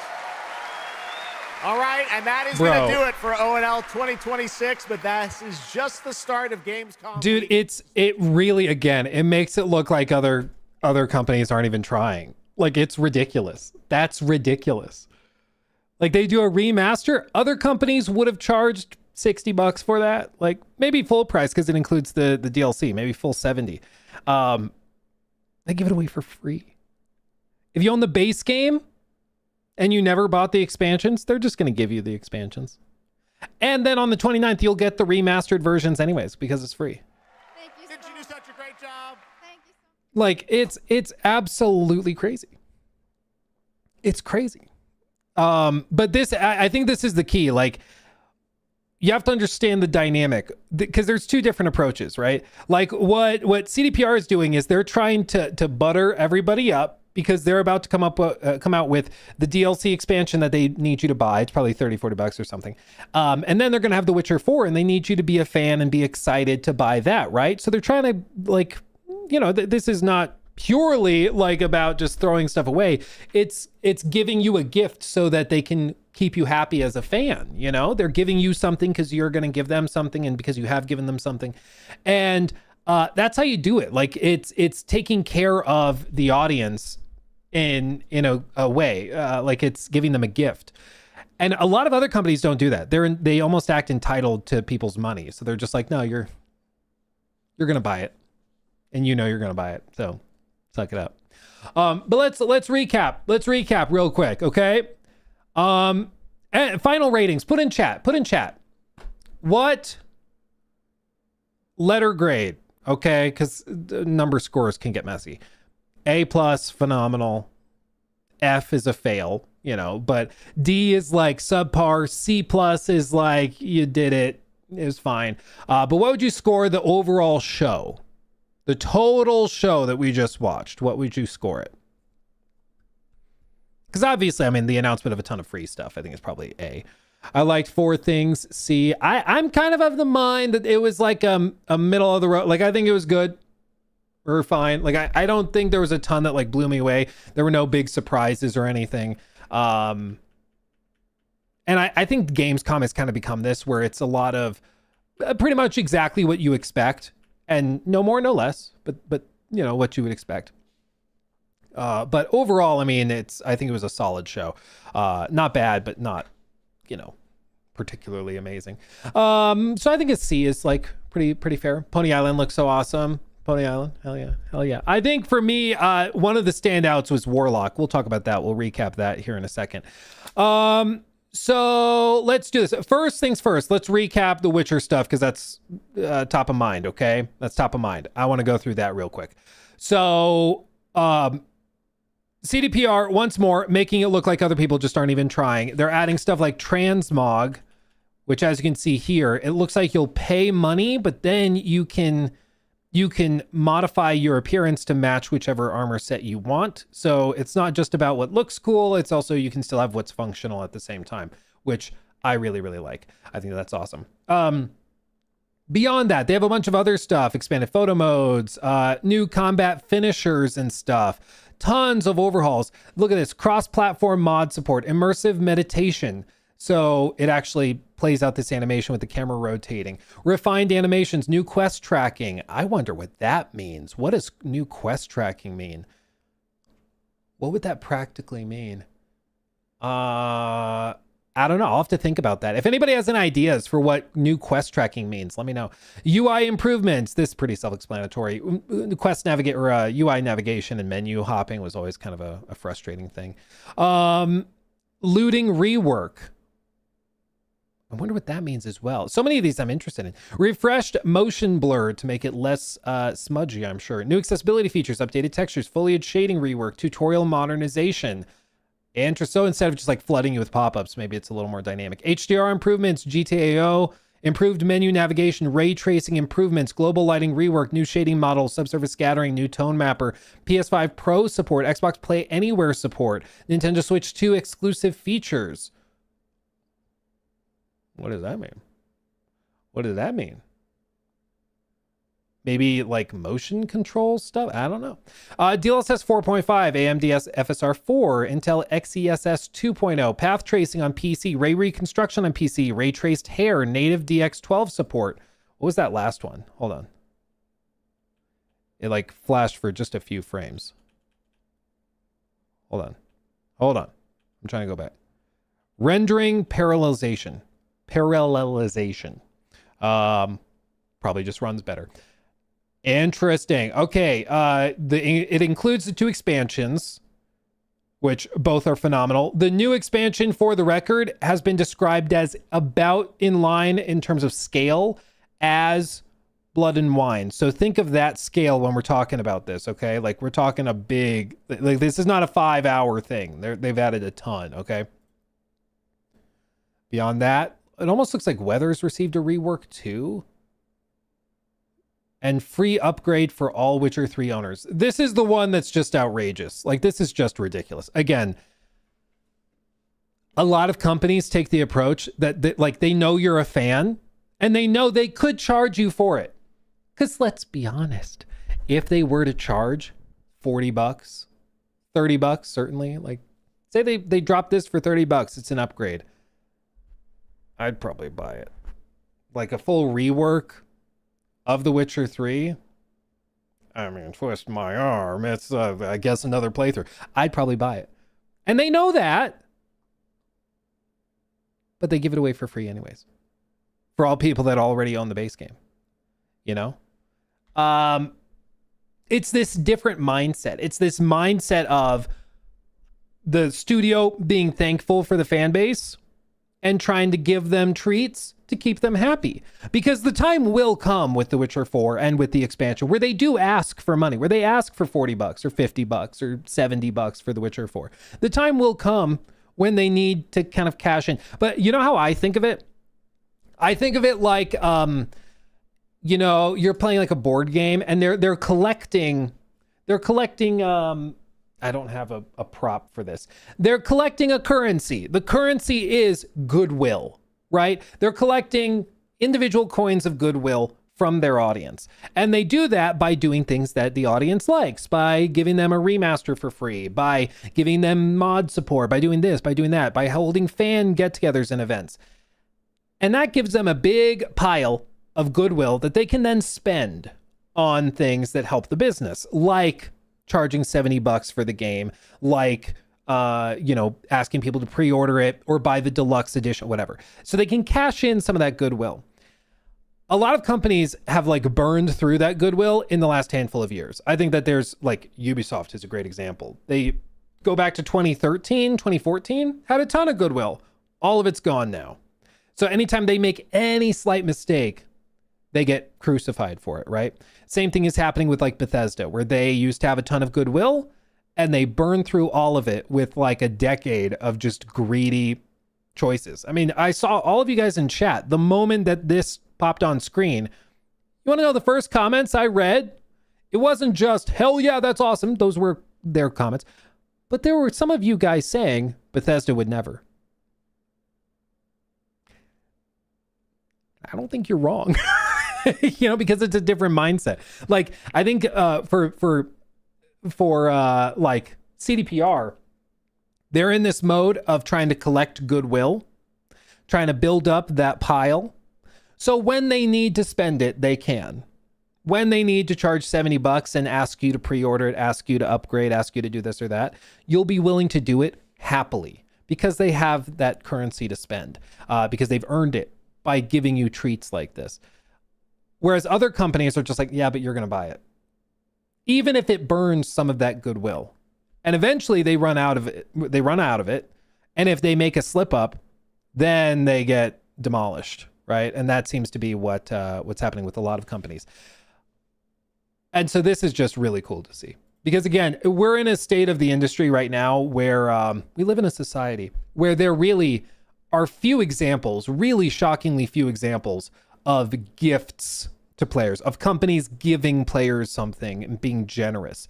If anything, we see the opposite, where everything is about flooding them with more expensive versions, charging them more, doing this, doing that, to just make it more and more difficult to enjoy the games, right?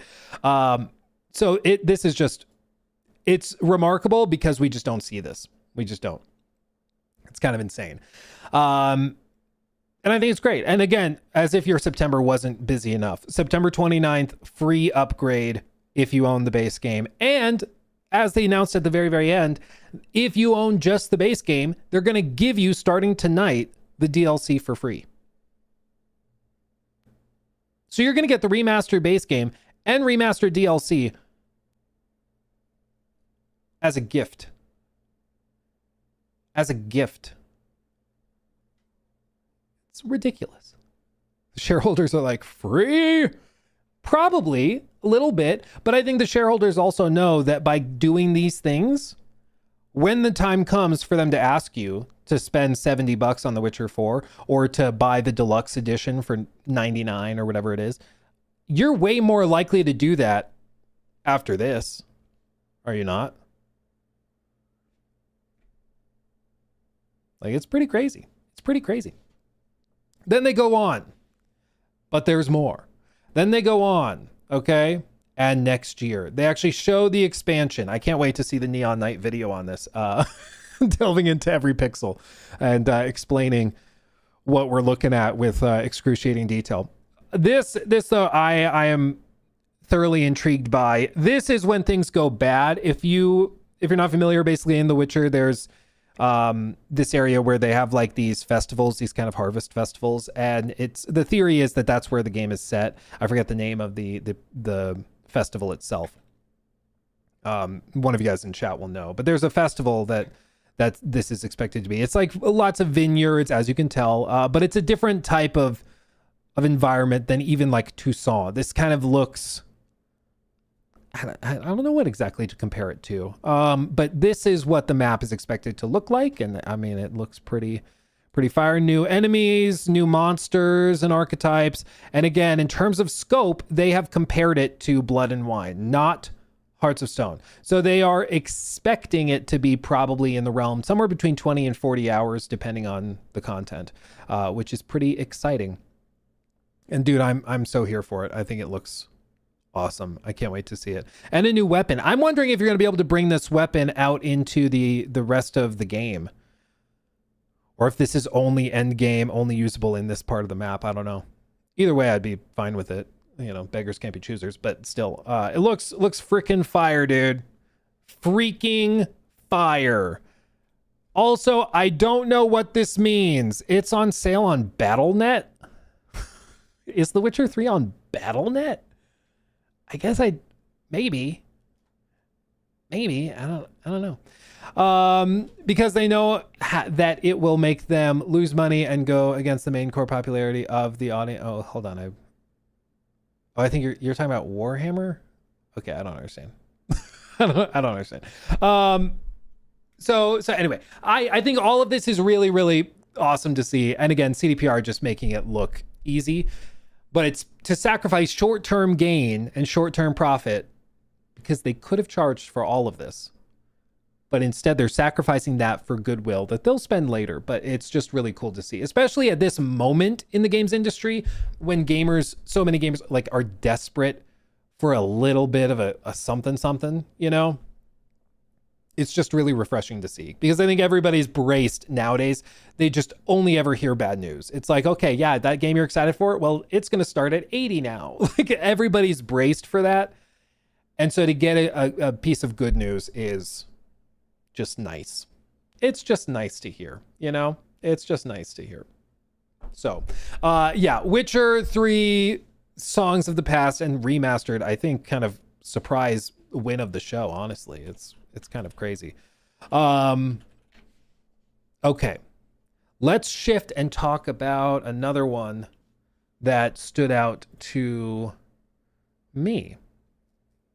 Okay, let's talk about this. Let's talk about this. I'm not a consumer.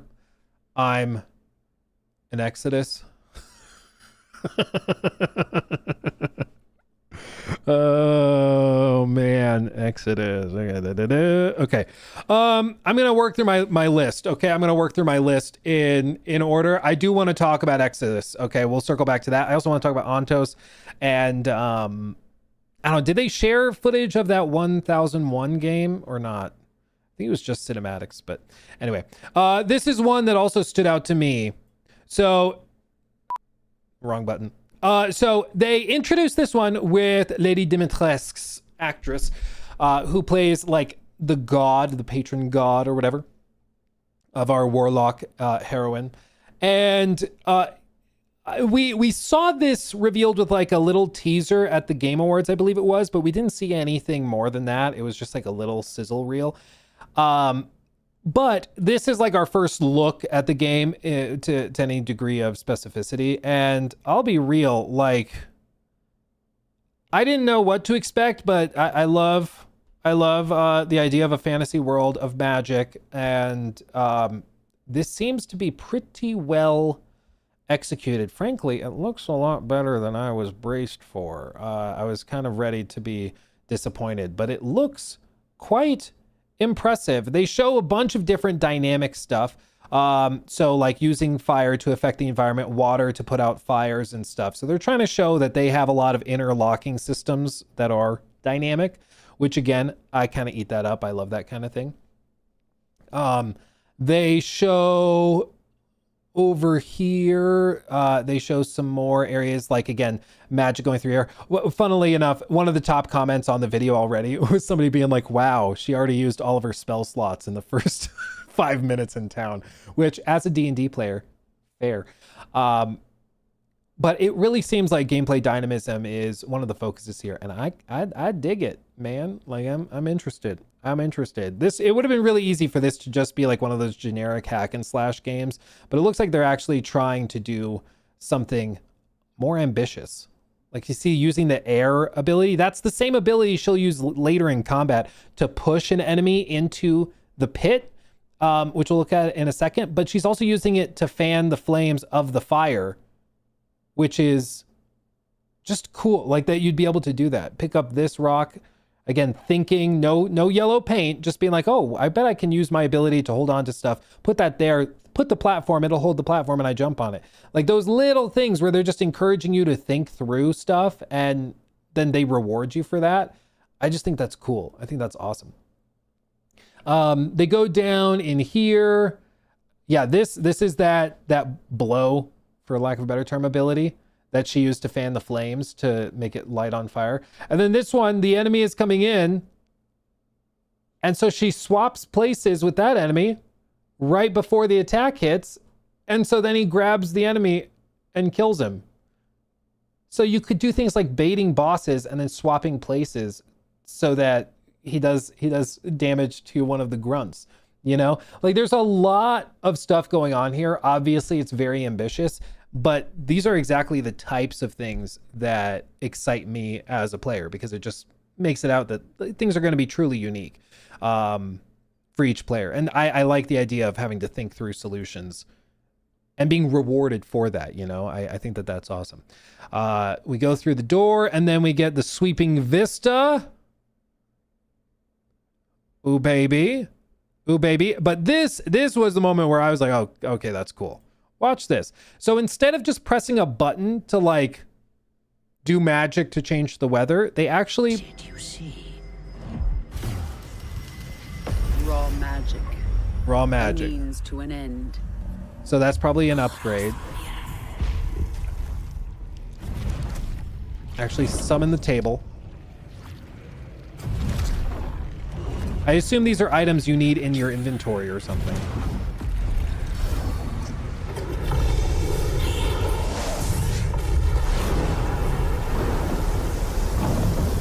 Call for rain.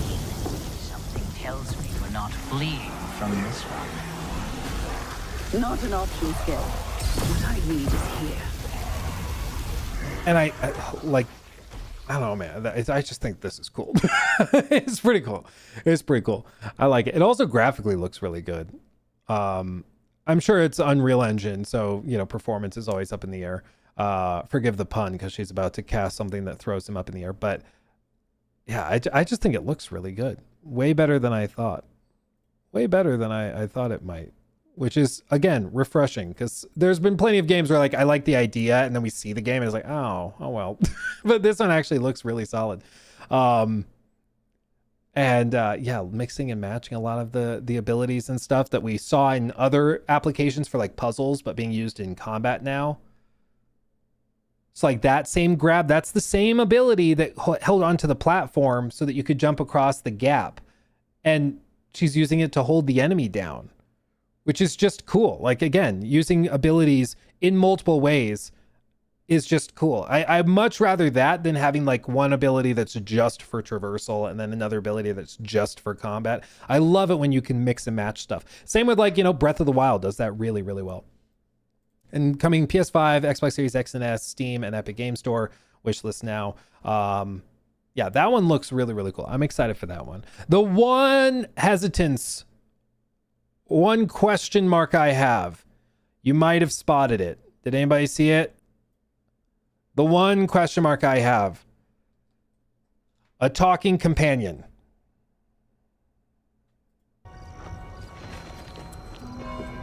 She walks with the devil. This guy.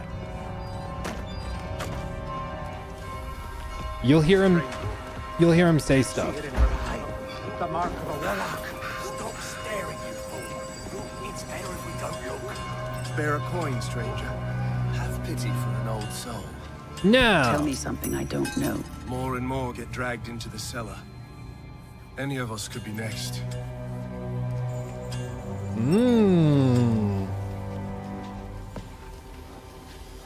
Wait for it.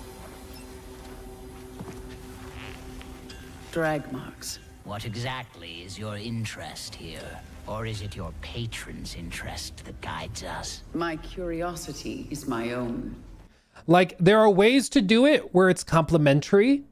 Like, I think Mimir in the God of War games, the God of War reboots, where it adds to it. Maybe it drops lore, maybe it helps explain stuff. And when you have a companion, you can have conversations between the two that expose what the character's thinking or feeling or motivations in a given moment.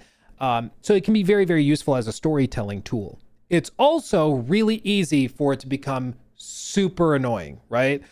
So writing, voice acting, delivery, all of that is really crucial to pulling it off. As of right now, I don't hear any like red flags or like weird. I don't hear the imp going like, oops, clean up on aisle 5. Like, I don't hear anything like that. So I think it's, I think it is well executed at this point. But that's literally the only thing I saw in here that I was like, could be rough if it's not done well. But so far, everything I've heard sounds good. I just freaking used magic. Can you imagine? Right here. Ready?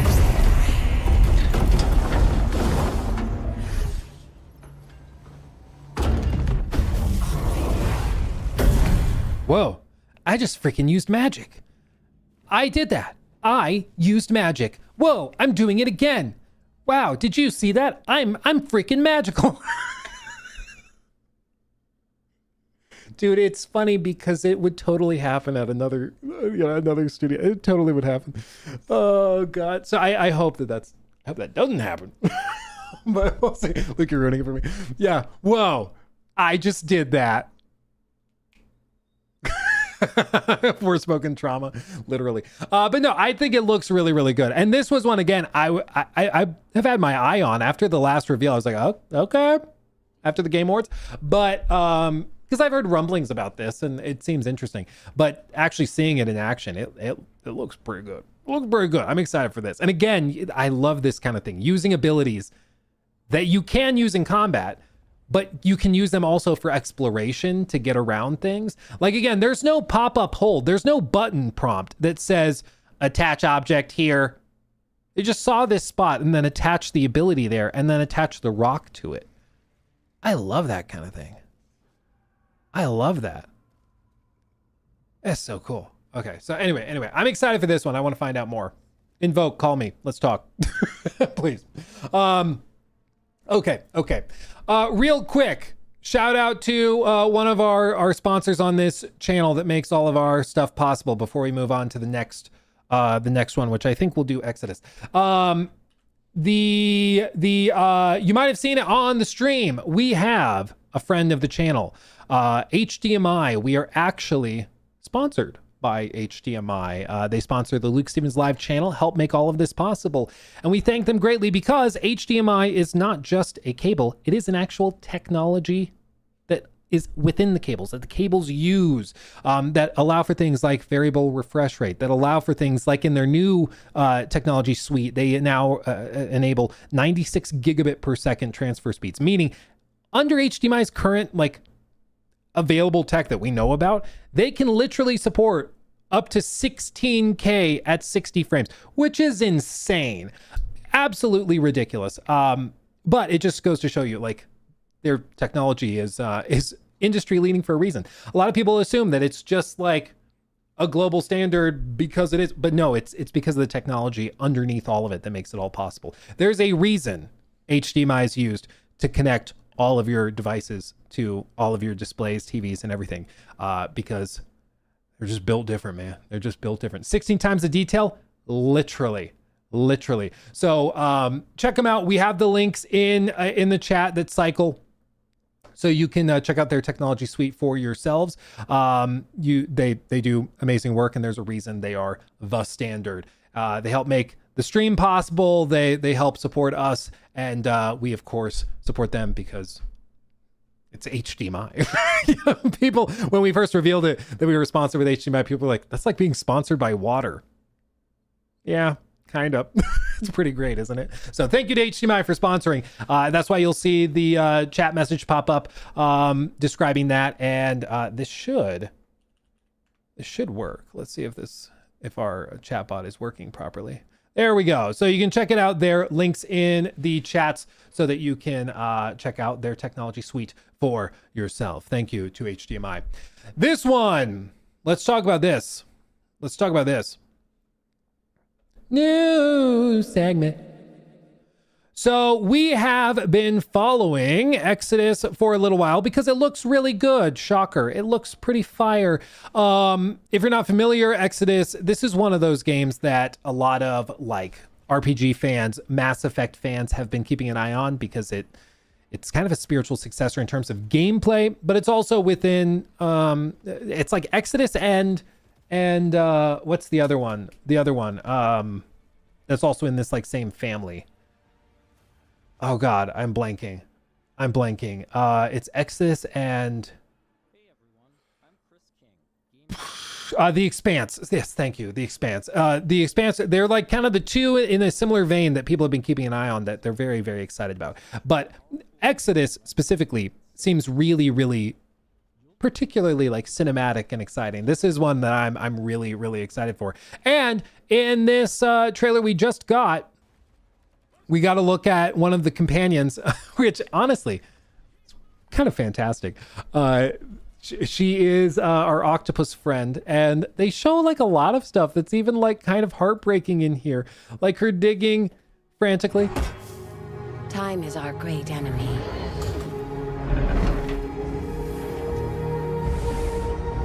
For her babies. But my favorite moment was where was it? It was in the combat sequence. I think it's like right over here. Right about over here. Most impressive reputation. We were surprised to hear that you accepted a permanent position with the human team.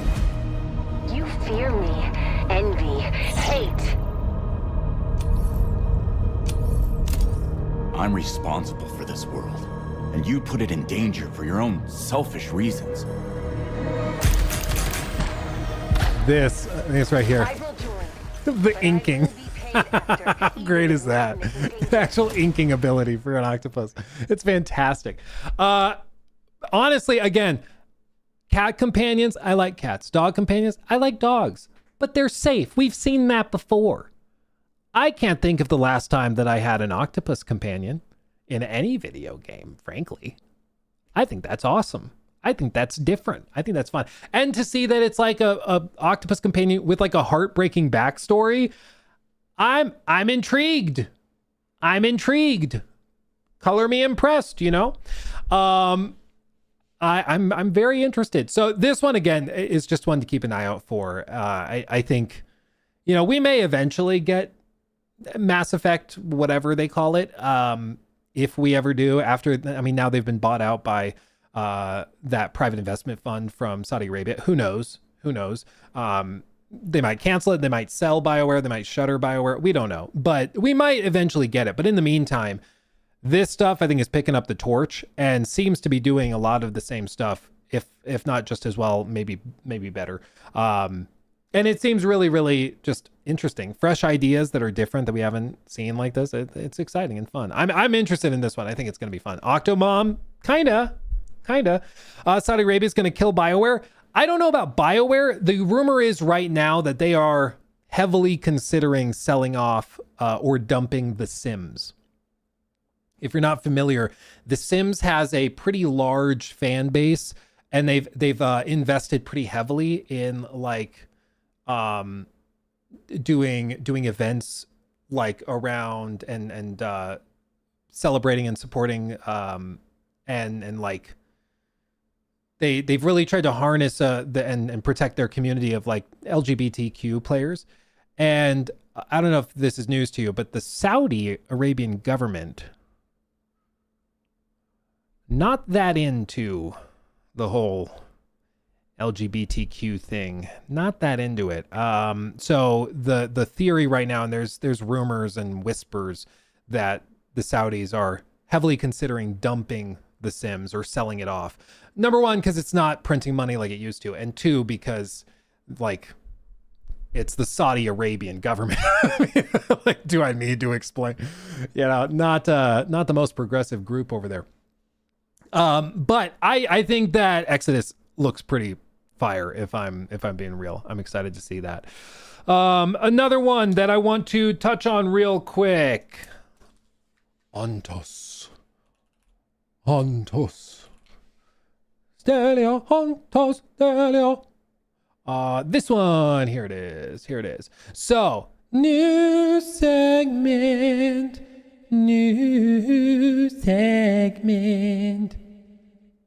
Are you ready? So, this one, did I pull up the right one? Yes, I did. Okay, this one, Ontos. This is coming from the guys that did Soma. It's sort of a spiritual successor to that. It's called Ontos, and it was revealed 8 months ago at the Game Awards, and immediately like captivated myself and a lot of you guys too, because it just looked creepy. It looked very BioShock. This is the trailer from the Game Awards.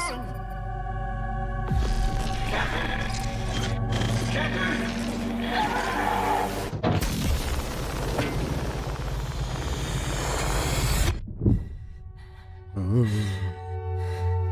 Like, what is that? What is existence, really?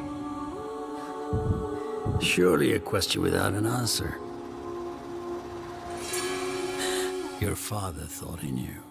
You know, from the moment we saw it, I was like, this one could be cool. This one could be cool. Like, it's creepy and unsettling and scary and wacky, ripping off like the flesh from her neck. Oh, it was horrifying, but in a cool way, you know, in a fun way, scary in a fun way. But they just dropped this trailer at opening night live. I was very sick, but somehow my dad did the impossible. Whatever that miracle was. And specifically, they stressed that they want moral dilemmas and questions to be at the core of every quest and everything you're doing in the game. Word of caution. Crombie's experiments could be active right now. Delicate style. Hey, please! I need to talk to you.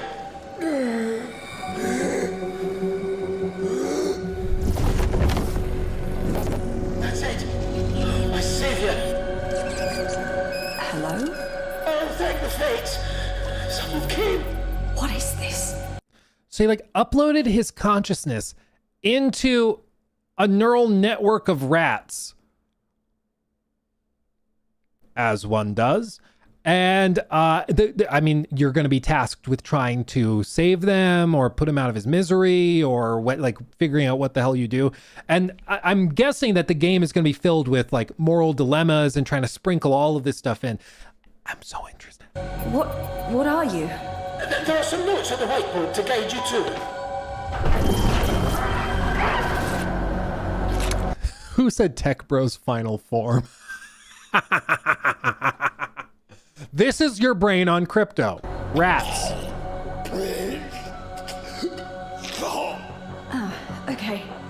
You said... So the sign says frontal lobe, motor cortex, limbic system, brain stem. I assure you there is no mind. Please proceed.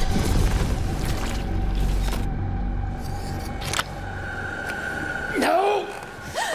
No! My body!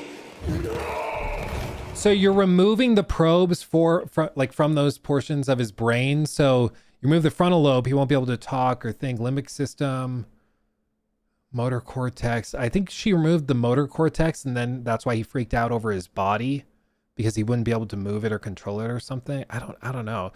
I'm intrigued though. You know, I want to know. He said buy SpaceX. Oh, that's what he meant.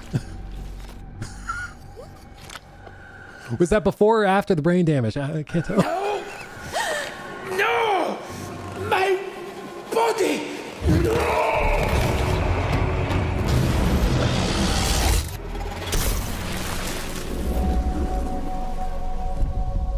Dude, it looks pretty fire. And Jacksepticeye, top of the morning to you, is doing the frickin' reveal, dude. The gameplay reveal. That's crazy. That's crazy. So this is one to keep an eye on, an eye on Tos. I don't know. There's a joke there. We'll figure it out. I'll have Jacob workshop it. To know. But this is one from the moment we saw it. It was like, oh, okay. Because I don't know about you guys. Nowadays, I'm just looking for stuff that's different. I'm just looking for something that does not feel like the same game I've played before. And this is like, I can see remnants and inspirations from, of course, Soma and from BioShock. But this looks creepy and wacky and like one that I am just, I want to know more about. You know, it's igniting curiosity in a good way. And I want to know more. I want to know more.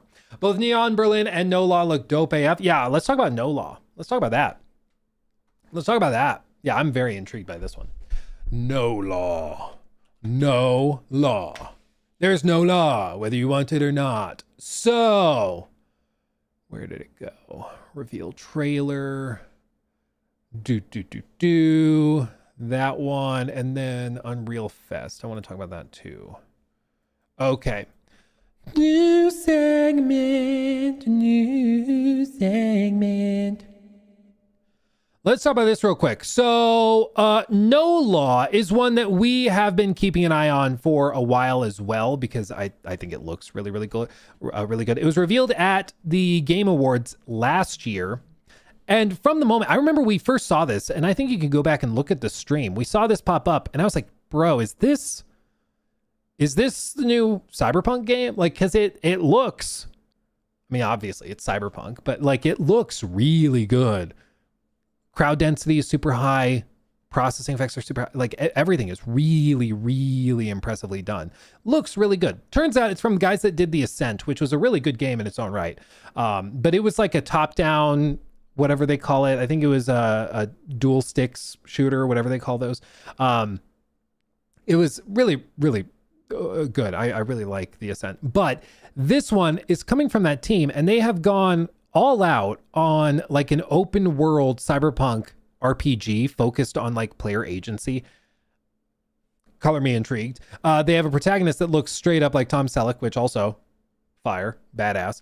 And they show a bunch of different abilities. They show hacking. They show all sorts of crazy stuff, stealth mechanics, tons. And they have actually shown a lot of this game beyond just what we just saw at Opening Night Live. So we saw it at Opening Night Live where like they had this trailer and they show some actual gameplay and they show the game actually running and what you'll be doing while you're playing. But they also went and took this to Unreal Fest. If you guys remember, like I think 2 or 3 months ago, they went to Unreal Fest and kind of explained how they're doing this and the tools they're using and how a lot of it works. And it's pretty impressive if you've not seen it. We did a whole reaction to that separately. And it also is fascinating because they show a ton of behind the scenes on like how they've built out environments, how they focus on clutter, how they focus on making environments feel lived in, not clean and pristine. All of the little bits of attention to detail that they've added. They show a ton of different stuff. Like at one point, they even show how they're simulating NPCs. To make the city feel alive, we leaned on the mass framework to drive our crowds. NPC density and types shift based on time of day, region, and weather. In the slums, a storm clears the streets, but in the more sinful parts of Port Desire, even heavy rain won't slow things down. Mass lets us simulate thousands of characters at once, over 3,000 at any given time, which is also... So they even like have thought of like, yeah, if you're outside, let's say soliciting, you probably don't care about the rain too much. So they'll just throw the rain in anyways. And like their spawn rates are still high, even in the rain, those little things, which is really cool. Is this the first Unreal Engine 6 game? No, I'm not joking, going to be Rocket League. Rocket League. Yes, that's going to be the first Unreal Engine 6 game. So anyway, no, this is Unreal 5.8, I believe. And you can see it. It's using ray traced lighting and stuff, which you kind of need in a cyberpunk environment. The neon lights, the constant glow everywhere you look, you kind of need ray trace, otherwise it just ends up looking super flat. And you can see remnants of it. Like as we go through here, it's clear that they're using upscalers and stuff. I'll show you and point out the most obvious example. This right here, as we like zoom in, you can see like as we pan, some of that ghosting, some of that, that's quite normal, frankly, in games that are using any sort of ray trace stuff. You'll see artifacting like that. But most people, they need it pointed out because your brain is not looking there. Your brain is typically looking in the center of the screen. It's looking at the subject on screen, which is how they optimize the game. They build it around all of that. But I think that this is one not to sleep on. I mean, it looks pretty fire to me. I still obviously have questions about like scope and scale optimization, because even stuff like look at this, like the weather simulation that they're doing.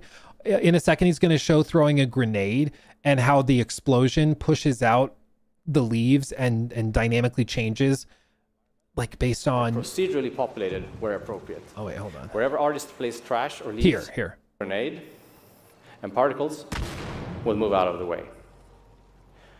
We combine... So when they're simulating the leaves, explosions will affect the simulation of the leaves.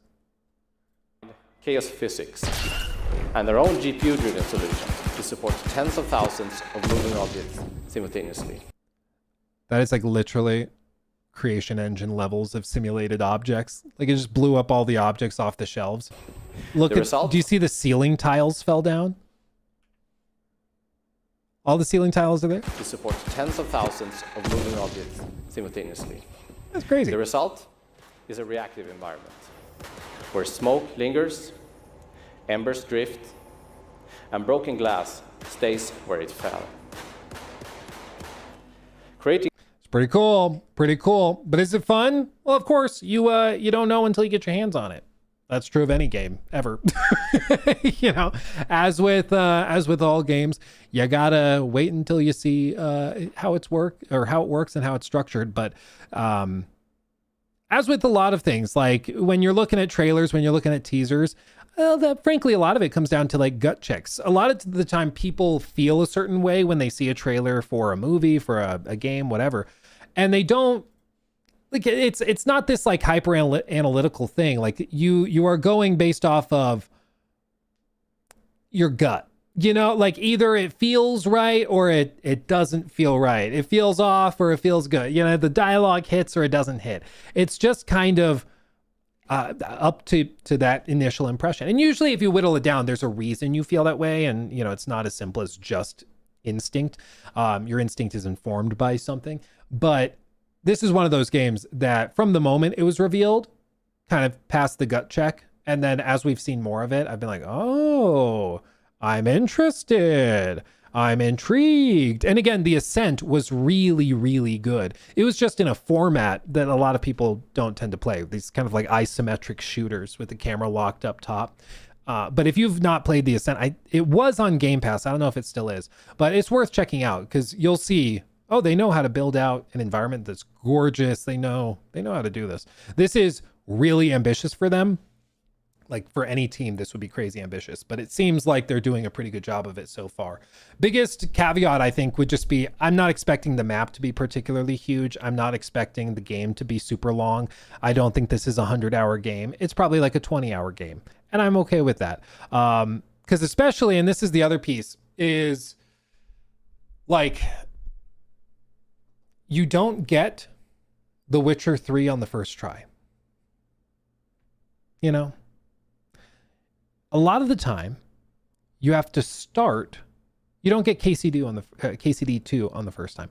You start with a game that's tighter in scope, that maybe has rough edges, but that game sets the team up to do the sequel, which is the masterpiece, right? So as long as the ideas are solid and the concept is solid, a lot of the time, like a game like this, which is intriguing, it might hit 7 to 8 out of 10 of the things they really wanted to achieve. It might be like a B level game, C+, B-, something like that. But then the sequel takes all the learnings, everything they built on that first game, and then they build on top of it with everything that they learned, and it becomes like masterpiece grade. Yeah, kind of like Crimson Desert, you know, laying the foundation for maybe the sequel or for expansions or whatever. Or Uncharted. Uncharted is another really good example. Yeah, exactly. Where like Uncharted 1, kind of weird, like really small. You can tell they were like playing around with ideas and some stuff worked, some stuff didn't. And then the second game, you're like, oh, they figured it out. AC1, yeah, AC1, pretty good. AC2, it's like, oh, they figured it out. I got it. Okay, I see. And I think that's why I always try to like, you know, even if a game is not a masterpiece, it can still be well worth playing. And especially if you played some of these games that are wild, crazy attempts at something different, you can often find, you know, the precursor to something phenomenal, to something amazing, because you see the foundation and you can see where it's going to end up going, you know. So, Expedition 33, well, and as with all rules, there are exceptions to the rule. I think Expedition 33 is one such example where it does a lot of things tremendously well. And I do consider Expedition 33 a masterpiece in its own right. But I also, at the same point, think that there's things that they could do to make it even better, and things that they could do in a sequel to make it even better. I still insist that like Pictos loadouts and stuff would be tremendous if they could build systems for some more. Well, the other thing, my biggest gripe, I think, with Expedition 33 is how maybe it's kind of hard to describe, but like the difficulty spikes that happen while you're exploring. You know how like the big overworld, you go here, it's a walk in the park. You go here, it's a walk in the park. If you go here, they will crush you. You know, if you go here, they will crush you.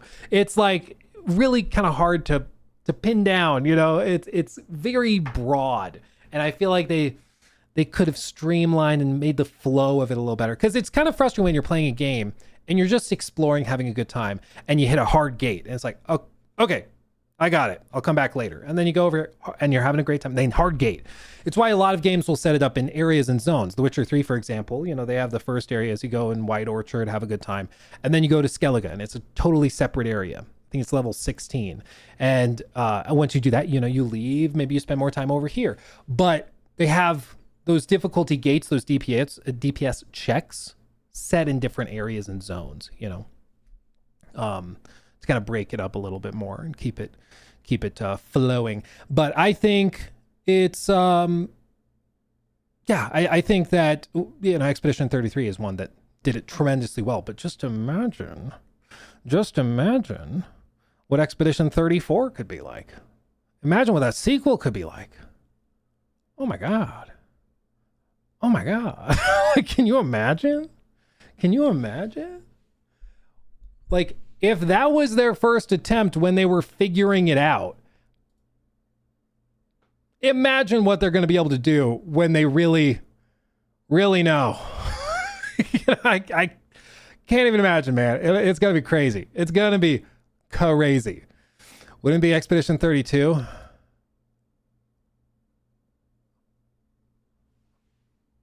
Oh my God, you're right. You totally... Yeah, I guess it would be. It would be Expedition 32. Well, you got me. I guess, you know, this whole YouTube streaming thing's been fun. I guess I should call it there. I guess, boom, roasted. Wow, you got me. Spoilers, I guess. But they established that pretty quickly, I guess. That it's, you know, every year. I think that's established in the first like 30 minutes. Yeah. Anyway. LARP Stevens. Caught red-handed. Oh my God. I can't believe it. Let's see. Was there anything else? Let me look at my list. Warlock, Nola, Ontos, Expedition, Witcher 3. Tides of Annihilation is still looking really good. I'm gonna be real though. People were talking about the facial animations and how it looked like she did a redesign. I know that there was some debate over it in the latest gameplay. I think what it is, in the first trailer, we got like real emotion portrayed on her face. But a lot of like Eastern studios do this thing where, especially for female characters, their eyebrows like won't move. I don't know what it is, but like there's no movement from the forehead up. Like there's just no movement there. And so a lot of the dialogue just ends up being, no, Gwendolyn, you can't. And it's weird. It's weird. I call it, maybe this is insensitive, I call it Botox face. Because I feel like there's just very, very little movement. Like there's a little bit, but not a whole lot, man. Even there, like I would be expecting like focus on pulling this out and like a little bit of movement, but it's very, very flat affect, you know? And I think that that's why people say that, you know, she looks like a doll, because there's just very little movement in those areas we would expect it. Was that a fighter jet? Did I just notice that? It is. Are they fighting on an aircraft carrier? I just noticed that. I think they are. What is this game? That's crazy, dude. This one I think is going to be cool. It's like one of those Black Myth style games where it's going to be huge and epic and massive. Probably won't run super well, but I think it's going to be super flashy and go giga viral and sell 30 million copies and be gigantic. So buckle up. Buckle up. It's going to be crazy. Yeah, it's crazy how they captured modern day London. You're right. They really did. Really did. It's pretty beautiful. I was just there and this is what it looks like. Smoke and everything. Yeah. Smoke and everything. Overall, I think, there were some big ones some big reveals and games that I think look really solid. But of course, I am mainly thinking I just can't get over the Witcher stuff, giving away all of that for free. Again, I would have paid money for it, and the fact that they're just casually dropping it like this is crazy. It's really cool to see. Witcher 3 save this.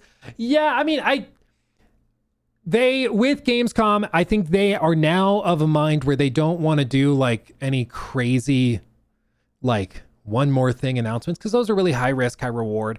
And just frankly, a lot of the point of Gamescom is that they're going to have a booth and you're going to let people see the trailer, play the game, whatever. It's really hard to keep something like that secret because you have thousands of people working on these events. You have hundreds in the buildings in the week or two leading up to Gamescom that are building the sets and building the booths. I don't know if you guys saw, but let's see, Gamescom booth. Let me see if I can find a picture of it. Look at some of these. This is Cadia? Not sure. But this is the Witcher one. This is, I'm guessing, Tomb Raider. But these are the booths they're making at Gamescom. When they say come to our booth, this is what they mean. It's crazy. Okay. How do you keep this secret while you're setting up? How do you do that? I don't think you can. So you are just in a spot where people are going to find out. So, maybe just don't even bother trying to keep it a secret. So I think Gamescom in particular, it's kind of hard to do it in a secret way. It just is. But the Game Awards, you can keep that secret. It's just a trailer, right? And so I think that's part of the reason that we don't see it a lot. And the other piece of it, just frankly, they announced a lot of their reveals ahead of time. I think most of them, honestly, were announced ahead of time. And that gives people level-headed expectations. And I don't know, maybe the other piece is that just frankly, there's a difference in expectation where people are traveling to Gamescom to see certain things. And if you do big surprise reveals or big surprise demos or something, people will be frustrated because they would have gone if they had known that was going to be there, but they didn't go because they didn't know that was there. And so you end up frustrating people and missing out on attendance because of that. That could be part of it. I don't know. But anyway, I think it was a solid show. Again, I would probably give it a C. It was good enough to do what you needed to. Look at Arc Raiders. They're apparently there too. Wow.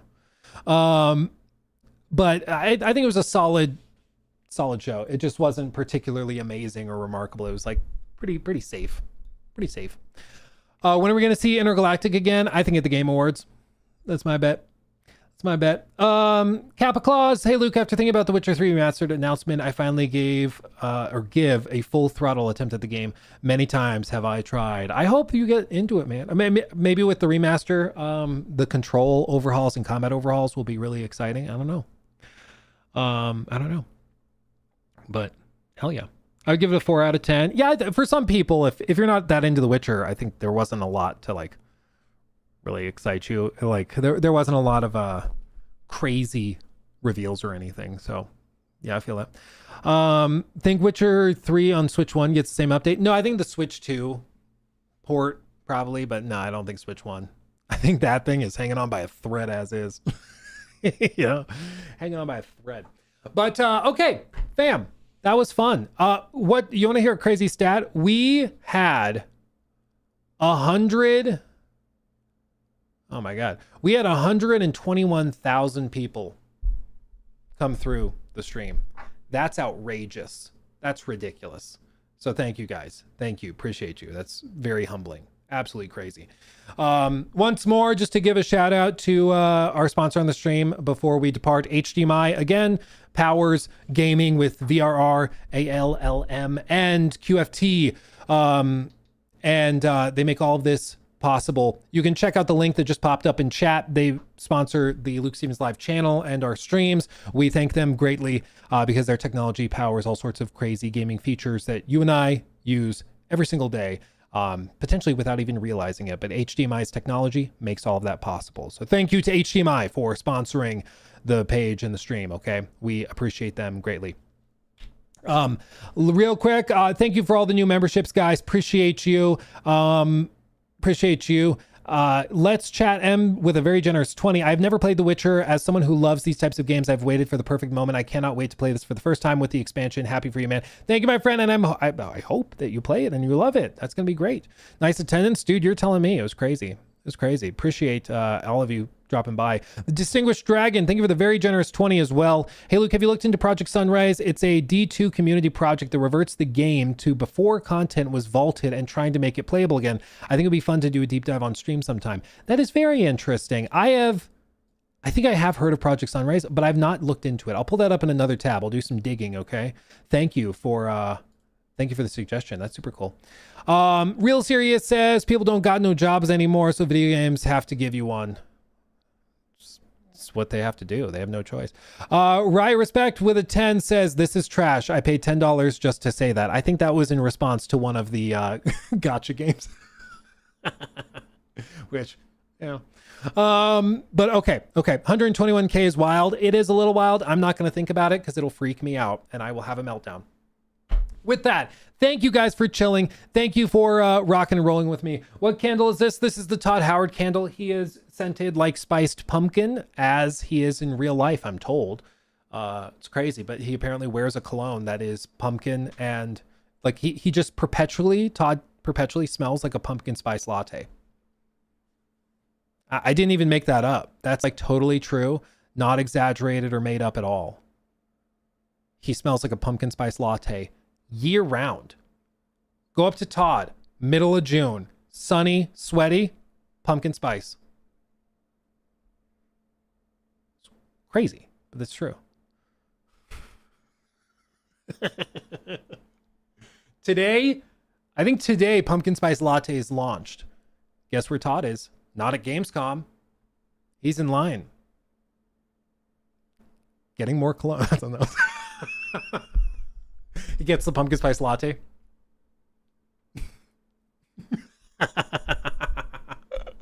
Oh my God. Yeah, there's no way they'll ever let me close to him.